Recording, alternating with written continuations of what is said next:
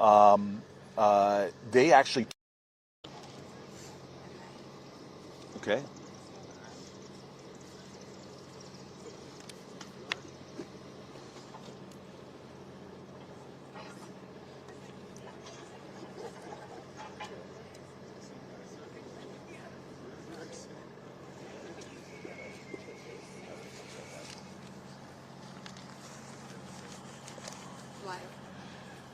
We are live. And before we actually talk to them, you mind if we have a moment in prayer? Definitely. Just a quick moment. Father God, we humble ourselves before you and before all who may watch today. May you use us, as imperfect as we are, to do your will. May our words come with great strength and spirit. May it penetrate hearts and open minds. May it connect with people. And may we be of service at this crisis moment in American history. Lord, please. We know in you all things are possible, and today we humble ourselves in prayer. Amen. Amen. So we are here on Sunday morning. My friend and also the minority leader of the House of Representatives, really to have a conversation grounded in our faith traditions, and not just ours, but the nation's as a whole, to talk about what we think is a moment of moral urgency. That we are in this moment where this Congress is going to come back tomorrow from a 2-week recess, and the Republican leaders on your side of the Capitol are saying that they're going to force a bill through. They want to get it done this work period and back over to the Senate to be voted on and put on the president's desk. And that bill, we believe, presents one of the greatest moral threats to our country that we've seen in terms of what it will do to providing food for the hungry, care for the elderly, services for the disabled, health care for the sick, and more. And Martin Luther King said budgets are moral documents. And that's the spirit we come here this morning in hoping to have a larger conversation with all who will watch. We want to sit here for a good number of hours and engage in conversation. We hope people will come if you're in the area and sit with us, but also that you'll watch and perhaps give your own testimony to your moral urgency that you feel, to maybe your faith traditions or moral traditions that make this and motivate you in this moment to speak out. Maybe you'll share your story of what the threat of this bill does to you and your lives. And that's really the spirit we're coming in, sitting in with, and we want to just start a conversation between the two of us, but maybe you might want to say something as an introduction. Yeah, well, first of all, it's great to be with you, and happy birthday. Thank you. I'm sure you didn't expect last year when thinking about this birthday that I would be your birthday date in this location. Yes. But this, of course, is the moment that we find ourselves in, and delighted to be here because this is, as you've indicated, a moral moment. And this is a Sunday morning. Normally, I'd be back home in Brooklyn if I wasn't on the road, getting ready for one of several church services that I would likely attend, but as we prepare to come back into session tomorrow, this is a time to choose, and we're either going to choose the side of the American people, or we're going to choose this cruel budget that Republicans are trying to jam down the throats of the American people that would effectively take away health care potentially for tens of millions of Americans, children and seniors and families and people with disabilities and veterans and others, take away food from the mouths of children, undermine, the ability of people to survive who've worked hard their entire lives, all in service of a massive tax cut for their billionaire donors. Well, I love what you say about like you'd normally be in church today, and that to me gets me actually kind of excited because I've always viewed where we are as our sacred civic space, where we bring the best of our values and best of our virtues. And these imperfect founders of our country, they actually turned to the great moral philosophers of the time to try to form our republic and make us on a journey to a more perfect union. And, we're sitting on steps in a building that was, that dome was started construction during the Civil War, another time a great moral crisis in our country. And there is, if these stones could shout, they would tell a story. But I think maybe it might be good for me because we've been friends for a long time. We both came up on parallel sides of the Hudson River. Yeah. And I know that I bump into you a lot on those Sundays. We have been in church many a time, and I know that that's your core motivation. That's what you lean upon. And I'm wondering, maybe, I don't know. Like, I don't know how you were raised in your household. I don't know why faith is probably one of the things that has formed you most after family. And maybe you could share that what brings you to public life, what spirit brings you to public life. Yeah, it's a great question, and interestingly enough, when I think about sort of my journey and what drives me and has shaped me, of course, family being first and foremost, immediately beneath God, but it's the black church, it's Brooklyn, and it's the Biggie Smalls era, right? That at the end of the day. But the black church really being foundational to me, raised in the Cornerstone Baptist Church, which is an amazing church in Bedford-Stuyvesant. The initial pastor for me was Sandy Ray, Reverend Dr. Sandy Ray, legendary black Baptist preacher, was like an uncle to the Reverend Dr. Martin Luther King Jr. In fact, he called him Uncle Sandy. Wow. And so for the first 9 years of my life, Sandy F. Ray, who's the pastor that dedicated me to God. He literally christened you. Yeah, absolutely. Baptized you. That's right. He christened me. And, in the Baptist tradition, we call it being dedicated back to God. Right. As you know. So that was the Reverend Dr. Sandy Ray. And, it was a mega church. It was in Brooklyn. My mother and my grandmother was actively involved. My grandmother, Nano, who's like the wisest woman probably that I've ever met. They were, big into the church. And so my brother and I grew up Sunday school every week, all the way through to college, getting involved. Got baptized then by the Reverend Dr. Harry S. Wright, who's another legendary black preacher. So I was baptized by Dr. Wright, married by Dr. Wright. And then now I serve under the pastorship of Lawrence Aker, who's a dynamic young preacher. He's an Omega, but other than that, he's a dynamic young preacher. Okay, so you and I both are in that tradition. So I just want to say, I grew up in an interesting way. I grew up with parents who literally had to get a white couple to pose as them in order to buy a house in an all-white community. We integrated this incredible town. It was nurturing ground to grow up in this great town called Harrington Park. But we were, as my father called us, the four raisins in the tub of sweet vanilla ice cream. Yeah. And so my classes, schools, sports teams were all white, and soon Korean Americans started moving in. But church on Sunday was a little black church in this place called Closter, New Jersey. It sounds like it wasn't a mega church. It was a small church. But I, like you, from the time I can remember, was taken to this church. My mom taught Sunday school. Yeah.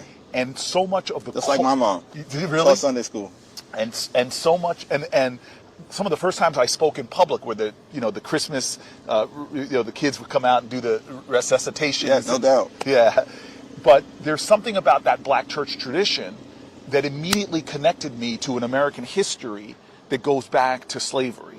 And the songs and the spirituals, it is this deep rooting, not just in faith, but in the story of America as well, that I imagine then shaped your trajectory. Yeah, and the resilience of the songs and the faith that's embedded into it, and the recognition that we're all going to face struggle, right? We're all going to face trials and tribulations, and that's also part of what growing up in the church and in the faith tradition helps to teach you, that it's not all perfect, right? And there's going to be drama, and there's going to be issues that you have to confront, and you're going to get knocked down.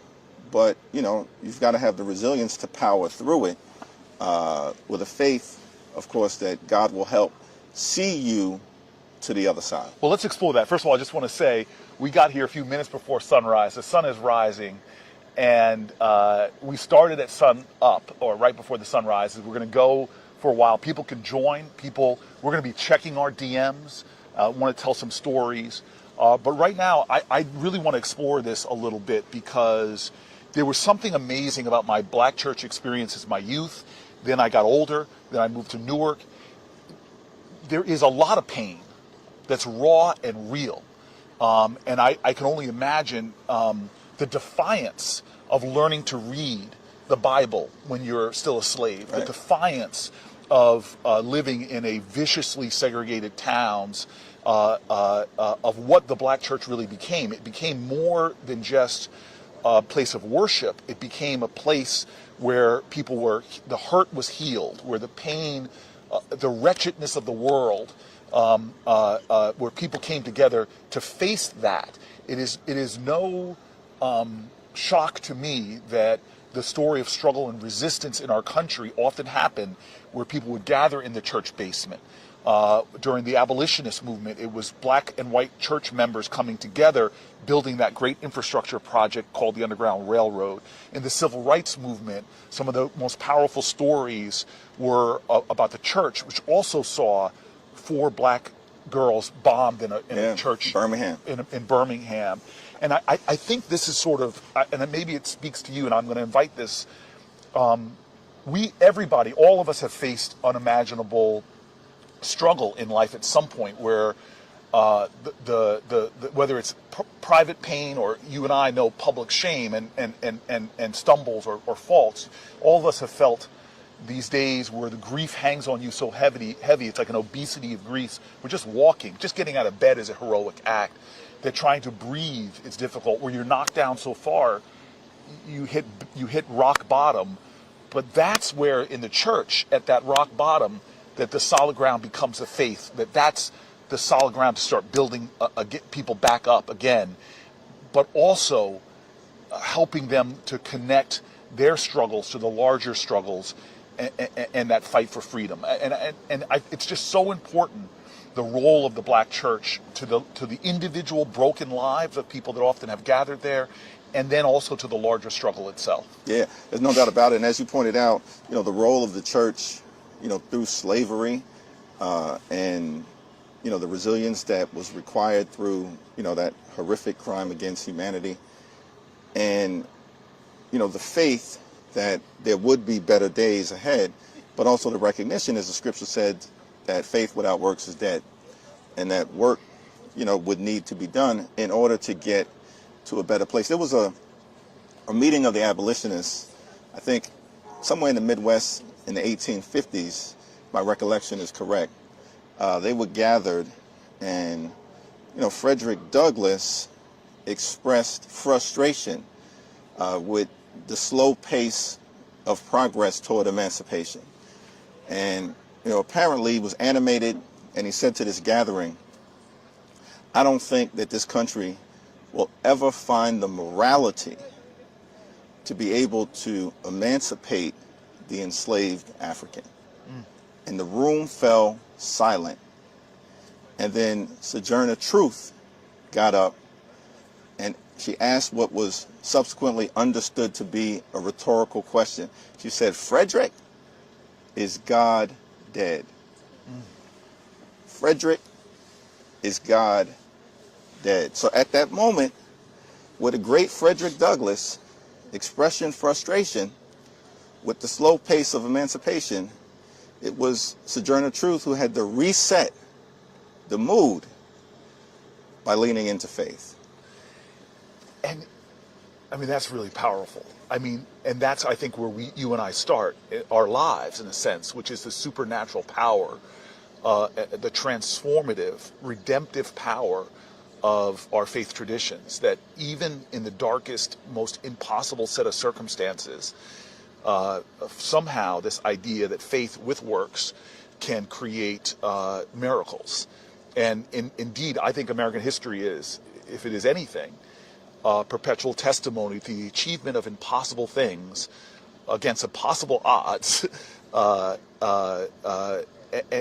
to me, that is what faith is. This idea, I once was lost, but now I'm found. This amazing grace that comes from our faith traditions. And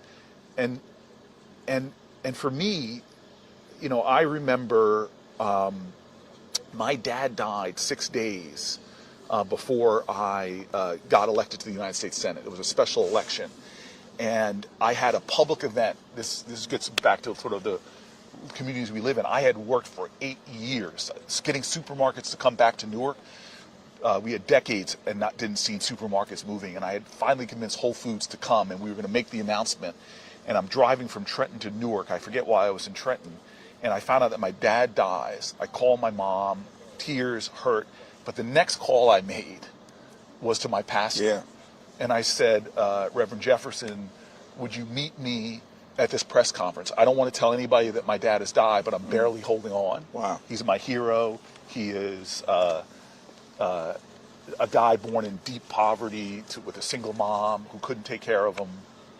And it's just amazing that in that time where you don't know how you're going to make it, somehow you have faith and faith leaders there to remind you that there is still a God in heaven. That reminds you that we still are understanding, as faith says, that weeping may endure through the night, but joy cometh in the morning. That's right. And so, in many ways, this moment in American history right now is anguishing to me, because I'm sure your office is like mine. My office, I keep telling folks that, like, my office, we have tears and circle up and talk about it, because my office starts brokenhearted, but then gets shattered by the end of the week, because coming into our office are people with their American stories, people who are losing their farm because this administration is clawing back the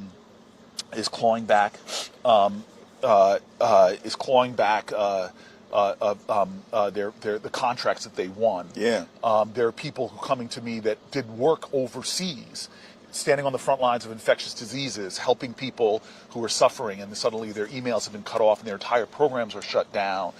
People who are losing their health care. The stories that we have of Americans coming through, and I know you have them, and right now, the truth is, and this is why I feel like we're humbling ourselves this morning, is because we actually don't have the numbers.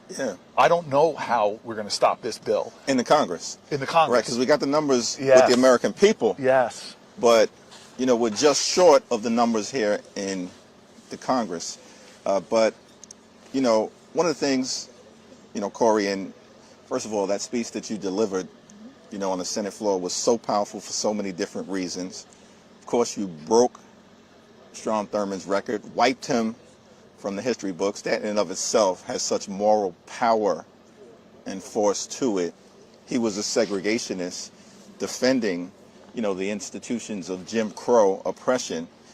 And you were able to take to the Senate floor and speak to the better angels of the American people, all with a recognition, though, this is a tough moment. None of this stuff is normal. Like the assault on the economy, the assault on health care, the assault on Social Security, the assault on veterans, the assault on the American way of life, the assault on democracy and the rule of law. None of this stuff is normal. And, you know, it is going to require resilience amongst us as members in the House, in the Senate, you know, people who are elected officials, civil rights leaders, members of the clergy, faith leaders, but probably above all else, you know, the American people. Which is why we're here on your birthday having a conversation with the American people. But I wanted you to say, you sort of had that moment of for me, of like, wait a minute, Corey, we don't have the numbers, but we still have the power, and the power relies with the people. And in 2017,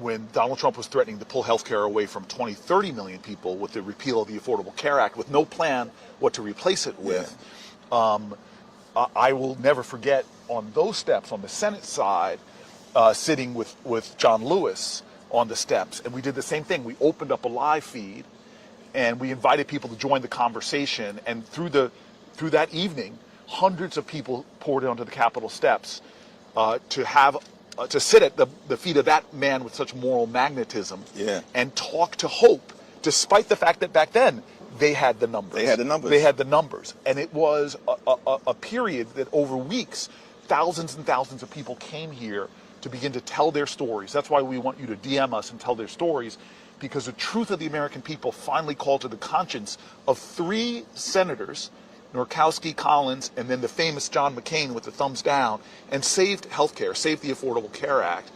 And in many ways, that's the redemptive moment we have to find a way towards now. And in many ways, it's throwing yourself on the faith in the people, in the power of the people. That's what our democracy is in many ways, our founding documents, as imperfect as the founders were, imperfect as the people are, it's a break with the normal course of events and saying we're not putting our faith in the divine right of kings and queens. We're not putting our faith in some theocracy. We're putting our faith in the power of the people. That's exactly right. That they can do something. And at this moment, building upon what you're saying, all we need at this moment are 4 Republicans to do the right thing in the House and 4 in the Senate. 4 and 4. 4 and 4. Well, we had talked last night that this was not going to be, as you said to me before we came out here, classical music. This is going to be improvisational. It's going to be more like jazz. We don't know what's going to happen when. I thought the first person that was going to come here was going to be one of my prayer partners in the Senate, Angela Alsobrooks, but unbelievably a man named Chris Coons. And by the way, people are already starting to gather. I see one of my law school classmates, hi Tom, who is an incredible government worker who's seen the carnage happening in a lot of these departments. But Chris Coons, I'm told, is here as well. And I'm hoping that he would come up and join us whenever he's done talking to folks down there. But perhaps he can share in the conversation. But that is the moment. And I want to get back a second to the faith traditions that we sit on. I'm going to read something that an amazing rabbi sent me last night when he heard what I was doing about the transformative power of our faith traditions, about the supernatural ability to see the implacable wall of resistance dissolve when people come together with the moral force of Americans, whether you are of a specific faith tradition or just open to your faith in the collective strength, moral strength of the American people. But I want to get back to you in this church as a little kid in Brooklyn. Well, you made a good point about growing up in the church and always participating, in the Christmas play. Yeah. Right? And for us, it was the Christmas play. It was the Easter play. We now call it Resurrection Sunday. Yes. And Mother's Day. I don't somehow recall a Father's Day play. Maybe we got to do something about that. Yes. But yes. And that really was, I think, at the age of 2, standing up in front of a crowd of hundreds of supportive people and, communicating your part in that play. And from the very beginning, and feeling the warmth and the supportiveness. Yes. Whether you're able to get through it or not, or to help you get through it, that was a big part of, and I'm thankful to my mom. I know my brother and I are. She's still with us, as your mom is still with us. My dad passed away about 2 years ago. But thankful to my mom that she would bring us to church. Yes. Even if we weren't feeling it at the moment. Yes. Like, whoa, every week? Yes, that's rain, snow, sleet? Yes. Every week? Yes. And I would complain about it. I would complain sometimes. I confess that to you. Yeah. But my mom would take us, and I'm now happy that those traditions are within me. I will tell you that it's generational in my family. My mom's side of the family, faith was at the center. I went to an Des Moines, Iowa church that my great-great-grandmother founded, my grandmother's grandmother, after coming from a coal mining town to Des Moines. Again, one of the original church mothers. Her name is still up there. But what's powerful for me was my grandparents took me and their 7 grandchildren in this beat-up Winnebago and would drive us across country. And that was when I first saw the nation. And we would stop at all the places you would expect us to stop, from the Grand Canyon and Mount Rushmore. But there was never a time that we would start the journey without reading the 121st Psalm. Yeah. I will lift up mine eyes into the hills, from which cometh my help cometh from the Lord.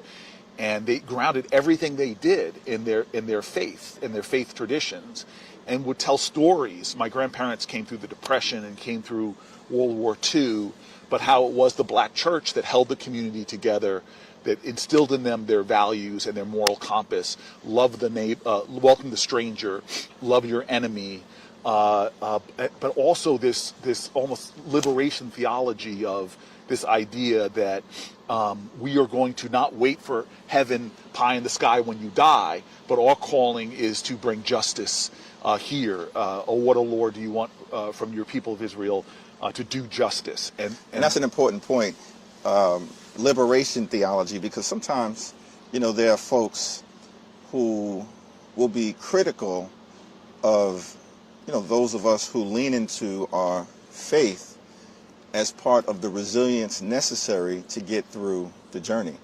But it's not, we don't lean into faith out of some belief that our actions are not going to be required, as Dr. King would say, with the fierce urgency of now.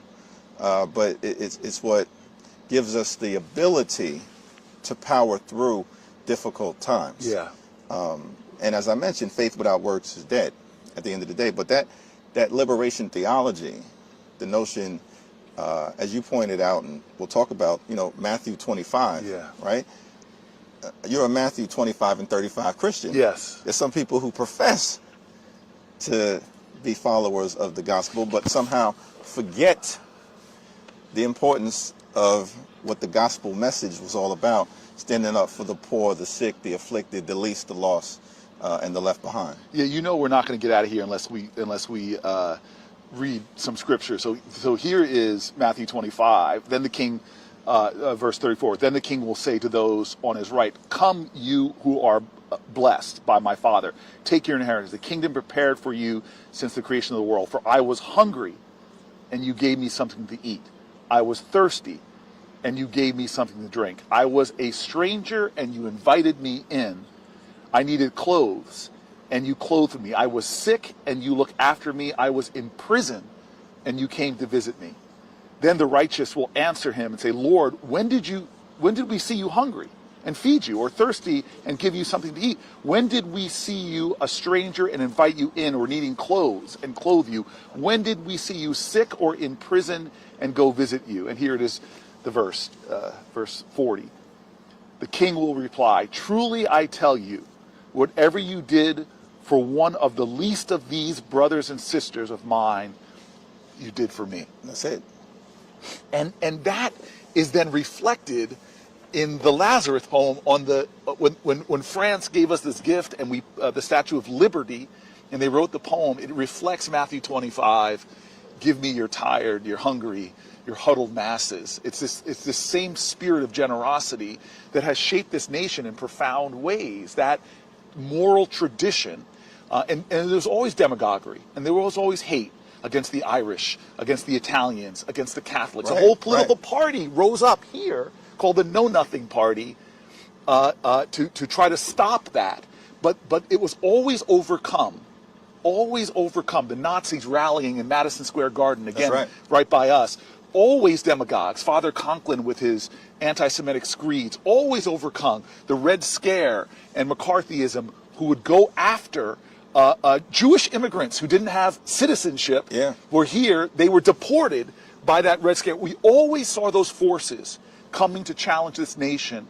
And what has always stopped them, whenever demagogues have risen, whenever our very values were challenged, when they put Japanese Americans in internment camps, we always saw the wretchedness, we always saw the wrongness, but somehow we overcame by the best of who we are, the best of our values. Absolutely. I think there's always been just enough of us, right? Not referring to me or you, but us in the collective, just enough of us at every given point in time in the American journey where there was challenge, there was trials, there was tribulations, there was turbulence, right? That ultimately just enough people came together to lead to triumph. But isn't it weakness?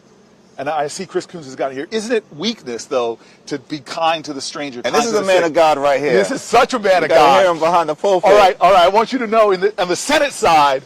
Morning, thanks for having me. You say come, I come. This is unbelievable. Sit right between us, man. Sit right between us. Get on the higher step. Look down upon us, man on high. So let me, before we invite him to speak, let me say that everybody knows on our side of the Capitol, Reverend Dr.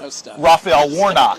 But the man who before Warnock came, who went to theology school, right?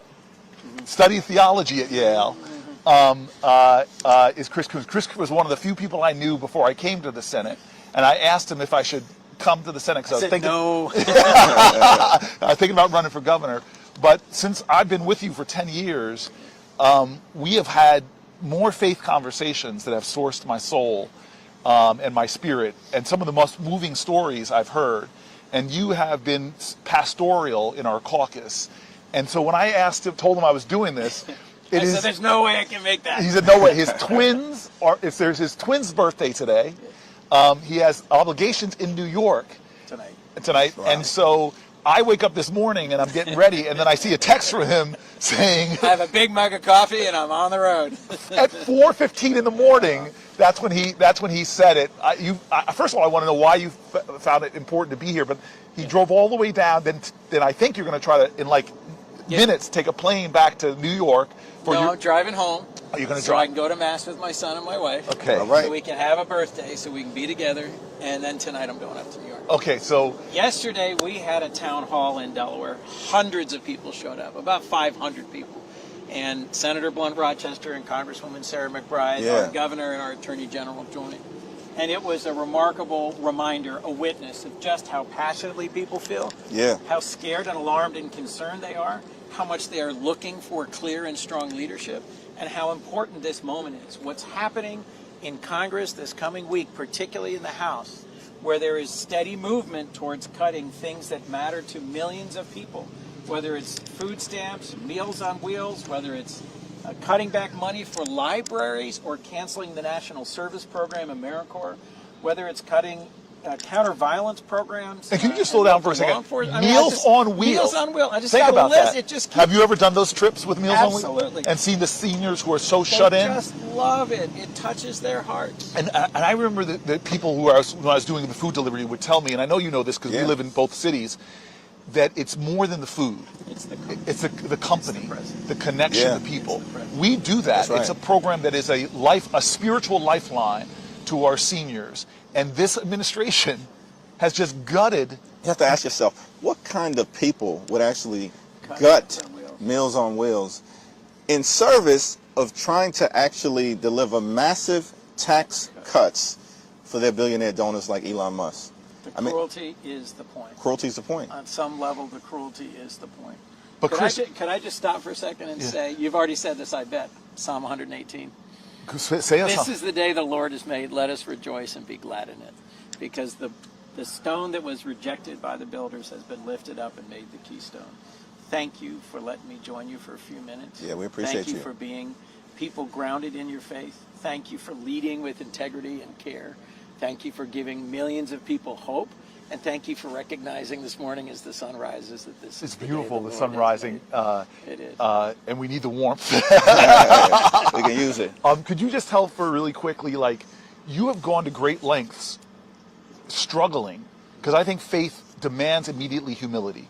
If you say everybody's created in the image of God, it almost commands you to be humble before the divinity you see in other people. And it also says that I don't have all the answers. Who am I to presume, this finite being, that I can understand the infinite? And you seem to bring that humility and faith to your work, and you know that faith without struggle. Faith without struggle, faith without humility, faith without discernment is dead, and faith without works is dead. Yes. And so the reason we do works is not in order to earn grace, in order to earn God's mercy, but in recognition of and celebration of the grace and the mercy. That even though we are fallen, even though we are broken, even though we fail every day, we're saved and we are redeemed, and we have a chance to then, out of that joy, show through caring for others. Others in particular who are not our neighbor in the world sense. Yeah. Others who aren't those who live next door to us or speak like us or pray like us or look like us or have our ancestry or our history, but as broad a reach of neighbor as we can possibly do. So can I just, so we're going to be talking, I think, a lot today about the bill, when Congress gets back tomorrow, the bill that they're trying to jam through. But Chris, I joke because I took over the subcommittee on Africa, and I'm sort of, every Congress that I take that committee, I remember you had it first, but this man literally did missions to Africa before you ever got into elected office. You speak Swahili. I was trying to quote some. I was trying to quote some Swahili. You know, I'm the black guy in the caucus standing up, and Chris corrects my Swahili. You invited the correction. You looked at me and said, "Is that right?" And I was like, But I remember during the fear of Ebola, and we started seeing Ebola cases come here because an infectious disease anywhere is a threat to public health everywhere. It's that spiritual thing King said, injustice anywhere is a threat to justice everywhere.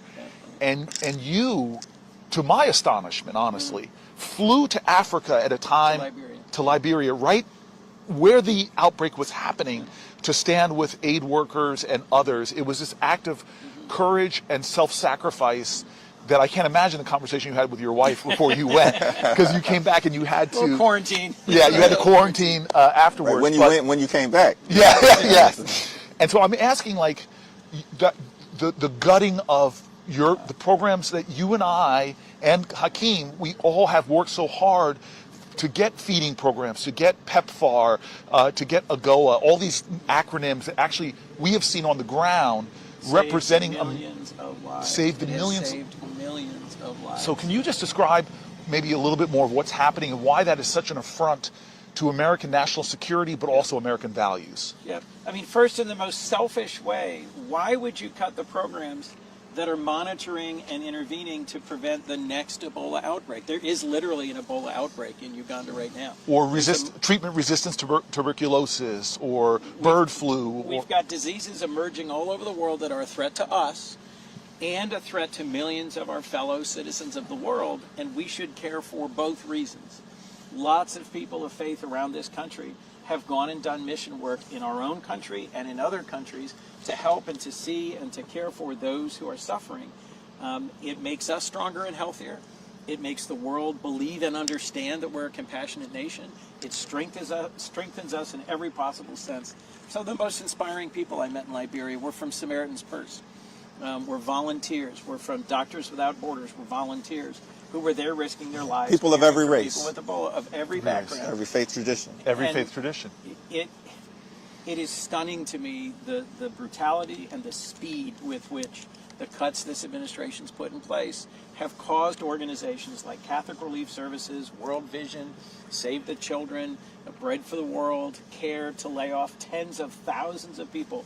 I've gotten calls and emails from them, folks who were serving all over the world, who showed the world what the United States is about. Now we're showing we're not a reliable partner. We don't really care about anything other than the transactions. I was recently in the Philippines. It is the most natural disaster-prone country on earth, and they are grateful for the way Americans, through nonprofits and through AID and through our military, have responded to earthquakes and volcanoes and tsunamis and typhoons, and now we've cut that. We've completely cut that. The other day, I was on the phone with Governor Beshear of Kentucky. I said to him, you know, you're a governor in a red state, you're a Democrat. What is the thing that brings people together most in Kentucky? And he said, response to natural disasters, the ways we come together to respond to floods and tornadoes here in Kentucky. And AmeriCorps has been central to responding to that, also just cut by this administration. So the three of us have had this experience. I've had it from the Caribbean to Nepal, where we show up and they rejoice in Americans. Nepal was like, that was the first place, one of the first places after the earthquakes, but one of the first places we had AmeriCorps going, and the Peace Corps going to Nepal, and the love they have for America at a time that our global competitors are competing to trying to get love and loyalty. And now we're not only tearing, and I've heard from the aid workers that are telling that they got their cell phones cut off, their access to their files cut off. But I just want to make this even more human for you.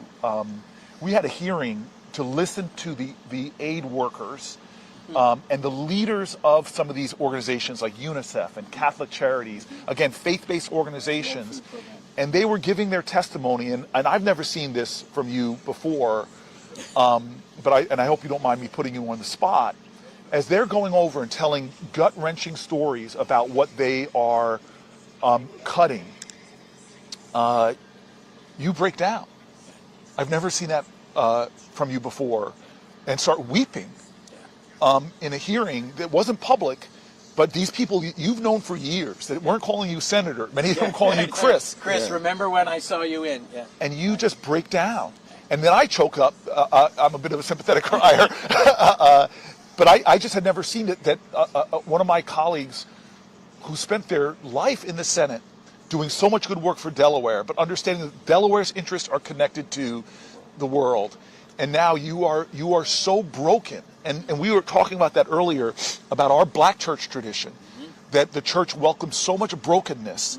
And then somehow this strength forms at the broken places. That where the shattered pieces of lives somehow expand us. And so could you just talk about... God fills in the breaks. Yeah. Absolutely. The most powerful and the shortest verse in the Bible is Jesus wept. Wow. Jesus wept looking out over Jerusalem. Jesus wept seeing the fallenness of humanity. Jesus wept seeing the suffering of people. And Jesus' heart is broken by what is happening right now. It's so powerful that you mentioned that. It calls for us to act.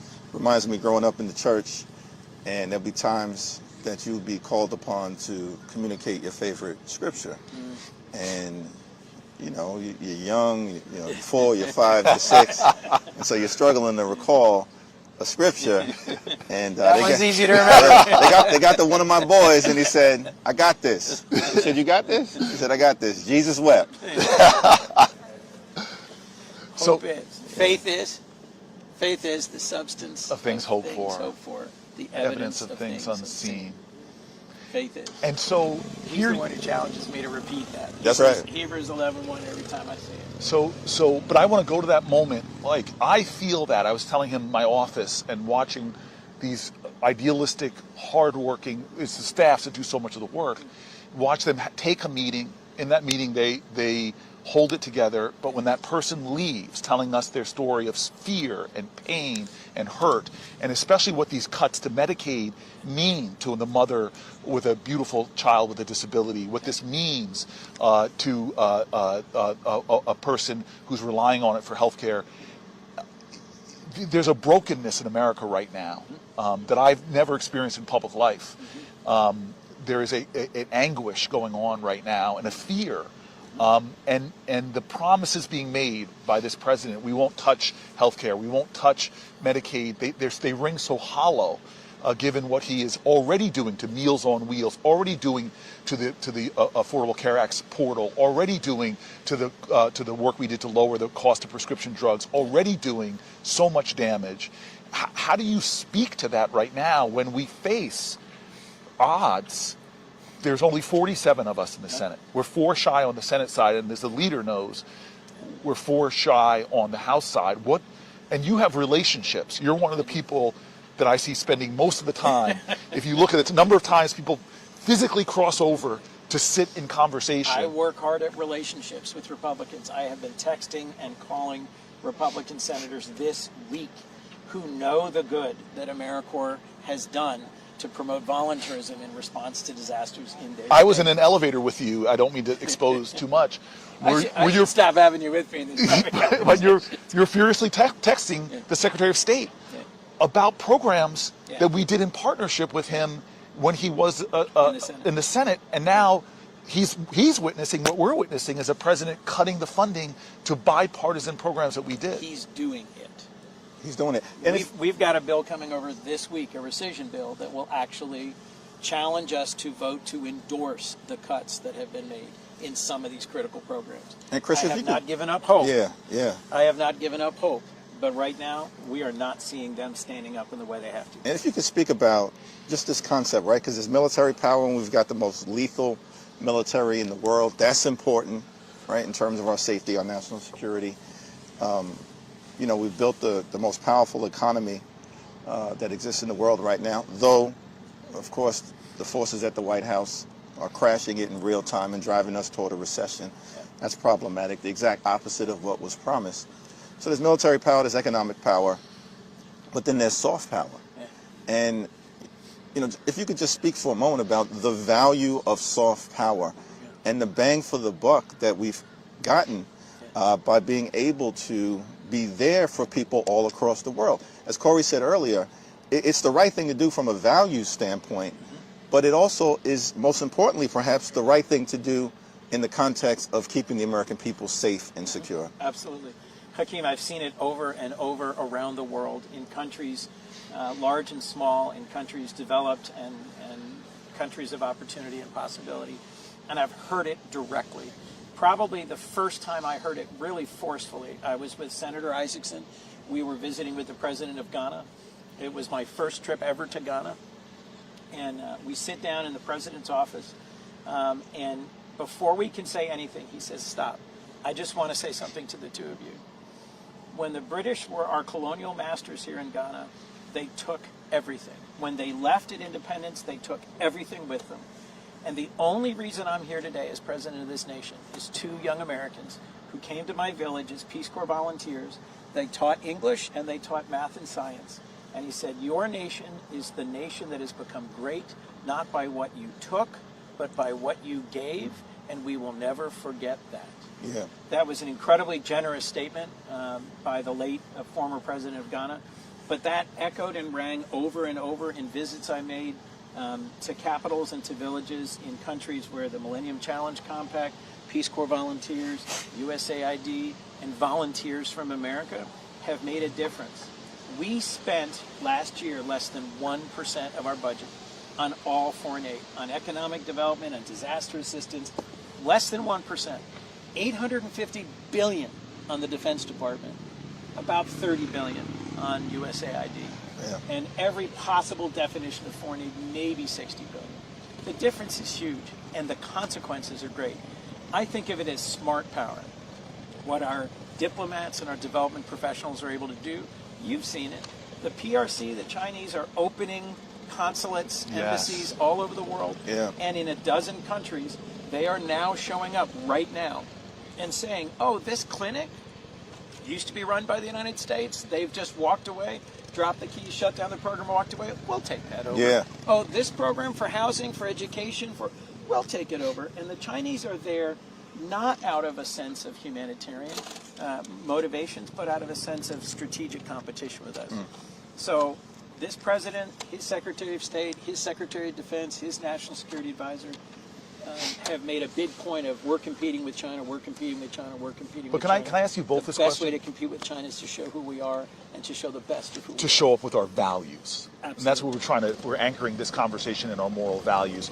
But before we go back to the bill and what people can do and must do, I just want to ask the two of you, I know you're hearing what I'm hearing, but what are you hearing from countries around the world that used to ally with us? I remember this great moment on the Senate side where we sat down, the ambassadors of all the a bunch of our European allies, and you, me, and Lindsey Graham shamed them because we had just convinced Biden, who undercut, we thought, on food funding. He put a lot more than Donald Trump is, but we wanted more money in a bipartisan way. And then that gave us the moral authority to say to them, you all need to be stepping up. But now we're seeing, and I know you just came back from an important Codell, we're hearing from our people something different. What are we hearing?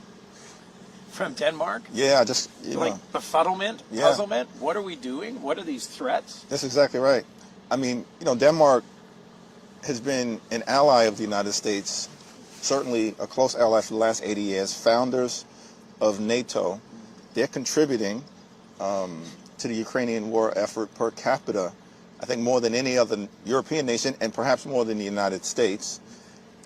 And they just are perplexed as to the claim that the vice president made, for instance, that Denmark is not a good ally, which seemed to have come out of nowhere.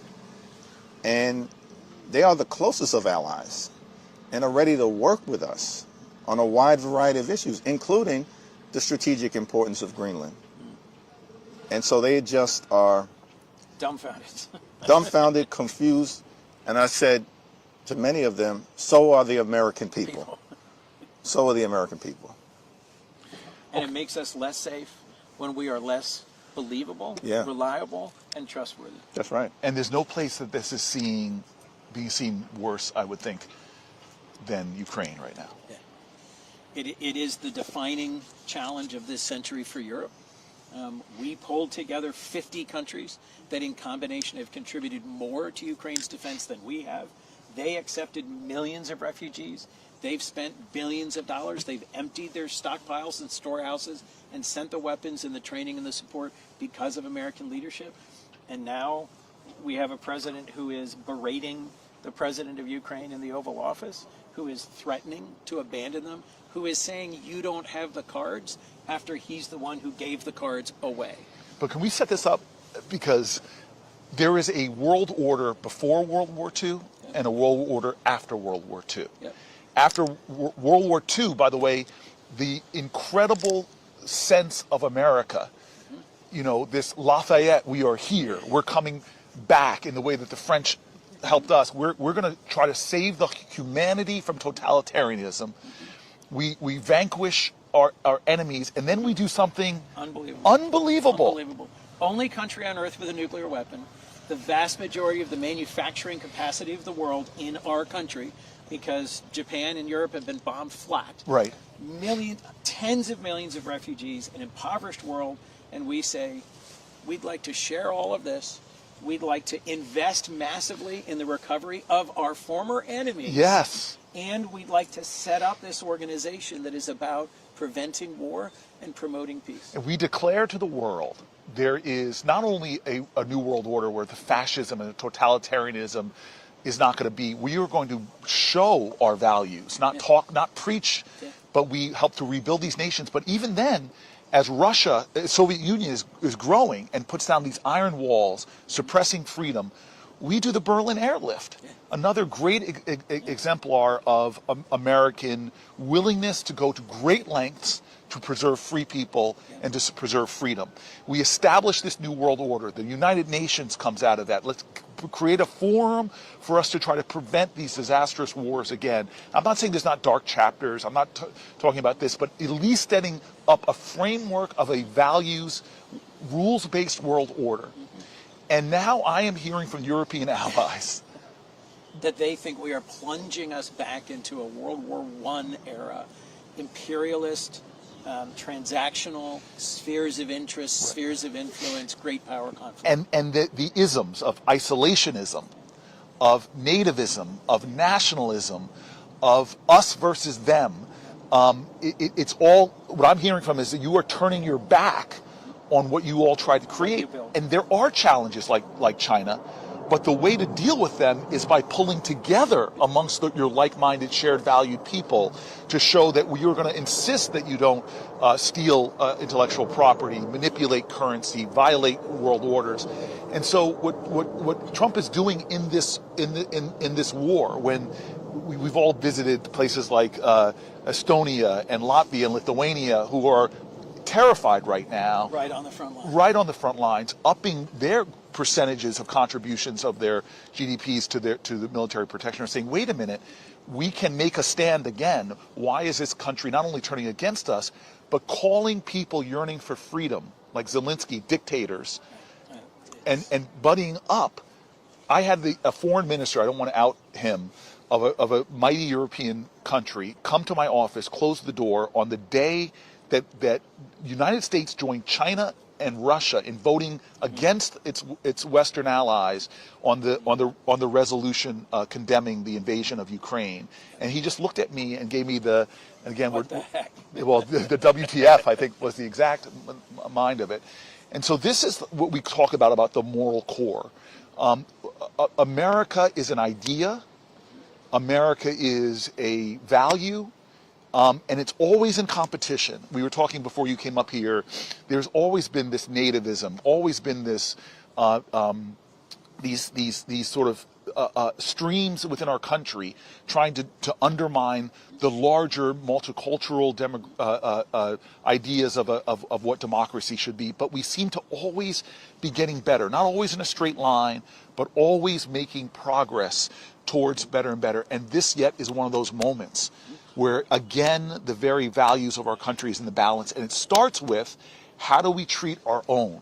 How do we treat those at the margins of our society? With mental health. The dawn of life, the margins of life, the Yeah. twilight of life. Yeah. Or are we showing America what it's like? How do you treat people with mental illness? Are we showing America that this could be the safest place to have a baby, not the highest maternal mortality rates? Is this the best place that if your child is born with a disability, that we're going to be there to support you? That we're going to be a place where you don't go bankrupt if you get an unforeseen illness or injury?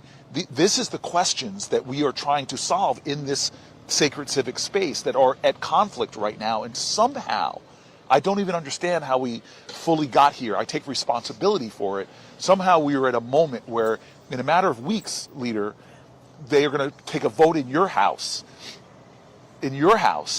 about whether we're going to gut $880 billion from a program that was fought for by the people, Medicaid, defended by people on both sides of the political aisle. Suddenly we are now at a point where we are going to gut that. And you said this multiple times already. Why? Why? For some bigger purpose? For tax cuts for the wealthiest amongst us? I mean, the thing about this, and so Republicans have already passed a budget resolution to set in motion the largest Medicaid cut in American history. And Medicaid is a health care program that impacts at least 80 million Americans. These are children, these are families, these are veterans, these are people with disabilities, these are everyday Americans, certainly women, expectant mothers, all across the country, in urban America, in rural America, small town America, the heartland of America. And the Republicans have claimed that they're not going to impact Medicaid benefits. Of course they are. The math doesn't work. The math they doesn't can't work. Do what they say they're doing otherwise. Right. That's not just fuzzy math. It's crazy math. And so we have a moment in the same way that the American people rose up to stop Republicans from repealing the Affordable Care Act. And we were talking numbers a little earlier with Corey. But when Trump took office in 2017, he lost the popular vote.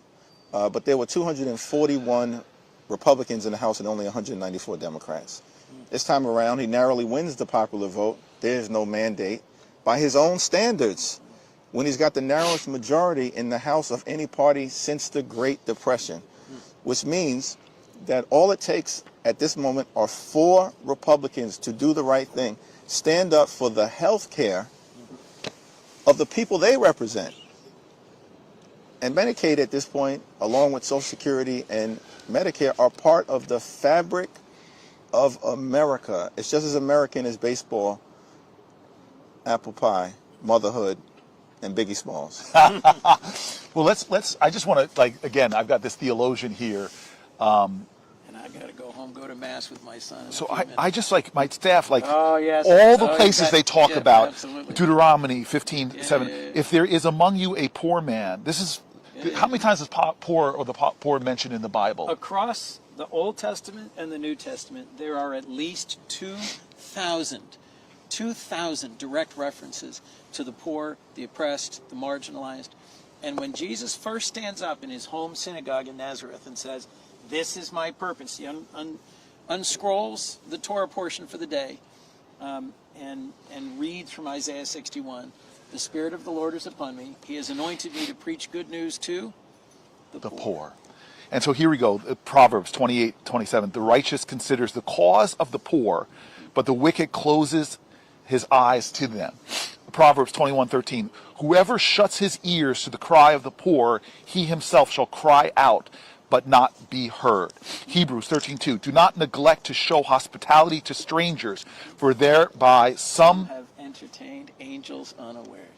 And Deuteronomy, if there is among you a poor man, one of your brethren, in any of your towns within your land, which the Lord God, your God gives you, you shall not harden your heart or shut your hand against your poor brother, but you shall open your hand to him and lend him sufficient for his need. This is stunning that our faith traditions are built on stories of liberty, of overcoming adversity. I was a stranger in a strange land. all of these moral calls to be there for that. And the richest nation on the land, here we're sitting in the capital of the United States of America, which should represent the best of our ideals, the best of our values, the best of our traditions.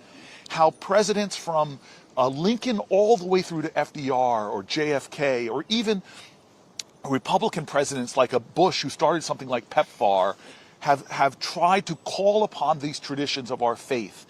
And here we stand with a president who is saying, with the budget he has put forward in the House, we want to gut these... Everything that helps people on the margins of our society and the world. Right. It will teach our children. It will teach the rest of the world. It will teach the future the values that animate this country. If, in fact, they slash Medicaid, if, in fact, they end Meals on Wheels, if, in fact, they cut to the core everything from Peace Corps to AmeriCorps to the investments in child care, Head Start, daycare, and elder care, we will show the world what we're about, and I will be ashamed of that moment in our nation's history. So let me say this, because it is not charity. You know, Chris got to get the mask. I got it. Okay, last thing I'm going to say, my brother. The other thing that It's 2 hours away. Is it charity, or is it enlightened self-interest? Every dollar you spend getting a child above the poverty line returns $7 to the economy of the United States of America because of the increased productivity when you have these programs we've seen, like school lunches. They make a difference. So this is not even just this idea of charity. It is investing in yourself and the well-being of your country, because my child will be bereft of the genius of your child if they don't get a great public education. My child will be bereft from the inventions or the entrepreneurialism of your child if they don't get that understanding. When we expanded the child tax credit through the work of these men here, for 1 year, we cut child poverty almost in half. And they literally looked at the brain development of some of the children, not having all that cortisol and that fear, and the different kind of developmental issues for kids that are given more economic security. What happens in a global knowledge-based society where we elevate the potential genius of our very own children? There's no way you can even economically quantify unleashing the artistry and the genius of more and more children. Let the children come to me, and woe unto him who blocks them. Yeah. I mean, I cannot think of a clearer call that we should invest in children, that we should open the doors of opportunity to them, that we should support and love them. And thank you. Thank you for your leadership. Thank you for being someone who sees clearly this moment and is challenging folks to speak up, to speak out, to get engaged, and to be a part of this moment. Because we're going to show the world, and we're going to show our families, and we're going to show history who we are in these coming days. You are the leaders we need for a moment such as this. Well, appreciate you, brother. I'm going to why don't you put your hand on his shoulder? We're going to pray traveling mercies, Lord. Bless this man in his sojourn home. Deliver him unto his family, and thank him, Lord, for his work. Let this humble, faithful servant continue to do your work. Amen. Happy birthday. Thank you, brother. Thank you, brother. Chris, thanks for being here, man. Thank you. All right, we've been talking a lot about the Christian faith. Can we talk a little bit about? I have to say that you and I live in a community where the Muslim tradition and the Jewish tradition thrive. Absolutely. And we see extraordinary people who, I always say, before you tell me about your religion, first show it to me in how you treat other people. Before you tell me how much you love your God, show it to me in how much you love all God's children. Before you profess your passion for your faith, show it to me in how much compassion you have for God's children. And we see faith and the works in our communities of people grounded in faith. And so I do a lot. I'm a guy who grew up in a black church. I'm Baptist, but I actually study Torah. And so I have a number of rabbis that I'm very close to. And I just want to read to you this. His name is Rabbi Matthew Gwartz of Temple B'nai Jeshurun. This is a church that started on what is now Martin Luther King Boulevard in Newark. Yeah. It used to be High Street. And we have a lot of famous rabbis that have come from Newark, actually. In fact, the guy that spoke, Rabbi Yocham Prince, who spoke right before Martin Luther King, was one of the featured speakers who spoke before King. At the March on Washington. On the March on Washington. That's right. Was a rabbi from Newark, New Jersey. But he said this, and I think you'll find it really interesting, leader. Faith in the English language can only be used as a noun. There is nothing intrinsically active about it. One can't faith something. In Hebrew, it's both a noun and a verb. Here's where the rubber hits the proverbial road. When one breaks down the root of the word faith in Hebrew, it boils down to a word we use all the time, amen. And what does the root of the word amen mean? It means I believe that it's true with every fiber of my being.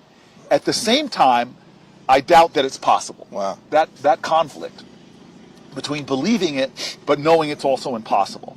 So faith doesn't connote blind belief, but instead an absolute commitment to believing that anything is possible, even while and perhaps because of the fact that we doubt that it's all possible. That is not about being blind to the challenges, but it's the realism of it all that impels us to take action. Again, the insight here is that faith is absolute belief coupled with a sense of wonder and even doubt that it's all possible. So many reasons for us to doubt today in America. So many reasons for us to doubt right now. But that is all part of what it means to have faith today. It is our doubt that impels us to make our world better. Amen. And why should we chant that word specifically? Because it's simply affirming our humanity and our worries and our anxieties, which are intrinsic to who we are, but not to paralyze, but to be impelled into faithful action. I just love that thought. It's powerful. As we say, from the scripture, faith is the substance of things hoped for, the evidence of things not seen. And it's that conflict between, a unrelenting belief that you can get it done even in the most difficult of circumstances, while at the same time recognizing that you're up against tremendous odds. Yes. And I think the rabbi breaks it down, in such a powerful way in the, Jewish tradition. Right. And it, of course, spans, and I think, as you pointed out, it's an honor. One of the great things about serving in the House is that we view ourselves as the institution, no disrespect to the Senate, that the framers designed to be the closest to the American people. Yeah. Right? To reflect the hopes, the dreams, the aspirations, the fears, the concerns, the anxieties, the passions of the American people, the life experiences of the American people. That's why we have the 2-year terms, and we're constantly in cycle, but constantly in communication, in touch. You do this as a senator incredibly well, but you got the 6-year term. And in the House district that I represent back home in Brooklyn, of course, I have a substantial African-American community. Caribbean-American community is wonderful. But it's also one of the most diverse districts in the country, with a significant Jewish community and a significant Bangladeshi American community. In fact, one of the largest in America, in the Coney Island, South Brooklyn area that I'm privileged to represent. So that faith tradition, is represented in so many wonderful ways. But everyone, I think collectively, whether it's the Muslim faith, the Jewish faith, the Christian faith, sort of anchored in the belief in Almighty God, right, and the ability to power through difficulty. And this is a difficult moment, right? That's the reality, and we're going to have to power through it, and it's going to take work, right? Intense work. When we talk as House members, I frequently said this is going to be the most intense thing that we've ever been professionally called upon to do, with the exception of those of our great colleagues like Jason Crow and Mikey Sherrill and others who have served in combat zones in our uniform. The most difficult thing that we've ever been called upon to do, but we've all got to rise to the occasion, because the challenges that we confront, this budget is an example of it, this reckless Republican budget, it's unrelenting and unprecedented. And can I just want to, so first of all, I want to orient ourselves before I tell this thing. So we've been now out here for an hour. We really want to invite, I know most people are sleeping. It was a White House Correspondents' Dinner last night. That's right. So I know a lot of people are hungover in Washington, D.C., that were in part of that nerd prom, as they say. But if you're home watching, it's still early. We think there'll be more people waking up. But send us, direct message us if you're following on this stream. your thoughts, your stories. My team is going to feed it to us. We want to read some of the things that you all write us, so I invite that in.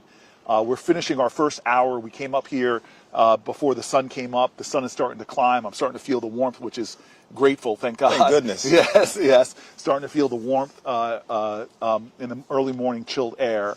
And we're grounding this in a conversation in the intersection of faith and politics, the moral traditions of our country upon which this sacred civic space stands, and how what we do in here, budgets are moral documents.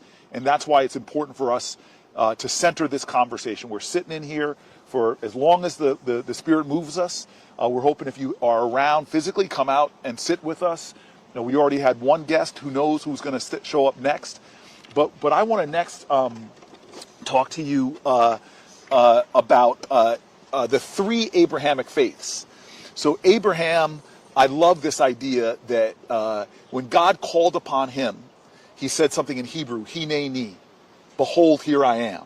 Everybody before that would hide. You know, Adam, when God came in and said, where are you? Adam hid from God. And I always say, well, God, this omniscient being, wasn't asking where the physical Adam was.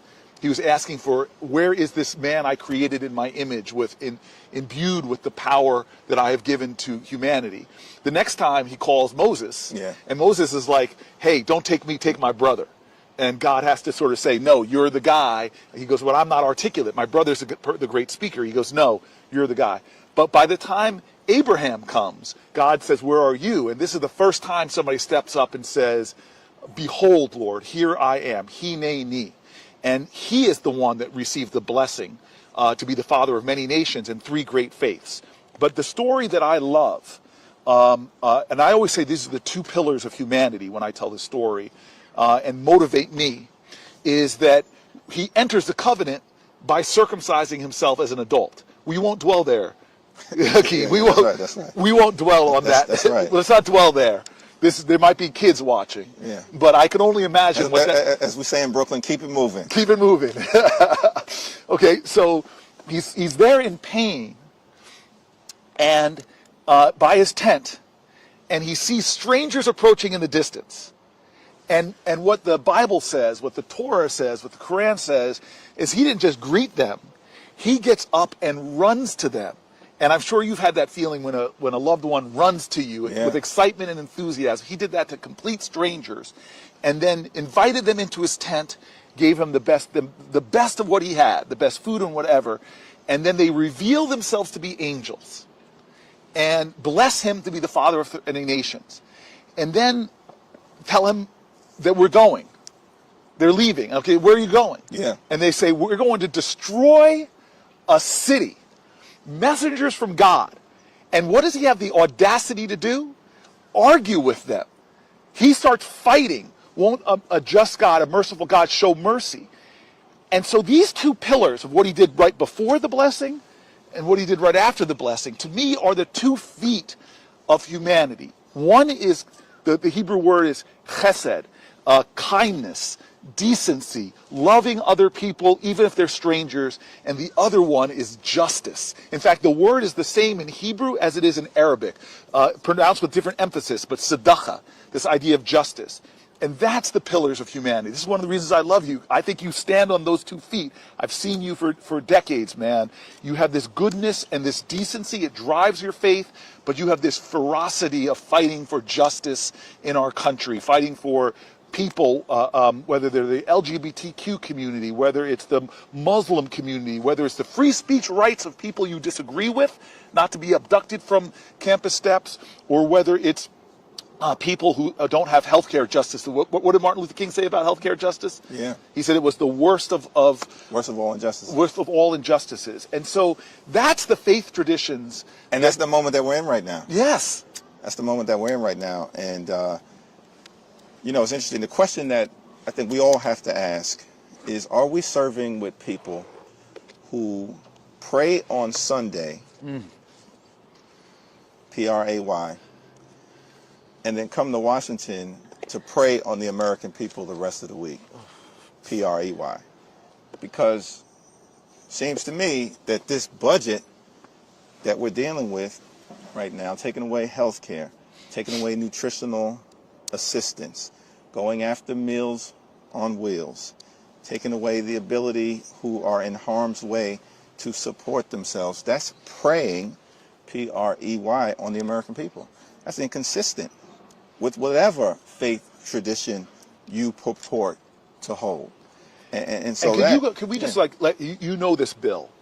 So let's just let people understand even minor cuts to Medicaid. A lot of the hospitals in urban areas and rural areas especially, they have very delicate financial models that you cut 5% out and that hospital starts to tumble down in their ability to meet the demands. That's absolutely correct. And you're talking about $880 billion in potential cuts. That is the largest cut to Medicaid or health care in the history of this great country. And so even a modest amount of that $880 billion will be devastating. Hospitals will close. Nursing homes will shut down.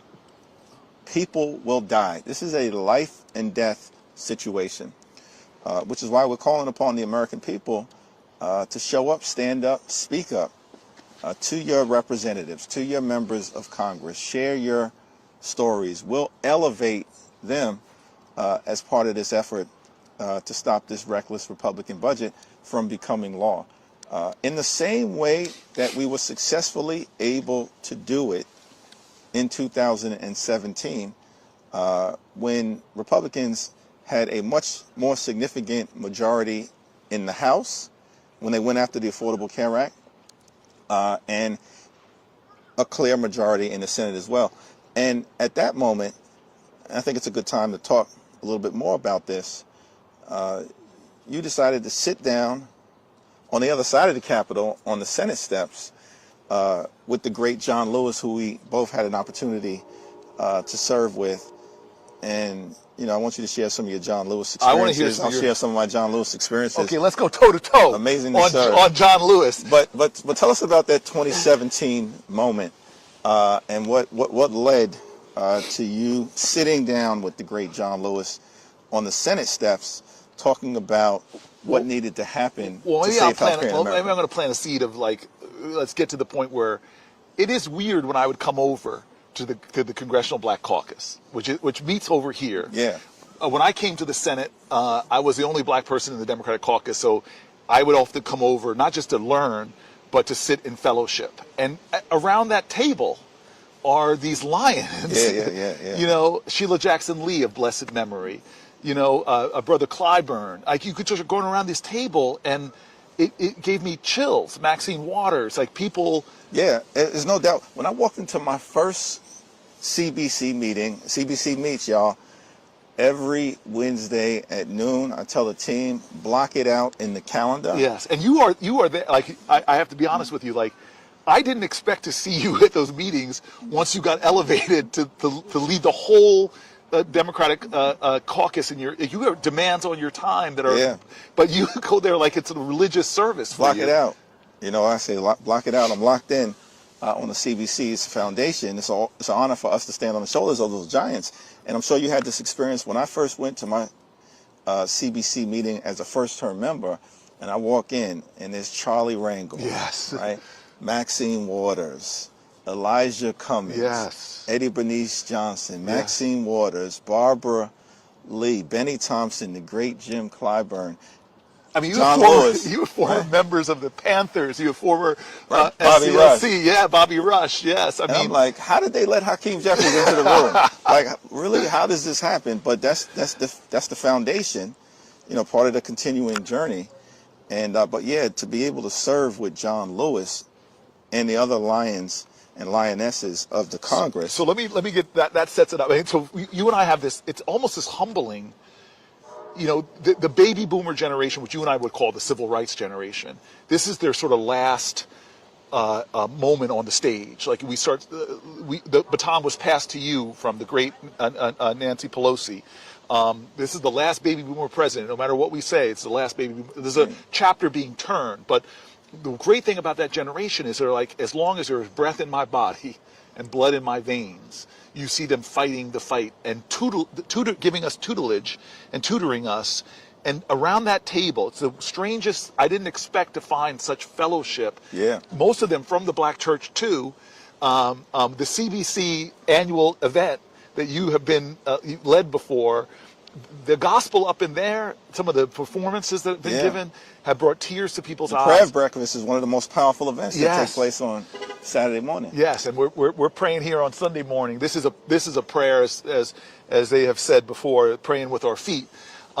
Okay, so this is my first experience with John Lewis. Was the first time I met him was when I get a call from Skip Gates. Yeah. And he says to me, I want you to be on my show, Finding Your Roots. I go, are you serious? He goes, yeah. Skip, I feel like I hit the lottery. You're going to trace my history? He goes, yeah, I think we should do an episode with an up-and-coming young person in politics. And I thought he was going to pair me with another up-and-coming person in politics, like a Hakeem Jeffries. But he said, no, we're going to balance this. We're going to put a young blood with a seasoned veteran. And I'm like, okay. And he goes, we're going to put you with John Lewis. And I'm just like, man, that's not fair. My ego suddenly got humbled because the start of it is this, they tell the background of people. So you hear John Lewis, hero of the civil rights movement, his biography, literally bled the southern soil red for freedom, marched and sat in and all this stuff. And then it goes Cory Booker, grew up in suburban New Jersey, riding his big wheel, fell off, It's this unbelievable, mountain and boy. But I met him, and we go to this a civil rights museum in his district, and they literally have his feet in stone there, to mark the great shoes and feet of different civil rights leaders. And I just remember standing in his feet, walking then in the museum, and I've never been in a museum with somebody where they're in most of the pictures. Yes, wow. And so when I told you the story earlier, that when my dad died 6 days before I was elected, and it was a special election, so I got elected in October, sworn in October. My pastor's there for me on the day he dies. I lay in bed, literally for almost a full day, just mourning my dad's loss in the middle of an election, days before an election. Then we get elected, and now we come down here, and my mom is feeling this grieving void, and she's looking for somebody to sort of be there for us as a father figure. And my mom went to Fisk. John Lewis went to Fisk. That's how they first connected. And so John Lewis says, I'm going to be there. Come to my office first. We go to his office. Again, his office looks like that Civil Rights Museum. And again, he's in the pictures. He sets up like breakfast for us, like a spread.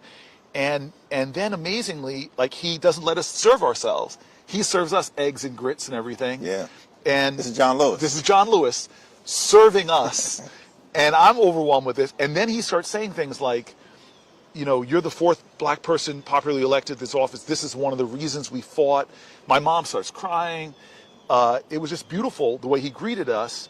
We walk across the Capitol, my mom and I. She's now set on fire. Don't forget where you came from. Don't forget the people that struggled to get you here. I don't know if anybody's ever walked across this Capitol getting lectured by their mom before they get sworn in by the Senate. I'm like, Mom, I will be back. You'll have more time to talk to me. And then I go into the chamber, and when senators get sworn in, they walk down the center aisle to the vice president. At this point, it was Joe Biden. But John Lewis is standing right there in the chamber watching me get sworn in. And then I'm serving with him. And then Trump gets elected. And the thing about John Lewis is you would see him get angry. But it fueled him in righteousness. Yeah. It didn't burn him up. And you started seeing Trump do things that were an insult to all that he had fought for. Suddenly we started seeing the Supreme Court right across the street rolling back voting rights, which he marched the Edmund Pettus Bridge for. Rolling back. And helped deliver. And helped deliver. The Voting Rights Act in 1965. Yeah. Insulting but he never, ever seemed to succumb to cynicism or despair. And so when Trump is elected, I still remember Cedric Richmond, then the head of the CBC, me and him all sit together to testify against his then first pick for Attorney General. Right. It was Sessions? Yeah, Sessions, Jeff Sessions, who I had to speak out against, breaking a little Senate tradition of of testifying against one of my colleagues because he openly wanted to go back into the drug war days of the things that caused mass incarceration, as opposed to a much more enlightened way to lower crime and elevate human potential. But I still remember I have a picture of Cedric Richmond, head of the CBC, John Lewis, and me that I treasure sitting there together. And I began to realize that for me, as a senator, the CBC was such an empowering force to help me achieve things. And so to get to the point that you asked about, that in many ways was the inspiration for us sitting here today, is when healthcare was in the balance and we didn't have the votes.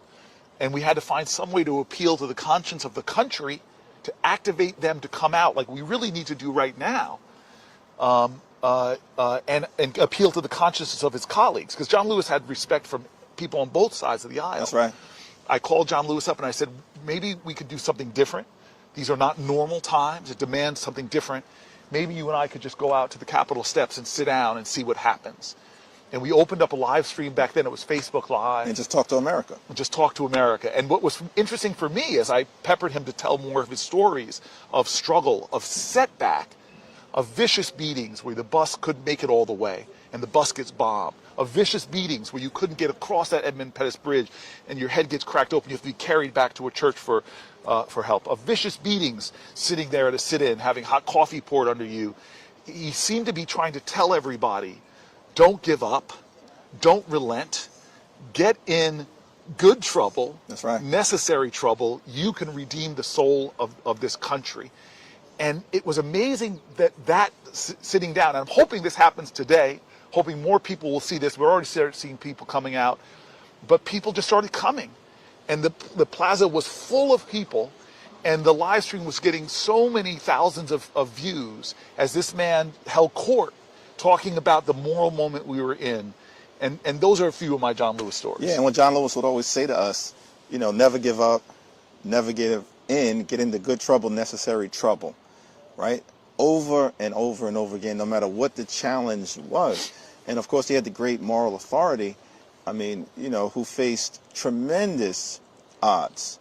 You know, those civil rights heroes and foot soldiers, they had no reason to believe that they could be successful up against 100 years of Jim Crow and racial oppression.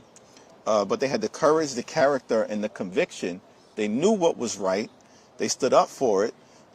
They spoke up. They showed up. And they were able to put America in a much better place.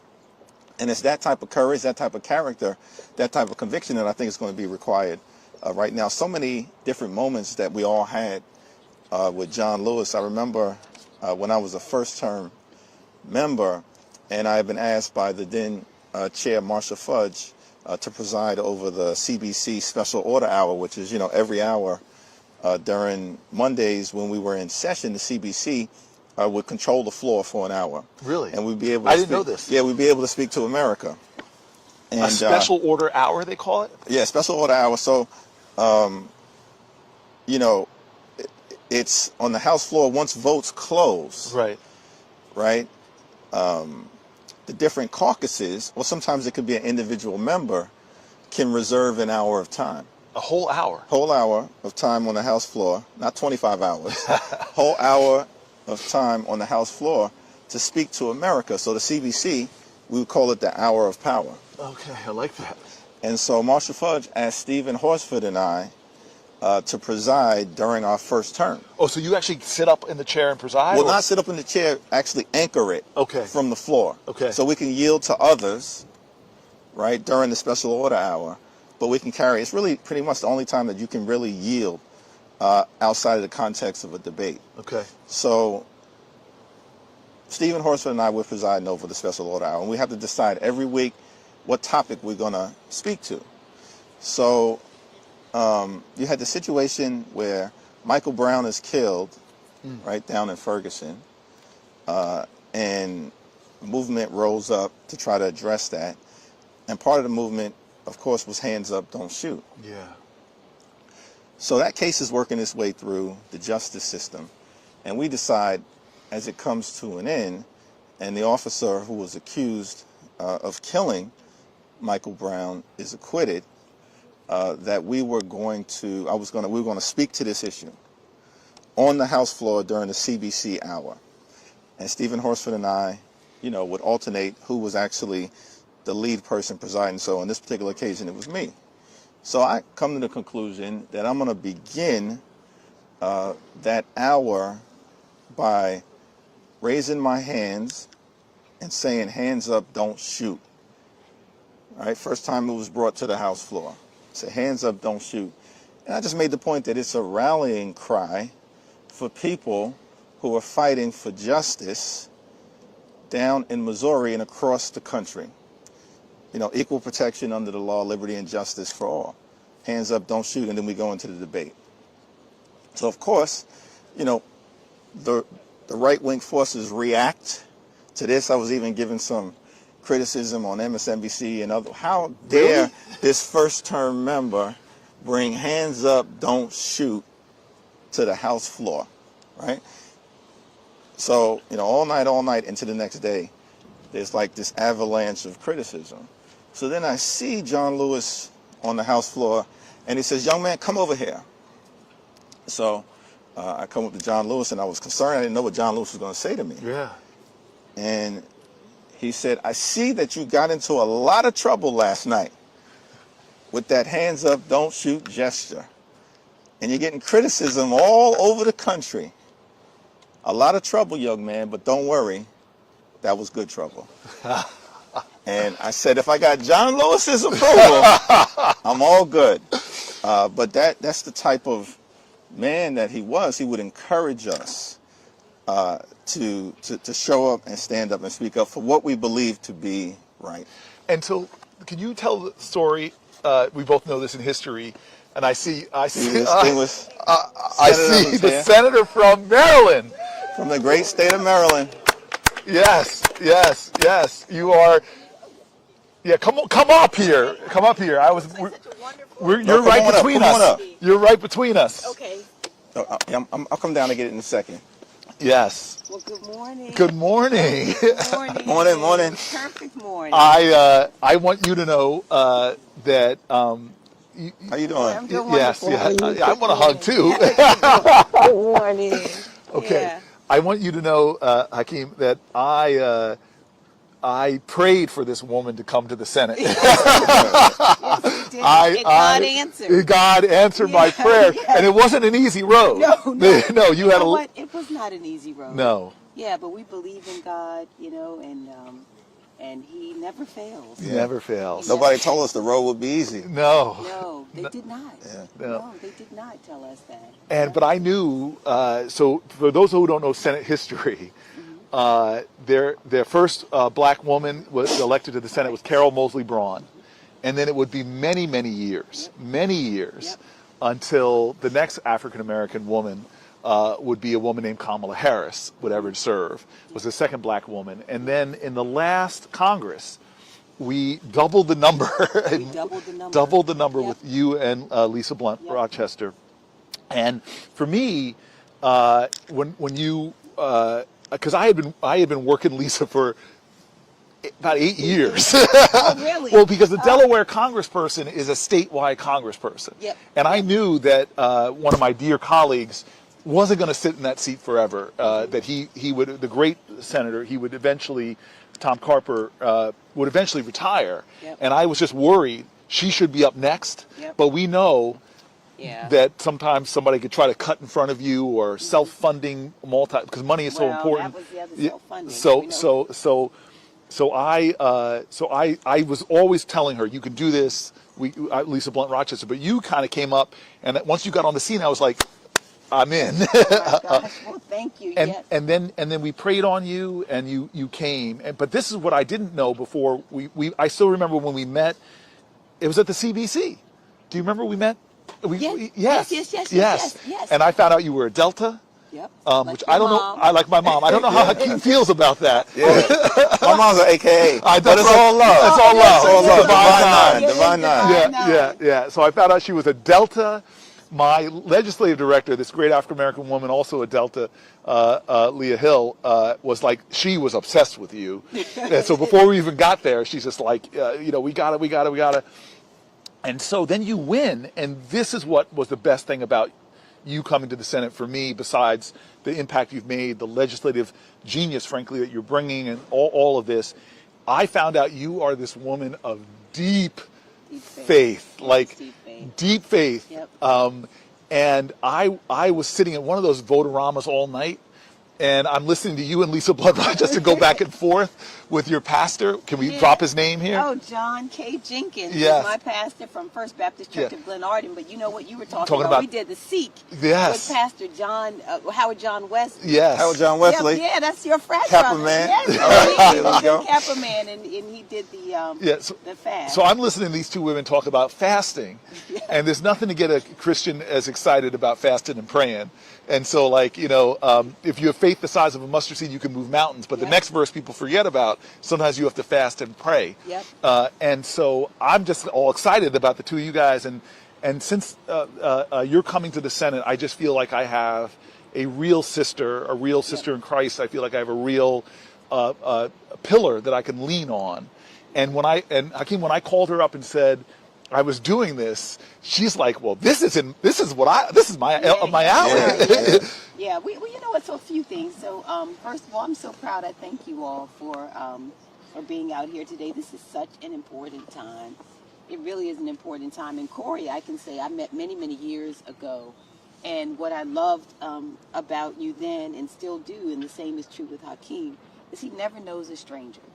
You know, you didn't know who I was from a can of paint. I approached you many, many years ago, and the warmth was there. And what's so important about that for me, and there are a few things I want to say about it.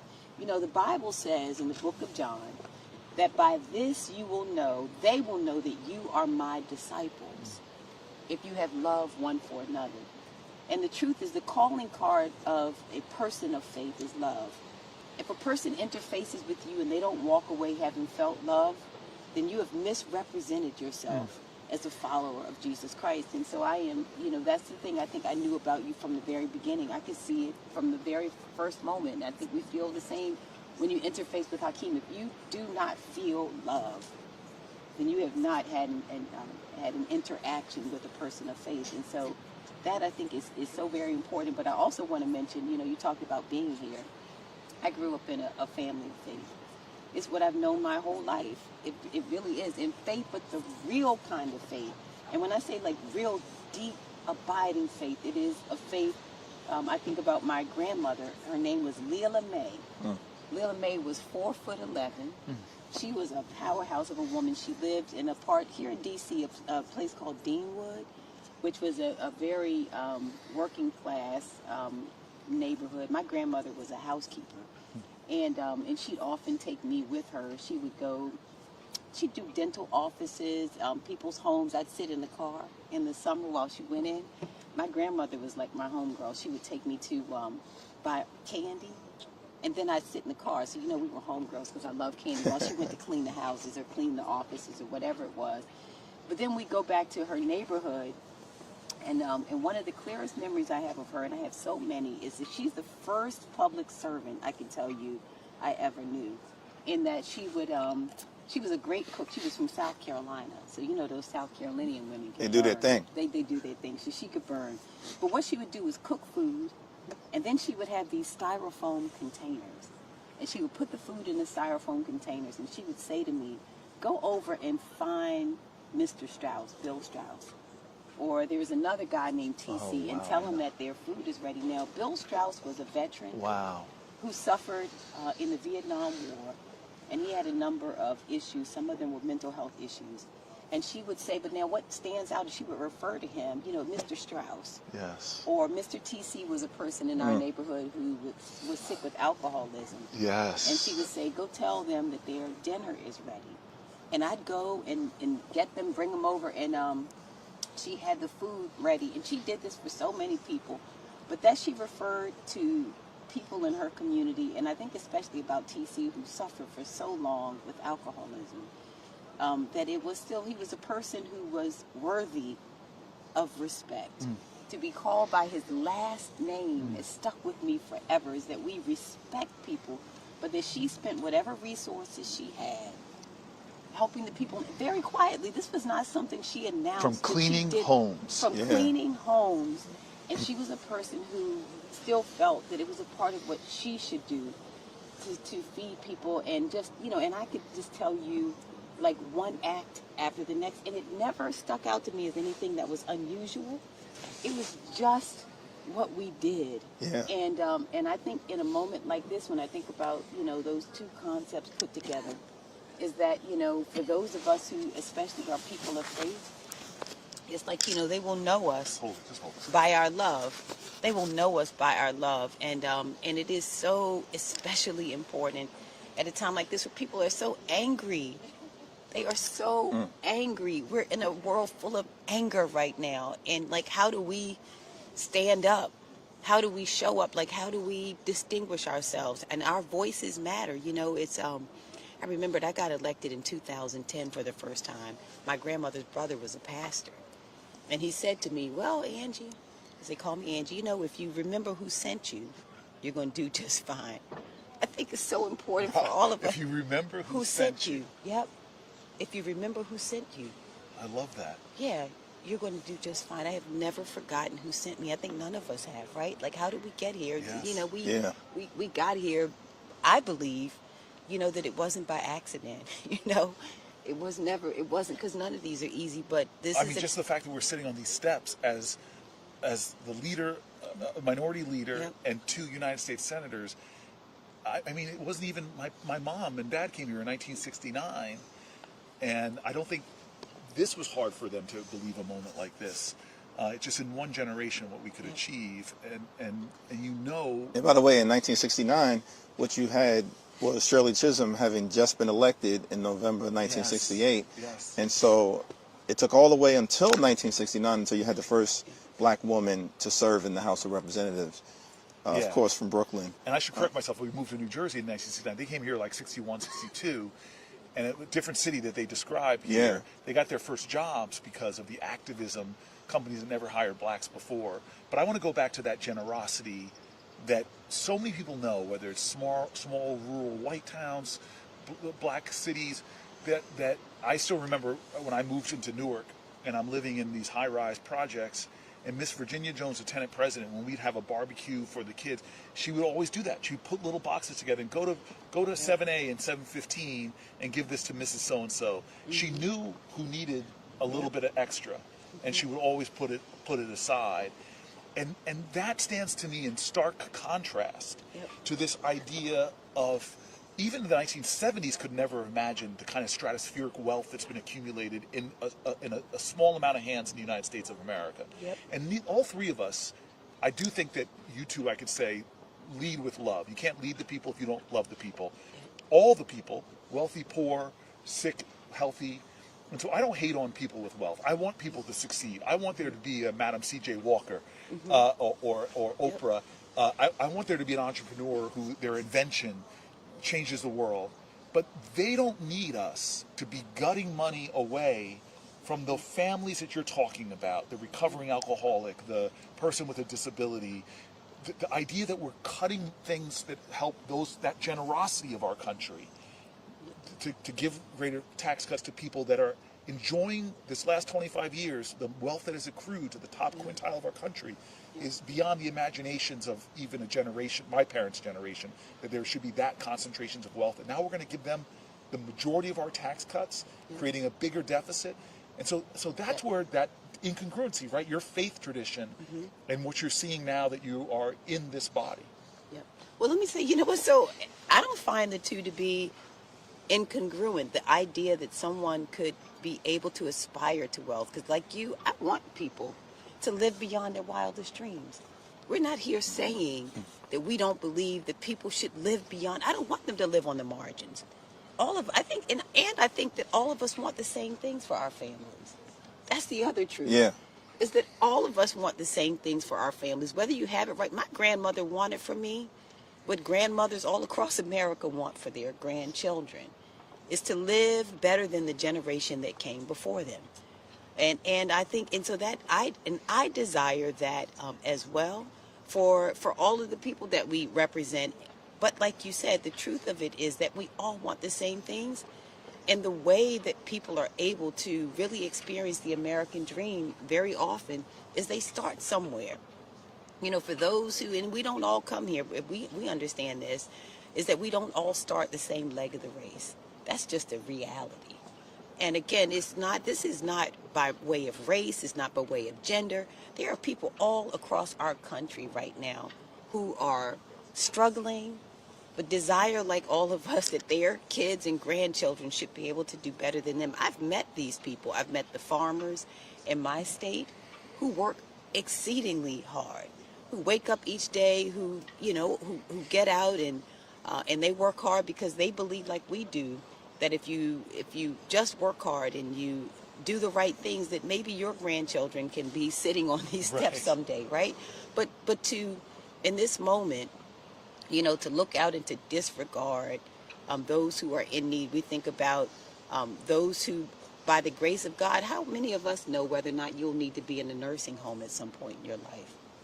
That's what Medicaid does for so many. And about half. About half, yes. Of the people in nursing homes are Medicaid. That's right. And whether you're on Medicaid or not, if you dramatically burn Medicaid to the ground, you're going to shut down that nursing home. That impacts everybody. Or if you shut down that hospital, that impacts everybody. I'm so thankful, Senator, that you made the point about what we all want for the American people, which I think is that, listen, if you work hard and play by the rules, here in America, the wealthiest country in the history of the world, you should be able to live a comfortable life, provide for your family, purchase a home, educate your children, have access to health care, go on vacation every now and then, one day retire with grace and dignity. Yeah. That's not too much to ask. It's what we want to provide for everyone. But instead of leaning into that vision of bringing the American dream to life, this Republican budget is actually doing the exact opposite. Yeah, it's doing the exact opposite. Can I ask you to stay with us? Yeah. For a little while, because we want to bring up somebody that's just came, Becky Pringle. Oh, there she is, yes. my Let me sister. say hi to Becky. Yes, I'm pretty excited, and maybe she could come up. Or we. This is the first time we rose from our sit-in. Well, there she is. Yes. Come on. No, you hold that mic. Okay. You hold that mic. Good to see you. Good to see you. Very good to see you. Come on, we don't break the conversation. We They said we're going to keep. Oh, okay, we keep talking. We're talking. President. We're walking. We're talking. You're going to hold my hand. I'm gonna hug. There we go. You're going to hug me. I'm going to hug you too. Well, we're all sitting down. You two sit. Don't let me fall. I'm not going to let you fall. My stunt double. Just left. We're going to bring the stunt double in a minute. Okay. We're going to bring the stunt double in a minute. Okay. So we're putting people on the spot here. Okay. We didn't introduce you. You didn't tell me you were going to put me on the spot now, Senator. This is early Sunday morning. Two senators against an 8th grade science teacher. You know what? Get on the other side of her. Let's We're putting you in a Senate sandwich. Put you in a Senate sandwich. Now, you know I taught middle school students. So we knew that you we misbehaved in the Senate far worse than in the middle school class. You got that right. Okay, we're going to want to introduce you because you represent the people on the front lines every day of the future. They are the people that are the bridges in many ways building towards what America's going to look like tomorrow, our teachers. And I'm grateful for you. But I want to talk, because this is a faith conversation too, the intersection of faith and politics. And we've been getting a little black church up in here. And so so before we talk, I just what faith tradition were you raised? How did that shape your own sort of moral core, what you stand and believe in, and maybe even affected what you did with your life? Could you talk to me about that? Absolutely. So you know I grew up in Philly. Yes. Yeah. Yes. Go Birds. The problem is I'm the northern. I'm world northern champion. Jersey. I know. I'm a Giants guy. I'm the world champion Philadelphia Eagles. Okay. Born and raised, and I went to a small black Baptist church in North Philly. Okay. And in our church we had a practice where the kids would always have to say pieces. Easter pieces, Christmas pieces. Yes. Hakeem and I were talking about that. I came from a large family. My father had 12 brothers and sisters. All of his sisters thought they were. A lot of cousins. Oh, a lot of cousins. A lot of people. But all of his sisters, 8 of them, thought they were my mother. Oh, wow. Yeah. So every time they came in my house, they said, Becky Sue, get up on the landing and say your piece. Oh, wow. My goodness. So I grew up in the church understanding that it was important to know your voice, to find your voice and how powerful your voice was. And if it was steeped in your tradition and your faith, that there was nothing you could overcome. And as I was coming to join you, you know, it is Sunday morning. It's Sunday, right? Yes. I've been traveling so much. Day. I thought, Becky, you need to take a text. Yes. So I'm going to take a text with you. Yes. Okay, It's going right. to frame everything I say. Please, Yeah. please. Yeah. I don't feel no ways tired. Yeah. You know that's from a Negro Yes, spiritual, it is. and you know the background of that spiritual is that even though we were suffering from hard times, and we certainly are suffering from hard times right now, right? Yes. All the hate and the division, Yes. all of the unjust things that are happening, even with that, Yes. we're not going to give up. We're not going to give up. We're going to have hope. We're going to have faith Yes. because we know we've come too far, right? Love it. Yes. We've come too far, and we're not going back. Far from where I started. Uh-oh, come on now. Nobody told me that the road would be easy, but I don't believe He brought me this far to leave me. I love it. Yeah. Yeah. Yes. Yeah. So, but that is Stony, the road we trod, bitter the chastening rod. I mean, we have come through the way of the tears, the tears have been watered. I mean, this has been a hard path, and you have seen hardship and pain. And church was a place where we came together with our brokenness, and found healing, but found strength in the broken places too. We did, and we found community. You know, that's a word we're using more now, but we knew that.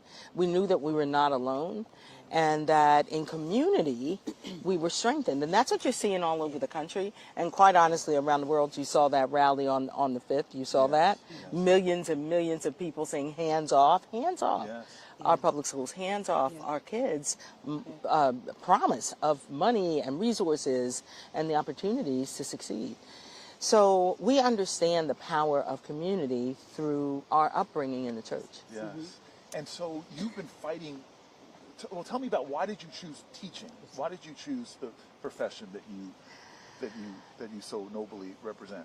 I always wanted to be a teacher. Now, just sitting here reminds me, I used to make my two sisters play school on the front steps of our North Philadelphia home. We had 6 steps, and if they were on the first step, if they get all their lessons right, they would graduate to the next step. That's right. And when they got to the 6th step, then if they did everything right, they would actually get promoted. So you were the Yes, teacher. I was a teacher. I don't know why my older sister put up with it, because she beat me up on a regular basis, but they did. So I can't even remember a time when I didn't want to be a teacher. Right? And where do you think it came from? Well, my dad, we had a couple of teachers in our family, but my dad didn't go to school, didn't have that opportunity. He had to work 3 jobs to raise his kids. And he went to school when my sister graduated from college, from high school. Oh, wow. And went and studied to be a teacher. So he was a history teacher. Now, I will tell you, he did not want me to follow in his footsteps, because he said, Becky Sue, you'll never make any money, and you won't get the respect that teachers deserve. And I defied him. That was not good. And I became a teacher. And I can remember when I was elected as an officer of NEA, he came to the convention and he said, I was wrong. I was wrong. Yeah. You have the opportunity to fight for kids all over this country now, and that's what we're doing. You know, it was funny. You said I just have to share this story. You said you taught your sisters. Well, you know what I did with my sister? I would preach. So I spent all this time in church with my grandmother. And in fact, we'd go to a morning service. So you preached to your sister, and John Lewis preached to the chickens. Yeah, see this? Yeah, so we spend all this time in church. We go in the morning and then go to the corner store, get a little candy and everything, and we go back to the afternoon service. So when I went home with my sister, she would be the choir. She'd bring the church announcements, and then I'd bring the word. I'd come and I'd stand at my grandmother's house at the top of the stairs and be the person, and I would pick a scripture, and I'd be there preaching. So, you know, but so it is. It's the faith is what brings us all together. But it's also and it's so many. But it's also a training ground, right? Like Yeah. for future leaders. I mean, the church, you get a constant demonstration, and I've listened to all of you speak, and I'm sorry, I hear echoes of pastors preaching. We all seem to be pulling from a rhetorical style. That's right. Like we were taught. Call and response. Without a license. They were preaching without a license, all of us. Yeah. Okay, so we started here 2 hours ago, and before the sun came up, Hakeem and I sat down, and we wanted to. It was cold, y'all. It was cold, colder than it is now. But we wanted to invite people in the conversation. We're getting some more people in the plaza. We appreciate that. good. Yeah. We are asking people to direct message their stories, their faith stories, their concerns about this moral urgency, how this bill that we're talking about might impact them, because Congress is coming back from a long 2-week break. Yep. Tomorrow we start again. The Republican leader has said that they are going to try to get this done this work period, which means kicking the bill over to the Senate. The bill, we already know because of their assignment to various committees that they have to cut $880 billion is the assignment, and I'm not on your turf right now, the assignment to $180 billion, and we know the only way to do that really is to attack programs No, like that's exactly right. I mean, so the budget bill sets forth all of these cuts that various committees have to make. And the $880 billion cut was assigned to the Energy and Commerce Committee. Now, the Energy and Commerce Committee has jurisdiction over Medicaid. And so every independent observer understands, despite the Republicans trying to run away from this fact, that if you say to the Energy and Commerce Committee that you've got to cut $880 billion, that means Medicaid. That's the only way to do it. And in fact, you know, independent agencies, including the Congressional Budget Office, have affirmed that reality. So now that we're entering into the committee process, it's going to be much harder for House Republicans to run away from this fact that they are trying to visit upon the American people the largest Medicaid cut in American history, which will be devastating. And so this is where I want to get it to you, because I always wondered, and maybe you all know this in Maryland and New York, we say to a kid, the school's going to provide you a book. It's going to provide you a desk. These are essential to learning. But one thing we don't talk about is how essential nutrition is to learning. Yeah. Having access to food, access to school, to lunch, to eat during it. And there's been so much evidence that shows you if you don't have proper nutrition, you can't learn and absorb. That's right. And so when we're talking about on that chopping block includes things like SNAP. Sorry. You know, includes things like they've already cut school lunch programs. They've already gone after. And this is what gets me kind of angry as one of the voices in the Senate that's loud about things that sort of overlap a little bit with Robert Kennedy about this idea of healthy foods, access to nutritious foods. Why do we subsidize the highly processed stuff and make it harder to achieve healthy fruits and vegetables? So don't tell me you believe in MAHA, Make America Healthy Again, and then cut the funding that gets people access to the healthy, fresh food. So you're a teacher. I'm out of my depth when I talk about the House side. I'm way out of my depth when I talk in your universe. But can you talk a little bit about this absurdity of a nation that is going to send kids out to a globally competitive, knowledge-based environment and is not doing the things to make the soil nurturing for them to actually learn from? So, yes, but I want to go back to Medicaid for just a minute because it's all connected. You know that the majority of our kids in our schools get their health care from Medicaid? Yep, over 40%. There are people who don't know that. Yeah. So let's start there. The kids don't have the access to health care, so we know they can't learn. So now let's go on to the meals. You know, we worked so hard in the last administration to get elected leaders to understand that it wasn't only about making sure that we provided meals, but it was healthy meals. And so we trained educators on how to do scratch cooking. It was an incredible success. Now, some people don't, when they hear that term, they don't know what that means. But my mom actually was the head cook at the Head Start Center in one of the Head Start Centers in Philly. Really? Yes, yes. And she could do some. Let me tell you, my mother, what she could do with government-issued cheese would make you want to slap your mother, not mine. But I'm telling you, all of the people, all the administrators downtown Philly would find their way to my mom's Head Start Center that day before Thanksgiving, because I'm telling you, but we Did knew you grow from up in Philly? Is that where you grew up? Oh yeah. All right. Yeah. The Illadale. Do I have to say it again? Go Birds. A lot of Philly fans out here. Go Birds. Come on now. Don't make me start saying the chant. Oh, God. E-A-G. Okay. See. But we knew from a young age, we saw the little kids, right? It was the only meal they would get. Yeah. That was the meal they would get. And from our entire lives, we saw kids putting meals into their backpacks, eating half of their lunch. And everyone saw the light shining during the pandemic, when we would set up stations in parking lots and everything. And it wasn't just the kids coming. It was parents coming. It was whole families coming. Yes. So we understand how important school meals are to them. And when I saw that, Hakeem, all I could say, and this is what I keep saying, who doesn't want to feed the babies? Who doesn't want to feed the babies? Yeah. Who doesn't want to do that? Right. We know, and that's why I've been saying to folks, follow the money. You need to follow the money, because that'll tell you what you value. Yes. And when you're telling me you're not going to feed the children, we know what you do and you don't value. We know they can't learn if their stomachs are growling. And you don't need to make a case. You don't need a case study for that. Everybody knows that. Yeah. You can't focus when you're hungry. Our kids absolutely need the federal government doing its part to make sure they have everything they need to learn. And being fed, being healthy, all of that makes a difference in whether or not they are ready to learn every day. And by the way, the why, I just keep wanting to reinforce the why. This bill that's being put through to my senator and my congressperson is going to achieve the benefits for who? They're cutting from this, but what are they For the billionaires. Yeah. It's a GOP tax scam, and it's based off of what they previously did in 2017, where they actually moved the bill through the House and the Senate. Donald Trump signs it into law during the previous administration, where they set in motion legislation where 83% of the benefits would go to the wealthiest 1%.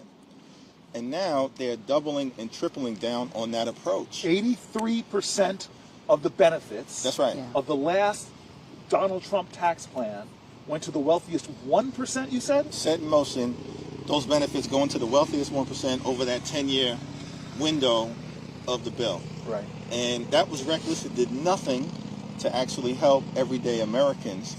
And what's interesting is that you've got Elon Musk talking about Social Security being a Ponzi scheme. No, Project 2025 was a Ponzi scheme, because you spent, President and others on the other side of the aisle spent all of last year saying that they were going to lower the high cost of living for everyday Americans. Right. Wasn't that Because we do need to build an affordable economy. That's what the four of us are committed to doing. And housing costs and child care costs and grocery costs, they're all too high. But all you do is promise that costs are going to go down, including saying it's going to drop on day one. Right. Yeah. And then lie about Project 2025 as if it doesn't exist. And now here's the Ponzi scheme. You spent all of this year implementing Project 2025, assaulting the economy, assaulting democracy, assaulting the rule of law, assaulting our veterans, and have done nothing to lower the high cost of living. And now you're doubling and tripling down on that extreme approach by trying to jam this budget down the throats of the American people. Yeah, and nothing we've seen so far addresses the promise that was made, like you said. I mean, nothing about it has anything to do with working class people. It has nothing to do with how to help middle class families. None of it. We haven't seen any evidence whatsoever that there's any care or concern about bringing down the cost of living for everyday hardworking people. And you know what? In the question that people are asking, and we should just go ahead and answer it, is do we have an obligation to care about the people we're talking about? Should we care about veterans? Absolutely. We know that our veterans, when we think about, for example, the people who have been fired in this federal government, a third of them are veterans who work in the federal government. That's right. When we think about whether or not our children can eat, whether or not we have benefits for our seniors who work for them. Social Security is not a give me. It's something that they worked for. They earned it. Again, we talked about Medicaid, about our children. Over 40% of the people on Medicaid are children. And the question is whether or not we are bound to care. We absolutely are bound to care. And you know what? And don't take just our faith. Go to almost any faith. Doesn't it teach that? I think about Hakeem Prince. The last voice you heard at the March on Washington before Dr. King spoke at the March on Washington was a rabbi. And he said the most profound thing when he said, God created us as each other's neighbors. But the concept of neighbor is not a geographic term, it's a moral one. And so that you have a moral obligation to care about how other people fare, not just these billionaires, and it's antithetical to everything that we believe as Americans. We believe that all of us have a God-given right to the fruits of this country. But, and so who should we care? We absolutely must care. As Hakeem Prince, who said we're each other's neighbors, but I think about the great Malik Aziz, who is the chief of police here in Prince George's County, who said also that there's no us against them. There's only us, and so in this moment, when we're asking, whether we should care, we absolutely must care. Let me read you from that speech. This is Rabbi Prince. Yes. Who talked about it. He said, when I was a rabbi of the Jewish community in Berlin, under the Hitler regime, I learned many things. The most important thing I learned under those tragic circumstances was that bigotry and hatred are not the most urgent problem. The most urgent problem is silence. Yes. A great people which had created a great civilization had become a nation of silent onlookers. They remained silent in the face of hate, in the face of brutality. America must not remain silent. Not merely black America, but all of America. It must speak up and act for the president down to the humblest of us, for the sake of the black community, but not just for the sake of the black community, but for the sake of the image, the dream, the idea, the aspiration of America itself. Yes. I mean, that is right now, in many ways, we got to talk about the call that we're making, because right now the four of us, the leader of the minority in the House, the senator from Maryland, the head of the NEA, the largest group of teachers in public school teachers in America and public school professionals, and the senator from New Jersey, this is not enough. At the end of the day, we've got to get more people involved and understand the threat to our children and the urgency of the act, because they have power, but the power of the people is greater than the people in power, but we got to use that power, right? We absolutely do. And Angela, we are having a conversation. Yes, Madam Senator. Yeah, no, Angela, yes, we're on first name basis this morning. When you were sharing that, we all can quote scriptures from the Bible, and the one that I thought about, that just the very end, the greatest of these is love. Yep. The greatest of these is love. Dr. King talked a lot about that throughout his entire life, and we understand that if we love, then we will do what's right. And all of us have that opportunity. For us as educators, we understand that in this moment, at this time, our role is not only to teach the children, our role actually is to educate folks on what a democracy is and what you have to do to protect a democracy. This is the greatest assault on public education that we've ever seen in this country. Yeah. The dismantling of the Department of Education, all of what's happening, taking the money, that's already happening, and students are already suffering. So let's be clear about that. Even higher ed. And higher ed, on all of it, the freedom to teach, the freedom to learn. We need to understand, and we take seriously our responsibility to teach people what is happening right now, because that's the first step in an authoritarian reign, is to take away the right for society to be informed, for them to make critical decisions and collaborate in their problem solving. That's what's happening right now as they are taking more and more funds from our public schools. But make no mistake, as educators, we also understand how important it is to tell real stories about real kids in real schools, and that's exactly what we're going to do. We want everyone to join us May 1st. We're going to be here in D.C. and all over this country and around the world. That's May 1st. Lifting up our voice. May 1st. May Day. May Day. May Day. May Day. Workers, to your point, workers around the country are going to be standing up and demanding dignity and respect. Okay, before you leave me, I want to say she's got to get a plane. This is the second person coming here that changed their travel plans to come and be here on these steps to sit in with us for a little while. We hope more people will come actually and sit in or be at home. Turn this on, listen to it while you're going about your day. Keep checking in. But I just want to ask you one question before you go. Yes. Because we just sang a little bit, but she originated the hymn that we sang a little while ago. Do you have a favorite song that you or artist that you play when you need some righteous inspiration? Or at least not your favorite. I don't want to put that make you name the top. Just somebody that you lean on. Somebody I lean on? Or some song. Song. Yeah, what is it? A song, a hymn. Oh my goodness. Blessed Assurance. There you go. Assurance, yeah. Blessed What a Assurance. foretaste of. Yeah. Well, Blessed Assurance. And you know, I know we got this. Yes. Together we got this, and I know we have it because our students, our babies, are depending on us to be worthy of them. So I'm opening my wallet because this I was given to me years ago. It's all wrinkled, but when you said "feel no ways tired," this is one of my favorite Bible verses. But they that wait upon the Lord shall renew their strength. Yes. They shall mount up with wings as eagles. They shall run and not be weary, and they shall walk and not faint. As you fly off, Isaiah, I'm going to send you, Isaiah, I want you to mount up with wings and fly safely. May God give you traveling mercies, and may you stay strong in the fight. You inspire me. You give me strength. You're one of those voices out in America that every time I see you, I hear you, I get more steel in my resolve. Amen. oh, thank you. Thank you. Appreciate All Thank you so much. For our kids. Yeah, thank you. I know you so won't much. stop We won't. because we won't let you. All right. Yeah, we will Just not. saying. We I will did not say I let was from Philly, right? Well, thank you. Travel Keep it safely. up. Did I bring anything? Travel safely. Be careful on these stairs. Be careful on the stairs. Yes, I will take care of you. You want the microphone? Yeah, I want my mic back. Oh, yeah. Oh, all right. Yeah. I have one other And thing I tell you every before I go to church here. All right. You travel safely, my sister. Yeah. Yeah, slide over. All right, we got one last thing I want to just hold one. right there, because we want to bring in somebody into this conversation as you tell us this last thing.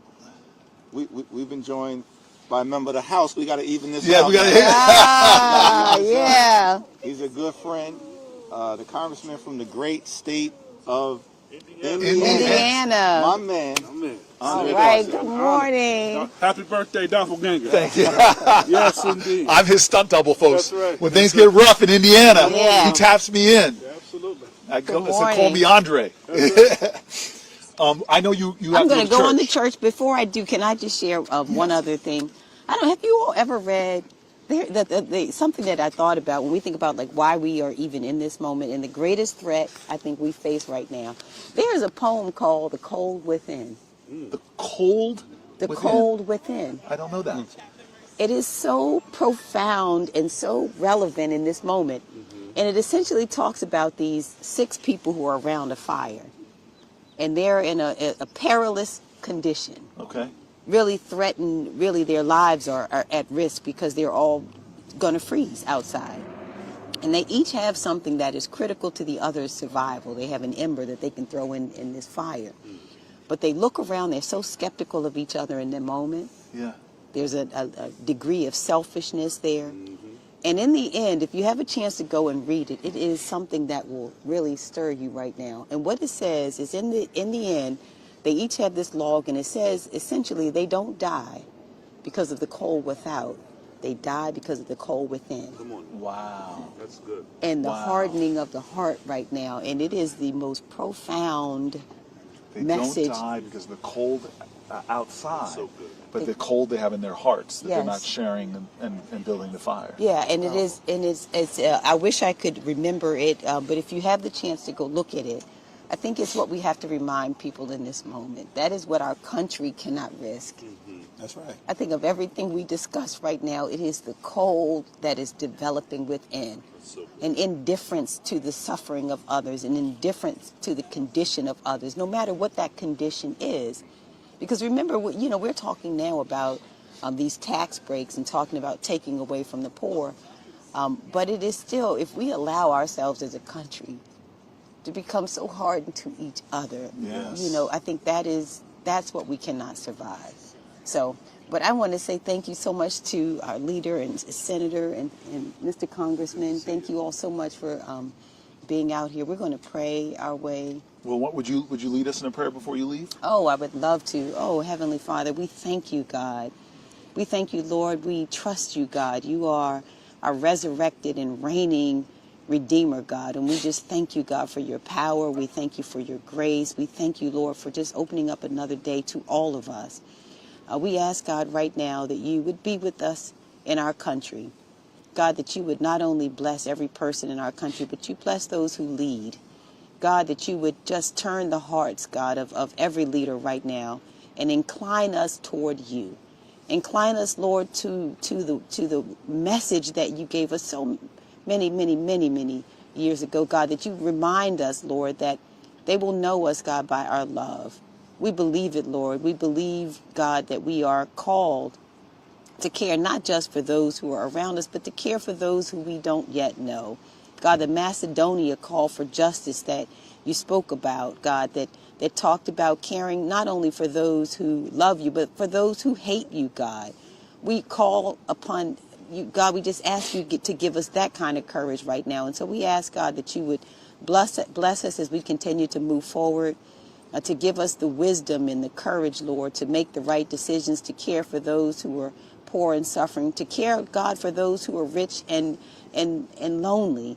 God, that you would just help us, Lord, as a country, to be all that you have called us to be, Lord, to stand, Lord, as the leader across the world, God, as an example of your love, God. And so we just pray, Lord, for all of our leaders right now, God. We believe in you. We know, God, that there is nothing too hard for you, that you, God, can do anything but fail. And so we just put it all in your hands, all in your hands. We know, Lord, that you have the final say, God, and we believe, Lord, that in all of these circumstances, God, that you are going to win, that you will prevail, Lord. If not in this moment, we know, God, that it is coming. And so we ask, God, that you would comfort those who are afraid right now. Comfort those who have lost their jobs and who are wondering, God, how they will put food on the table. Comfort those, God, who are in nursing homes, who are wondering right now, God, how these Medicaid cuts will affect them. Protect our veterans, Lord, that you would continue to provide for them. And for all of those who are afraid in this moment, who are angry, God, we ask that you would just be with us, Lord. We know it, that all of these things we ask in your name. Amen. Amen. Amen. Senator and an evangelist. Oh, yes. Yes. All right. I love you all. And thank you so much for being out here. Thank you. Yep. Thank you for being out here. Thank you so much. Give our best to everybody. All right. Enjoy the word. Yeah, I will. Thank you so much. Now. All right. You're surrounded by the big, bold, and bald. I won't add in the other B, but yes. All right, there you go. Andre Carson in the building. I'm happy to be with my brother. This is a boy band right here. I think we just need to add Albie Shaw. Bring the 80s back. All right, my man Al B. God bless you. Chris Williams and everything. Now, this is one of my closest friends. No doubt. You know, in the Congress. So I want you to tell your story. Yeah. And we've been talking about the different faith traditions, those that stem from Abraham, of course, Jewish faith tradition, the Christian faith tradition, the Muslim faith tradition. You were the second Muslim American ever elected to the United States Congress, our good brother Keith Ellison. Second. After brother Keith Ellison, yeah. Attorney General Keith Ellison, before he served as AG, of course, he was elected to Congress. I think maybe came to Congress maybe about 2 or 4 years before you got here. Probably a year and a half. We're classmates, actually. Okay. Yeah. So tell us your story.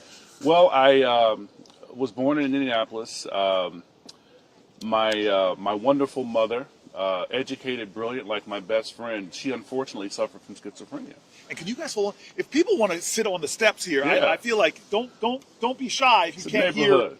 hear. Andre Carson's got a great story. I just don't know how the wind is affecting people's ability to hear this. Yeah, we're going to turn on the speakers soon. Come closer. Come closer. Come closer That's if okay. you want to hear. I see Maya Wireless. Oh, hey, Professor, come on in here. No, that's okay. Come Come on. sit with us and listen closer. Come on. You can get up on these steps. Come on, stand Yeah. lord over us, Maya. That's right. That's right. We know you believe in hierarchies. Except I didn't get the memo on the black. No, spice it up. Spice it up. All right. And That's come where on, Red come on up. Come on another up. We gotta Delta. get we're gonna have all faiths represented now. I love that. I love it. I Come love sit- it. Good to come see sit you. on the top tier. Hey, Randy. You have a real job. Get up here on the higher. How are you? I'm good now. How good to are see you. you, my dear? I'll get up for the hug. Oh, how are you? Good, thank God. Good. Come on, sit next to Maya. We're This here is at good. Andre. This Andre, is good. bring it in. This is good. My dear. Yes. I love it. Mint. Yeah. I see more people showing up. This is great. This Feel is great. free to come Yeah. closer, everybody. Come If you want to closer. hear. Come closer. Yeah, come closer. Okay. Yeah. So, God, Andre, go ahead. Born- I did not know you were the second. I'm the second. Yeah. Do you know? I didn't know this until I got to Congress. We never had a Muslim judge until I nominated one to the President of the United States That's on right. the district court. You sure From New did. Jersey, right? From New Jersey. Yeah, absolutely. Yes. Sure did. Yeah. Yes. Pioneer. Yes. Yes. I remember Keith and I coming to visit you as mayor with some of your fellow Muslim donors and Yes. friends. And we had a great time. And I think you had just finished coming from the gym, but you took time out in your office. And at that time, we left you to go to a home. And Imran Khan was in that home. I didn't know who he was. I thought he looked like a Pakistani Richard Gere. He would later be the Imran Khan who is now incarcerated, who became the head of Pakistan. But it was during that same day. Wow. But so I was raised in Indianapolis. My wonderful mother, who was brilliant, held a doctorate. She suffered from schizophrenia, unfortunately. And she had an episode, so she and I wound up in a shelter. How old were you? I was 7 at the time, 6 or 7 at the time. And I was placed in a guardian home, and my grandmother got wind, so she raised me. And through that, she was a locally elected official. She lived in a very rough neighborhood, and she introduced me to community. So I was raised by the village. You know about that. And it was through that experience, I went to church with her, a Baptist church. Shout out to Tabernacle Missionary Baptist Church, the great Reverend Jonathan Bailey. Wonderful speaking style, service, very extemporaneous. But for a minute, I was in Catholic school. I was an altar boy. I was headed toward priesthood, and then puberty hit, and I said, "Well, let's rethink this thing." So, but I served under great folks like Father Kelly, Father Fitzgibbon, Father Ramos, and at a very young age, I have Muslims in my family. My great uncle's an imam. I saw the impact that Muslims had on our community, along with some of my theological queries. It really spoke to me at a very young age. And to the chagrin of my grandmother, at the age of 17, I was arrested at a mosque. The mosque was being surveilled, and they would kind of harass the Muslims. And at that time, as a juvenile... I'm sorry, you surveilled by who? Local law enforcement, local police department. Shout out to IMPD. I later became a cop, which is interesting. But I was arrested along with another young man who For was... what crime? What charges? Well, they tried to charge us with battery on a police officer, resisting arrest, and fleeing. And at that time, as a juvenile, you couldn't get released on the weekends. I woke up the next morning in the juvenile facility, and I saw some guys I played football with, and I said, "Hey, your sister told me you had moved." He said, "No, I've been here." I said, "Oh, let me get out of here, you know." And so the head of the facility said, "These folks want to make sure you're okay. They won't leave until you're okay." And so I looked out of a window, and the whole parking lot was filled up with folks from the community. You had pastors, you had Muslims, you had artists. And so they released me, and I was popular in school, even though the press wouldn't release my name because I was a juvenile. And that kind of sent me on a trajectory. I was watching my grandmother, but she was still my grandmother, involved in politics and food banks. But it was through that I became involved in community and activism. You know, you can be a revolutionary when you don't have a mortgage, you know. When you don't have a mortgage. And so through that and throughout high school and college, I as a young Muslim, I helped with local ministries. Dr. William Hanna, who was a pastor in town, who had the man-to-man program. But it was through that small experience as a child of having been in a shelter that I felt this sense of commitment to giving back to the people.